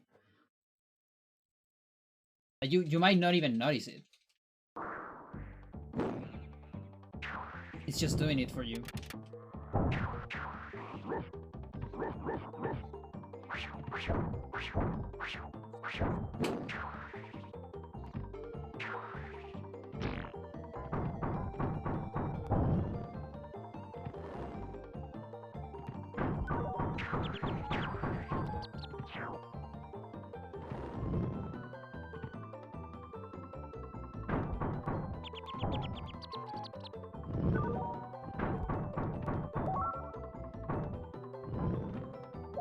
No, the lag.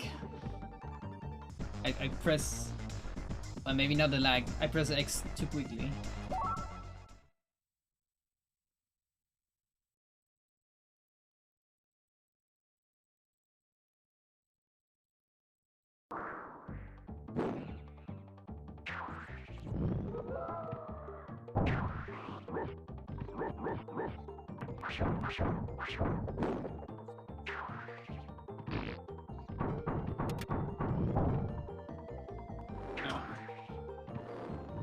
Use.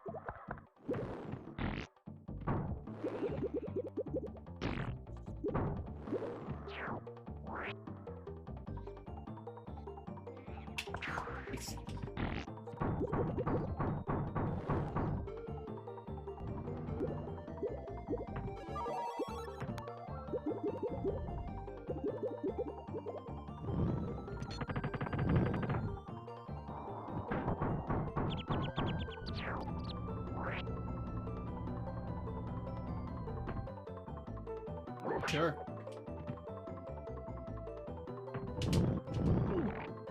Okay.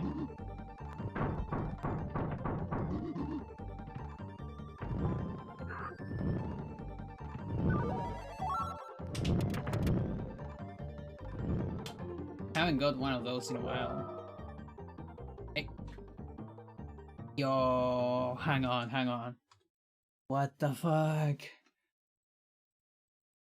Yo, he's swimming.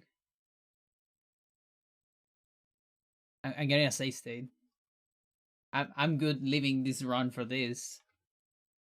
That was a good run, but what do I call this? Like Eric swimming on air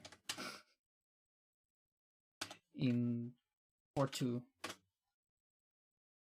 Something about the blocks, I guess. Like falling into the blocks. He's invincible too. Look, he's not becoming monkey. What the fuck is this? Holy shit.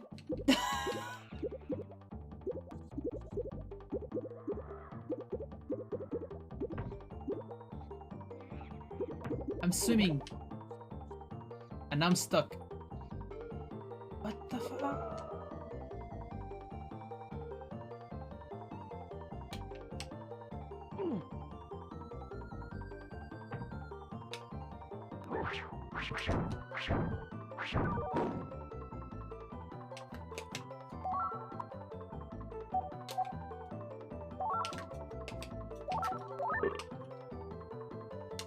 Yeah, I kind of move to the sides. I can only jump here.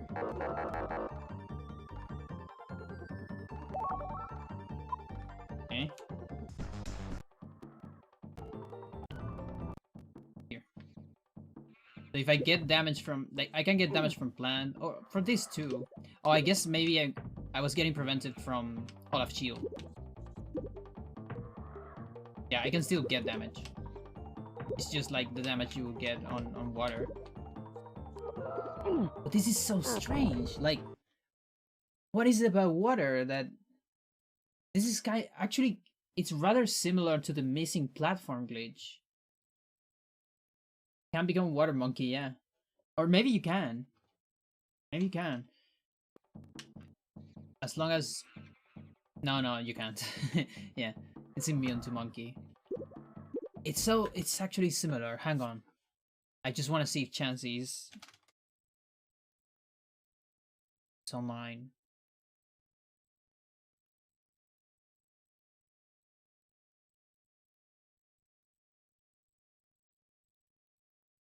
No, no, he's not online, but whatever.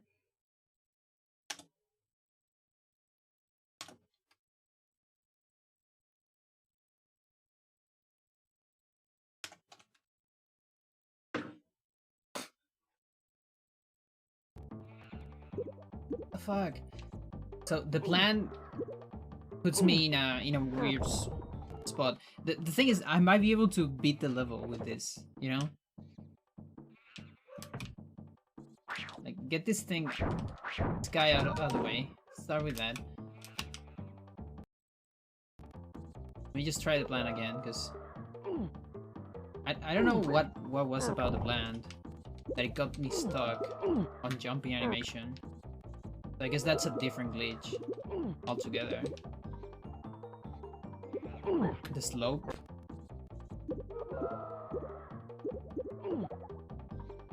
Oh yeah, I'm out of water. With the slope. But why? I'm going like so inside this slope too.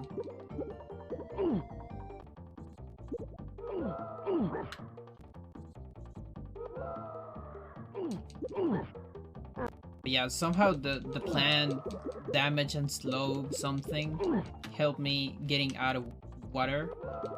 And yeah, this is similar to the missing platform glitch, because on the missing platform glitch, Eric gets an anti-gravity state, which is also like a state you get on some parts of the level. Just like swimming, it's a state you get on water. Anti-gravity, you get it on some like anti-gravity places. Okay. And only Eric gets it. Although I don't see anything missing here. You know, like,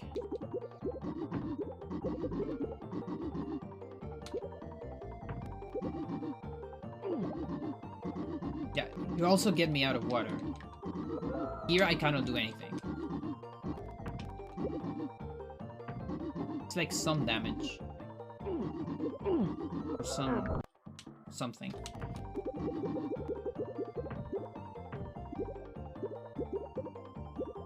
I'm so glad I got the save state of this.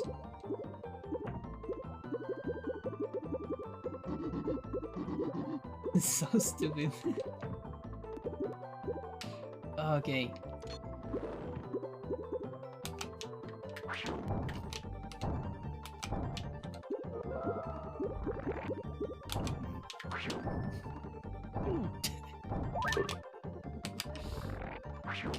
Oh my god. It's so slow though. Like, sadly, I don't see this, you know, being better. Maybe on a different level. Oh, plus I cannot do this part. Oh shit. Oh, that sucks. Yeah, because I cannot ram. I wanted to see, maybe with special moves, maybe a ram here will do it. Because you can ram while you swim. That gets rid of enemies, but I don't know if it breaks blocks. I cannot go down the ladder. Like, I cannot grab the ladder. And then shield.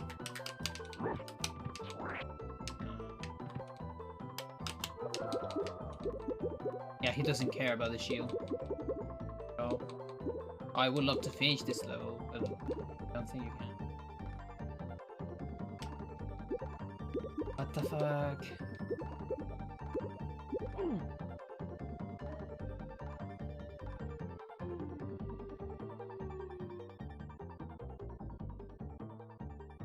Alright, let's figure it out. I think it's the blocks.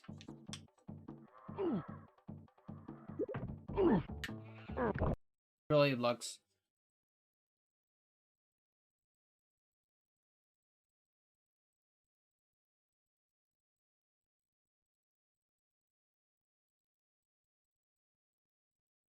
Yeah, I gotta go all the way back. Airswim, yeah.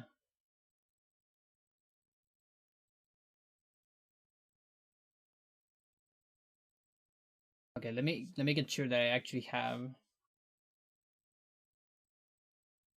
save state.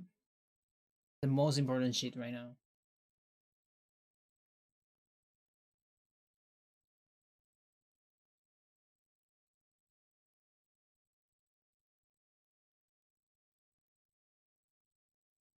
Yeah, so that's a great name.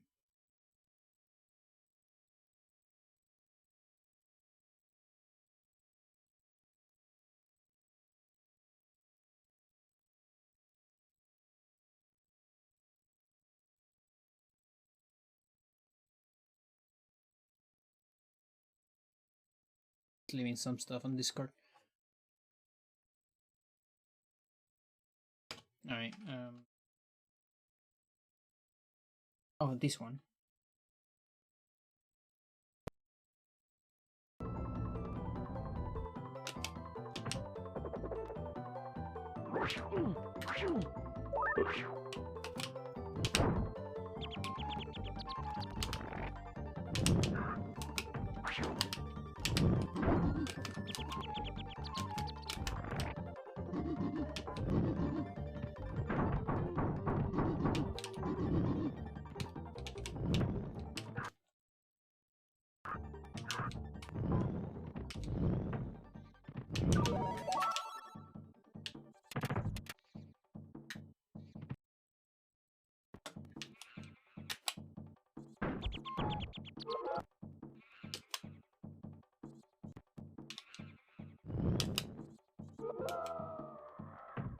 It's really as simple as that.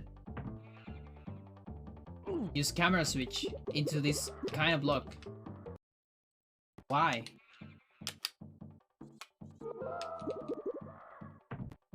I guess it's something about how you fall. You know, these are the only blocks in the game that fall like this, that get destroyed when you are on top of them. Because they're even on the camera, like you even see them on camera. It's not like they're unloaded. So maybe them getting like barely out of camera, they just work as a water limit, you know? Like you fall on them out of camera, it's like falling in water. Are those used underwater? No.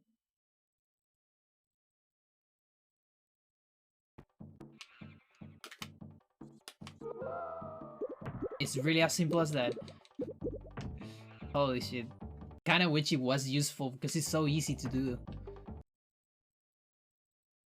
There's one more level with this thing, though. One more level. There's Lost or 4. I know if it will be useful there. And what about Fang?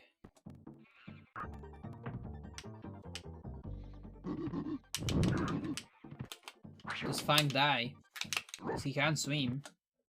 Are we gonna see the swimming animation of Fang?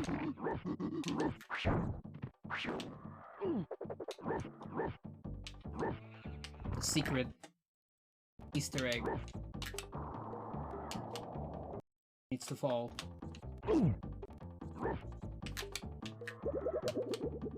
Holy shit. It's just water. He drowns. I'm kinda surprised we never like found this actually. Yeah, it is water. Look at that shit.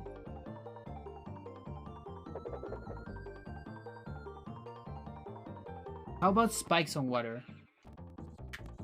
Can I even trigger that?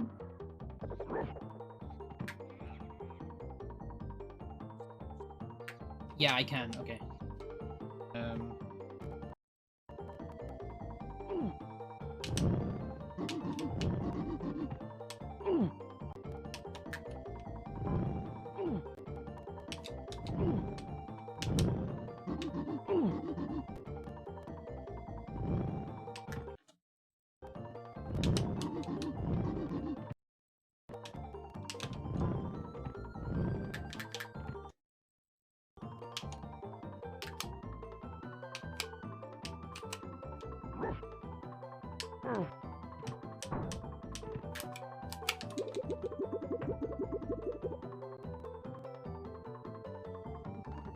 Yo, you're immune to spikes on water. Yeah, there's no place in the game that has... The spikes are never underwater. Yeah, I wish there was a skip. spikes, but not really. Now here's something interesting. I can just swim out of bounds. Or not quite out of bounds. But this limit gets repeated. Yeah. The last tile is repeated until infinity. You can go as high as you want. We're gonna meet Odin. Eventually. Don't wanna miss the message.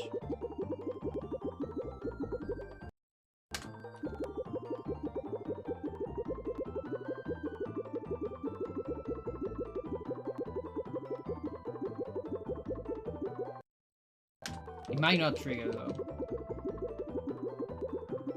Like I'm not sure if you can get this swimming. You get it with Scorch. But also Scorch takes a lot less. This is turbo. Yeah, you might not be able to get it. It's an Easter egg. With special moves, you can fly forever with Scorch. And I think if you overflow the hive, you get a message from Odin. You know, the Norse god. I mean, we believe it's Odin because it says like, I don't remember exactly what it says, but it's something like you try to be a god and then it kills you. You know, it actually overflowed. We're right.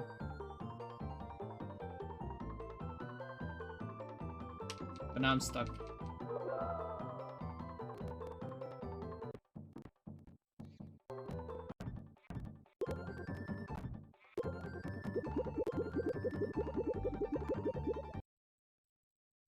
I missed it. It was with turbo and with like a lot of turbo.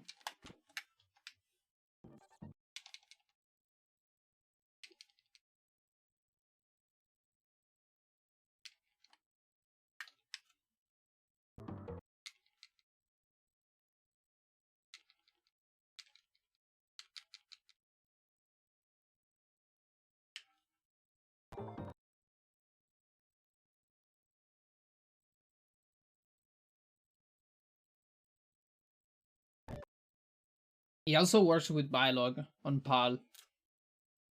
So on PAL, Bylog has a special move that allows you to like go up a tiny bit, like one tile in the air, and you can keep doing it.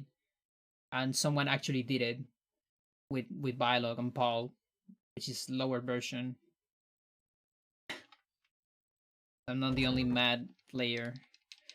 And yeah, you can get it with Bylog. That same special move on US crashes the game for some reason.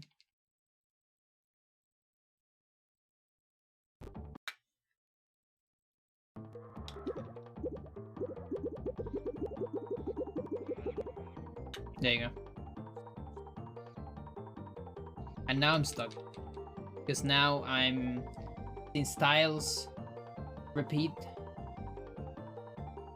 You know, repeat up and down, I guess. Now I'm like inside tiles. I guess. Which, if I wasn't swimming, I would be able to go up one tile at a time, I think. But since I'm swimming, I think I'm stuck.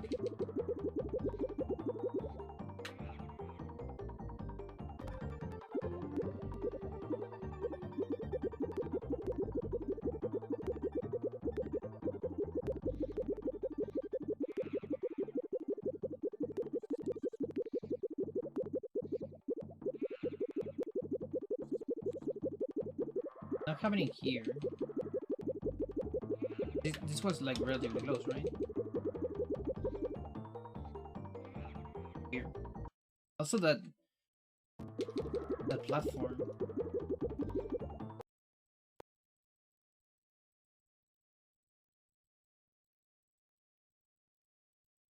I think platform glitch. Maybe it's related. He appears then. It's always the platform on the left. It's always the platform on the left. I don't think that's a coincidence.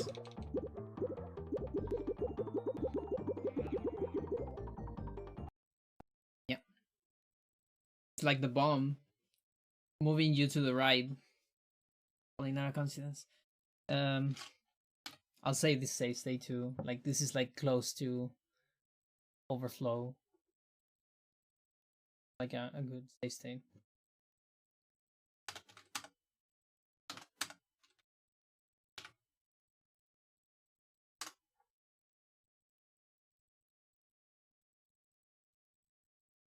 Camera coming probable, yeah. Yeah, although the two instances of missing platform are from the side. But it might be a camera thing. But none of them are from above or below. Both are from... And I think, well, at least the footage we have, they happen just walking towards it. Not even like scrolling, like just... I mean, it is scrolling because he's following a character, but it's not scrolling on its own or a switch, you know? Just you walking into it and then the platform is not there. And Eric has gravity. Yeah. This is interesting. pretty interesting. Again, these blocks only exist on like, is it just one more level? They are on Lost.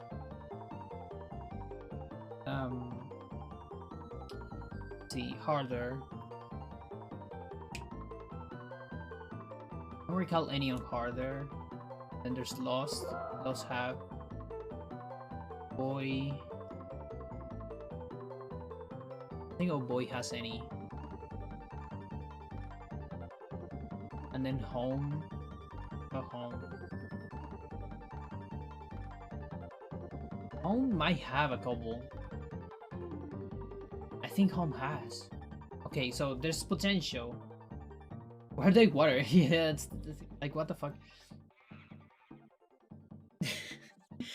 Like, the thing is, everything is like either nothing, like there's a lot of things that are nothing out of camera, right? So since there's so few of these blocks, maybe they didn't, I don't know, check something. Like they put, they're nothing, like that could be like a 0, right, on the code, like be a 0, don't have collision, for example, when you're out of camera. But then something went wrong in one of the codes, and instead of 0 they put like B1, and maybe 1 is the, I don't know, the number for a water limit, say something, and then 2 is like a trampoline or a geyser. I'm just guessing. You know, or -1, or who knows.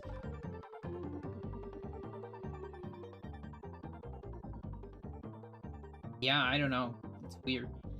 And again, I'm kind of surprised that we didn't find this before, because we have been looking at a lot of stuff out of camera, you know? It's like one of the main features of this game, or exploits, I guess. It's seeing what, usually what doesn't happen out of camera, not what happens out of camera. Use code for water, given that transition down from ground to air. Yeah, you're right. It's kind of similar in a way. Yep.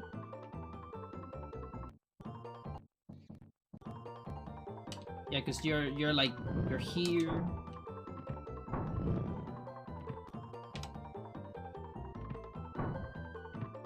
Yeah, it's like a transition from air to air, right?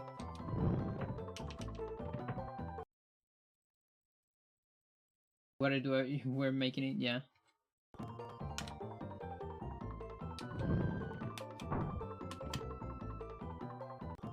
But yeah, if you touch it, I think it doesn't work. Yeah, that you have to don't touch it.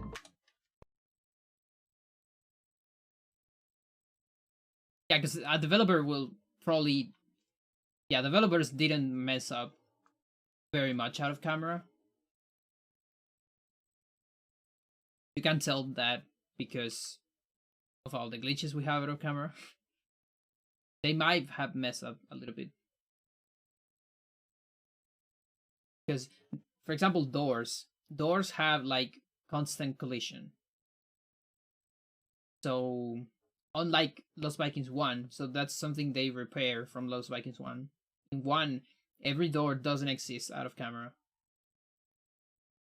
I learned that when I saw Chance's record. There's like a lot of just jumping into a door, switching the camera, and then you're at the other side. Here is more with hazards, like the electricity, like the plant, enemies, stuff like that.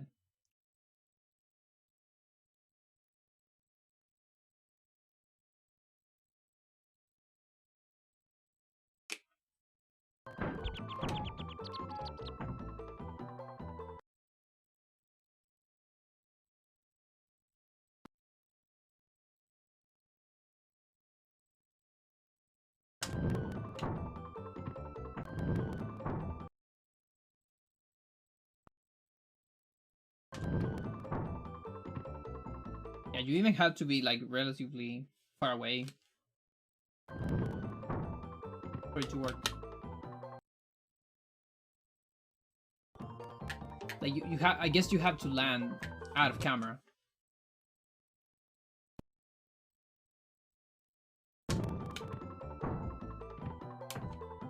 Yeah.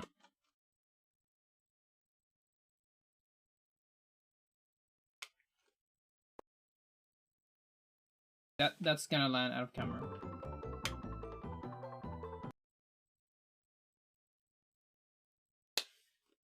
Then this one lands just inside of the camera. Barely. That's no problem.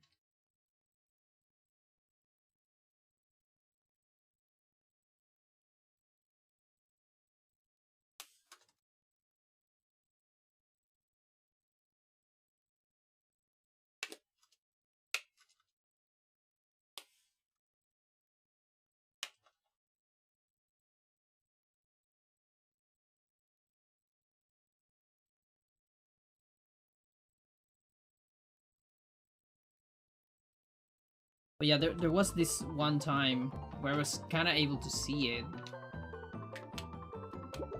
Like that. You can even see the water animation.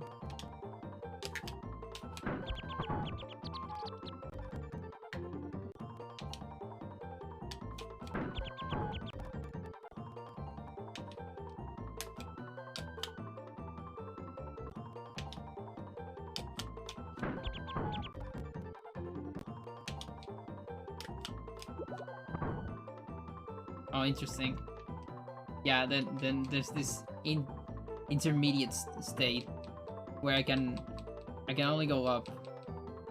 It's just like the plant state, which I think is the same animation as getting out of water. You get this animation, like a short double jump, I guess you can call it.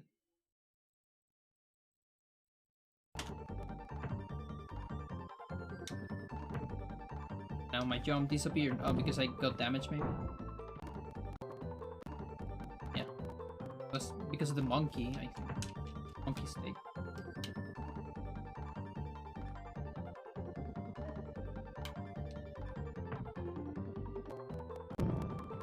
Yeah, and I guess I'm invincible too.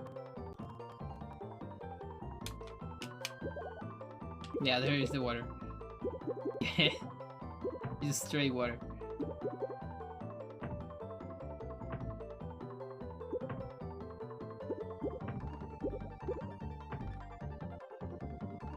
Can't fight this guy. Yeah, Chansey's probably gonna take a look at this with special moves and see if there's anything interesting you can do with the underwater boost. And though on the special moves run, you don't have the underwater boost here, because the second special moves you get it later on this world, but later by only swimming. Yeah, like a challenge. I think everything depends on whether you can like destroy blocks with the underwater boost. You can do that, then you can set up special moves before starting the game, and then since swimming is like so broken, might be able to do a lot of stuff. Now the main problem is things like targets. Eric can't really do targets, but still, you know, still a fun challenge. Like it's like a clickbait video, you know, like Lost Vikings too, but Eric's always swimming, you know.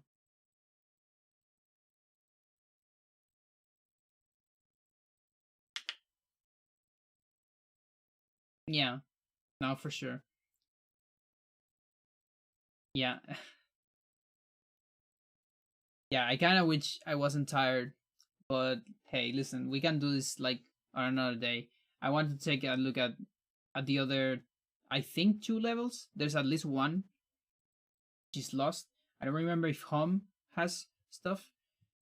I kind of feel like it does. Yeah, you know, I'm almost sure Home has, but I don't think Eric can do anything with it. I don't think Eric can get. I think you can only drown Fang on that level. Kind of sucks. I'm not entirely sure. You might be able.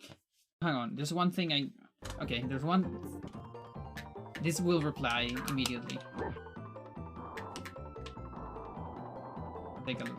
Can I do it with one block?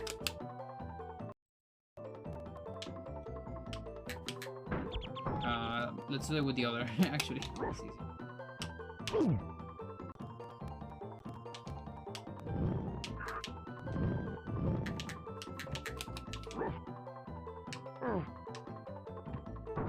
One's easier.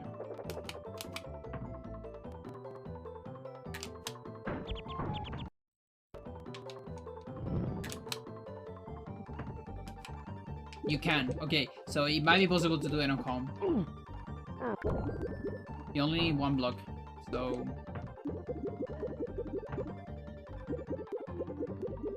probably possible on there. Look, I can't even press this thing.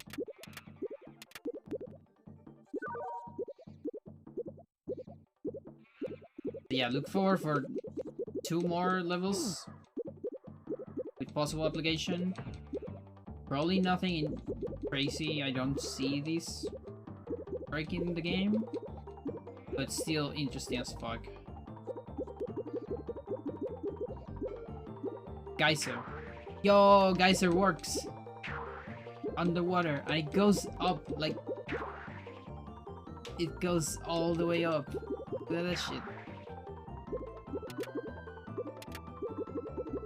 Water geyser, yeah. Oh, that's amazing.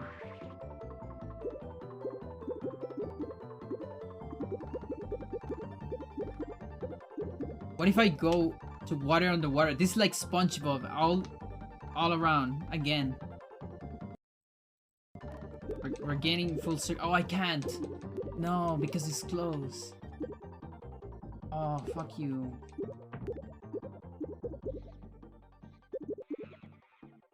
No.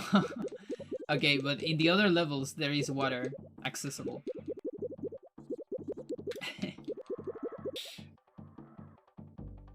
Beach is closed today, yeah. Well. My guess is that it's gonna be the same, and you might reset the glitch. Like you're gonna get the transition, and then if you get out of water, you actually get out of water. That's my guess. I don't think it's anything more than that. Probably.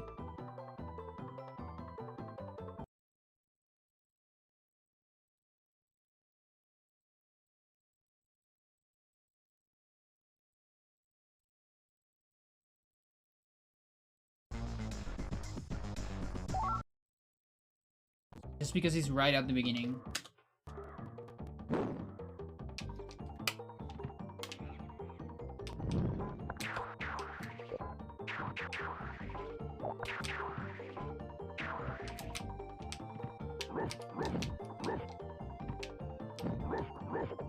Yeah, there it is.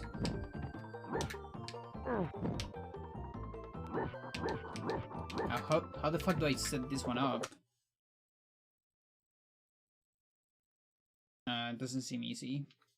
I need the other guys to be yeah, and it's just 2 blocks, this one. So this one is harder.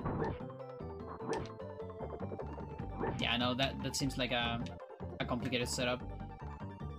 I need to leave them like falling around here spot and have a character on this side, like towards that way.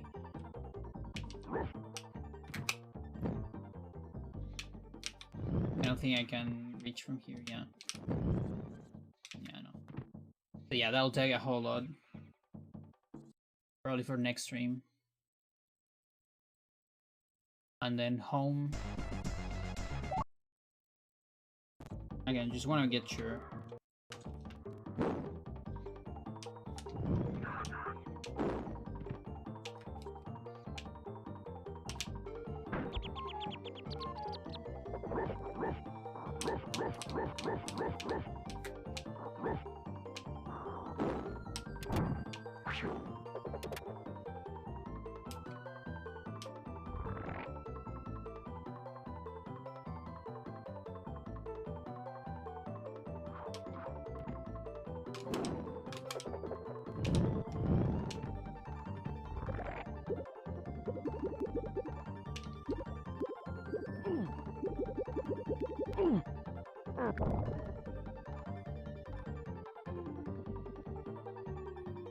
It's on the other side.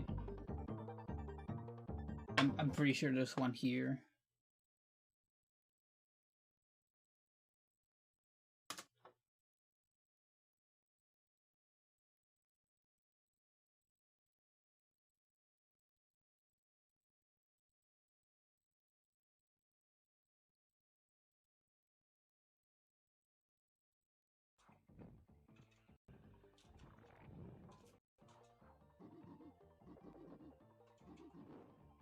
There.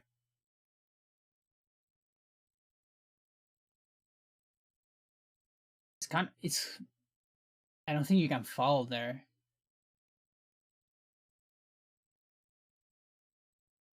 Position is too awkward. Like it's too small to fall there. You would need some kind of momentum from here to fall just right into that. And of course this is a Fang section. So then I would need Fang to clean the 2 that are like the middle one and the left one. Somehow. With some kind of jump. Then that only leaves the right one. So then I can go up with Eric. Here. And then do a really weird momentum shit to just land on the thing after like some jump with momentum sideways, and then a switch in a convenient spot, and then you are like swimming on this level, which isn't particularly useful. Like you're probably just getting a slower Eric at that point. That's about it. Because at that point you almost clean the entire level. Sounds terrible, yeah. I'll do it just for the sake of doing it. As a proof of concept. Proof of glitch. And the other level also doesn't look very promising. to be useful. Just fun. Unless there is some really cool interaction with real water, then we might be talking about something, but I don't see it being useful. But super fun.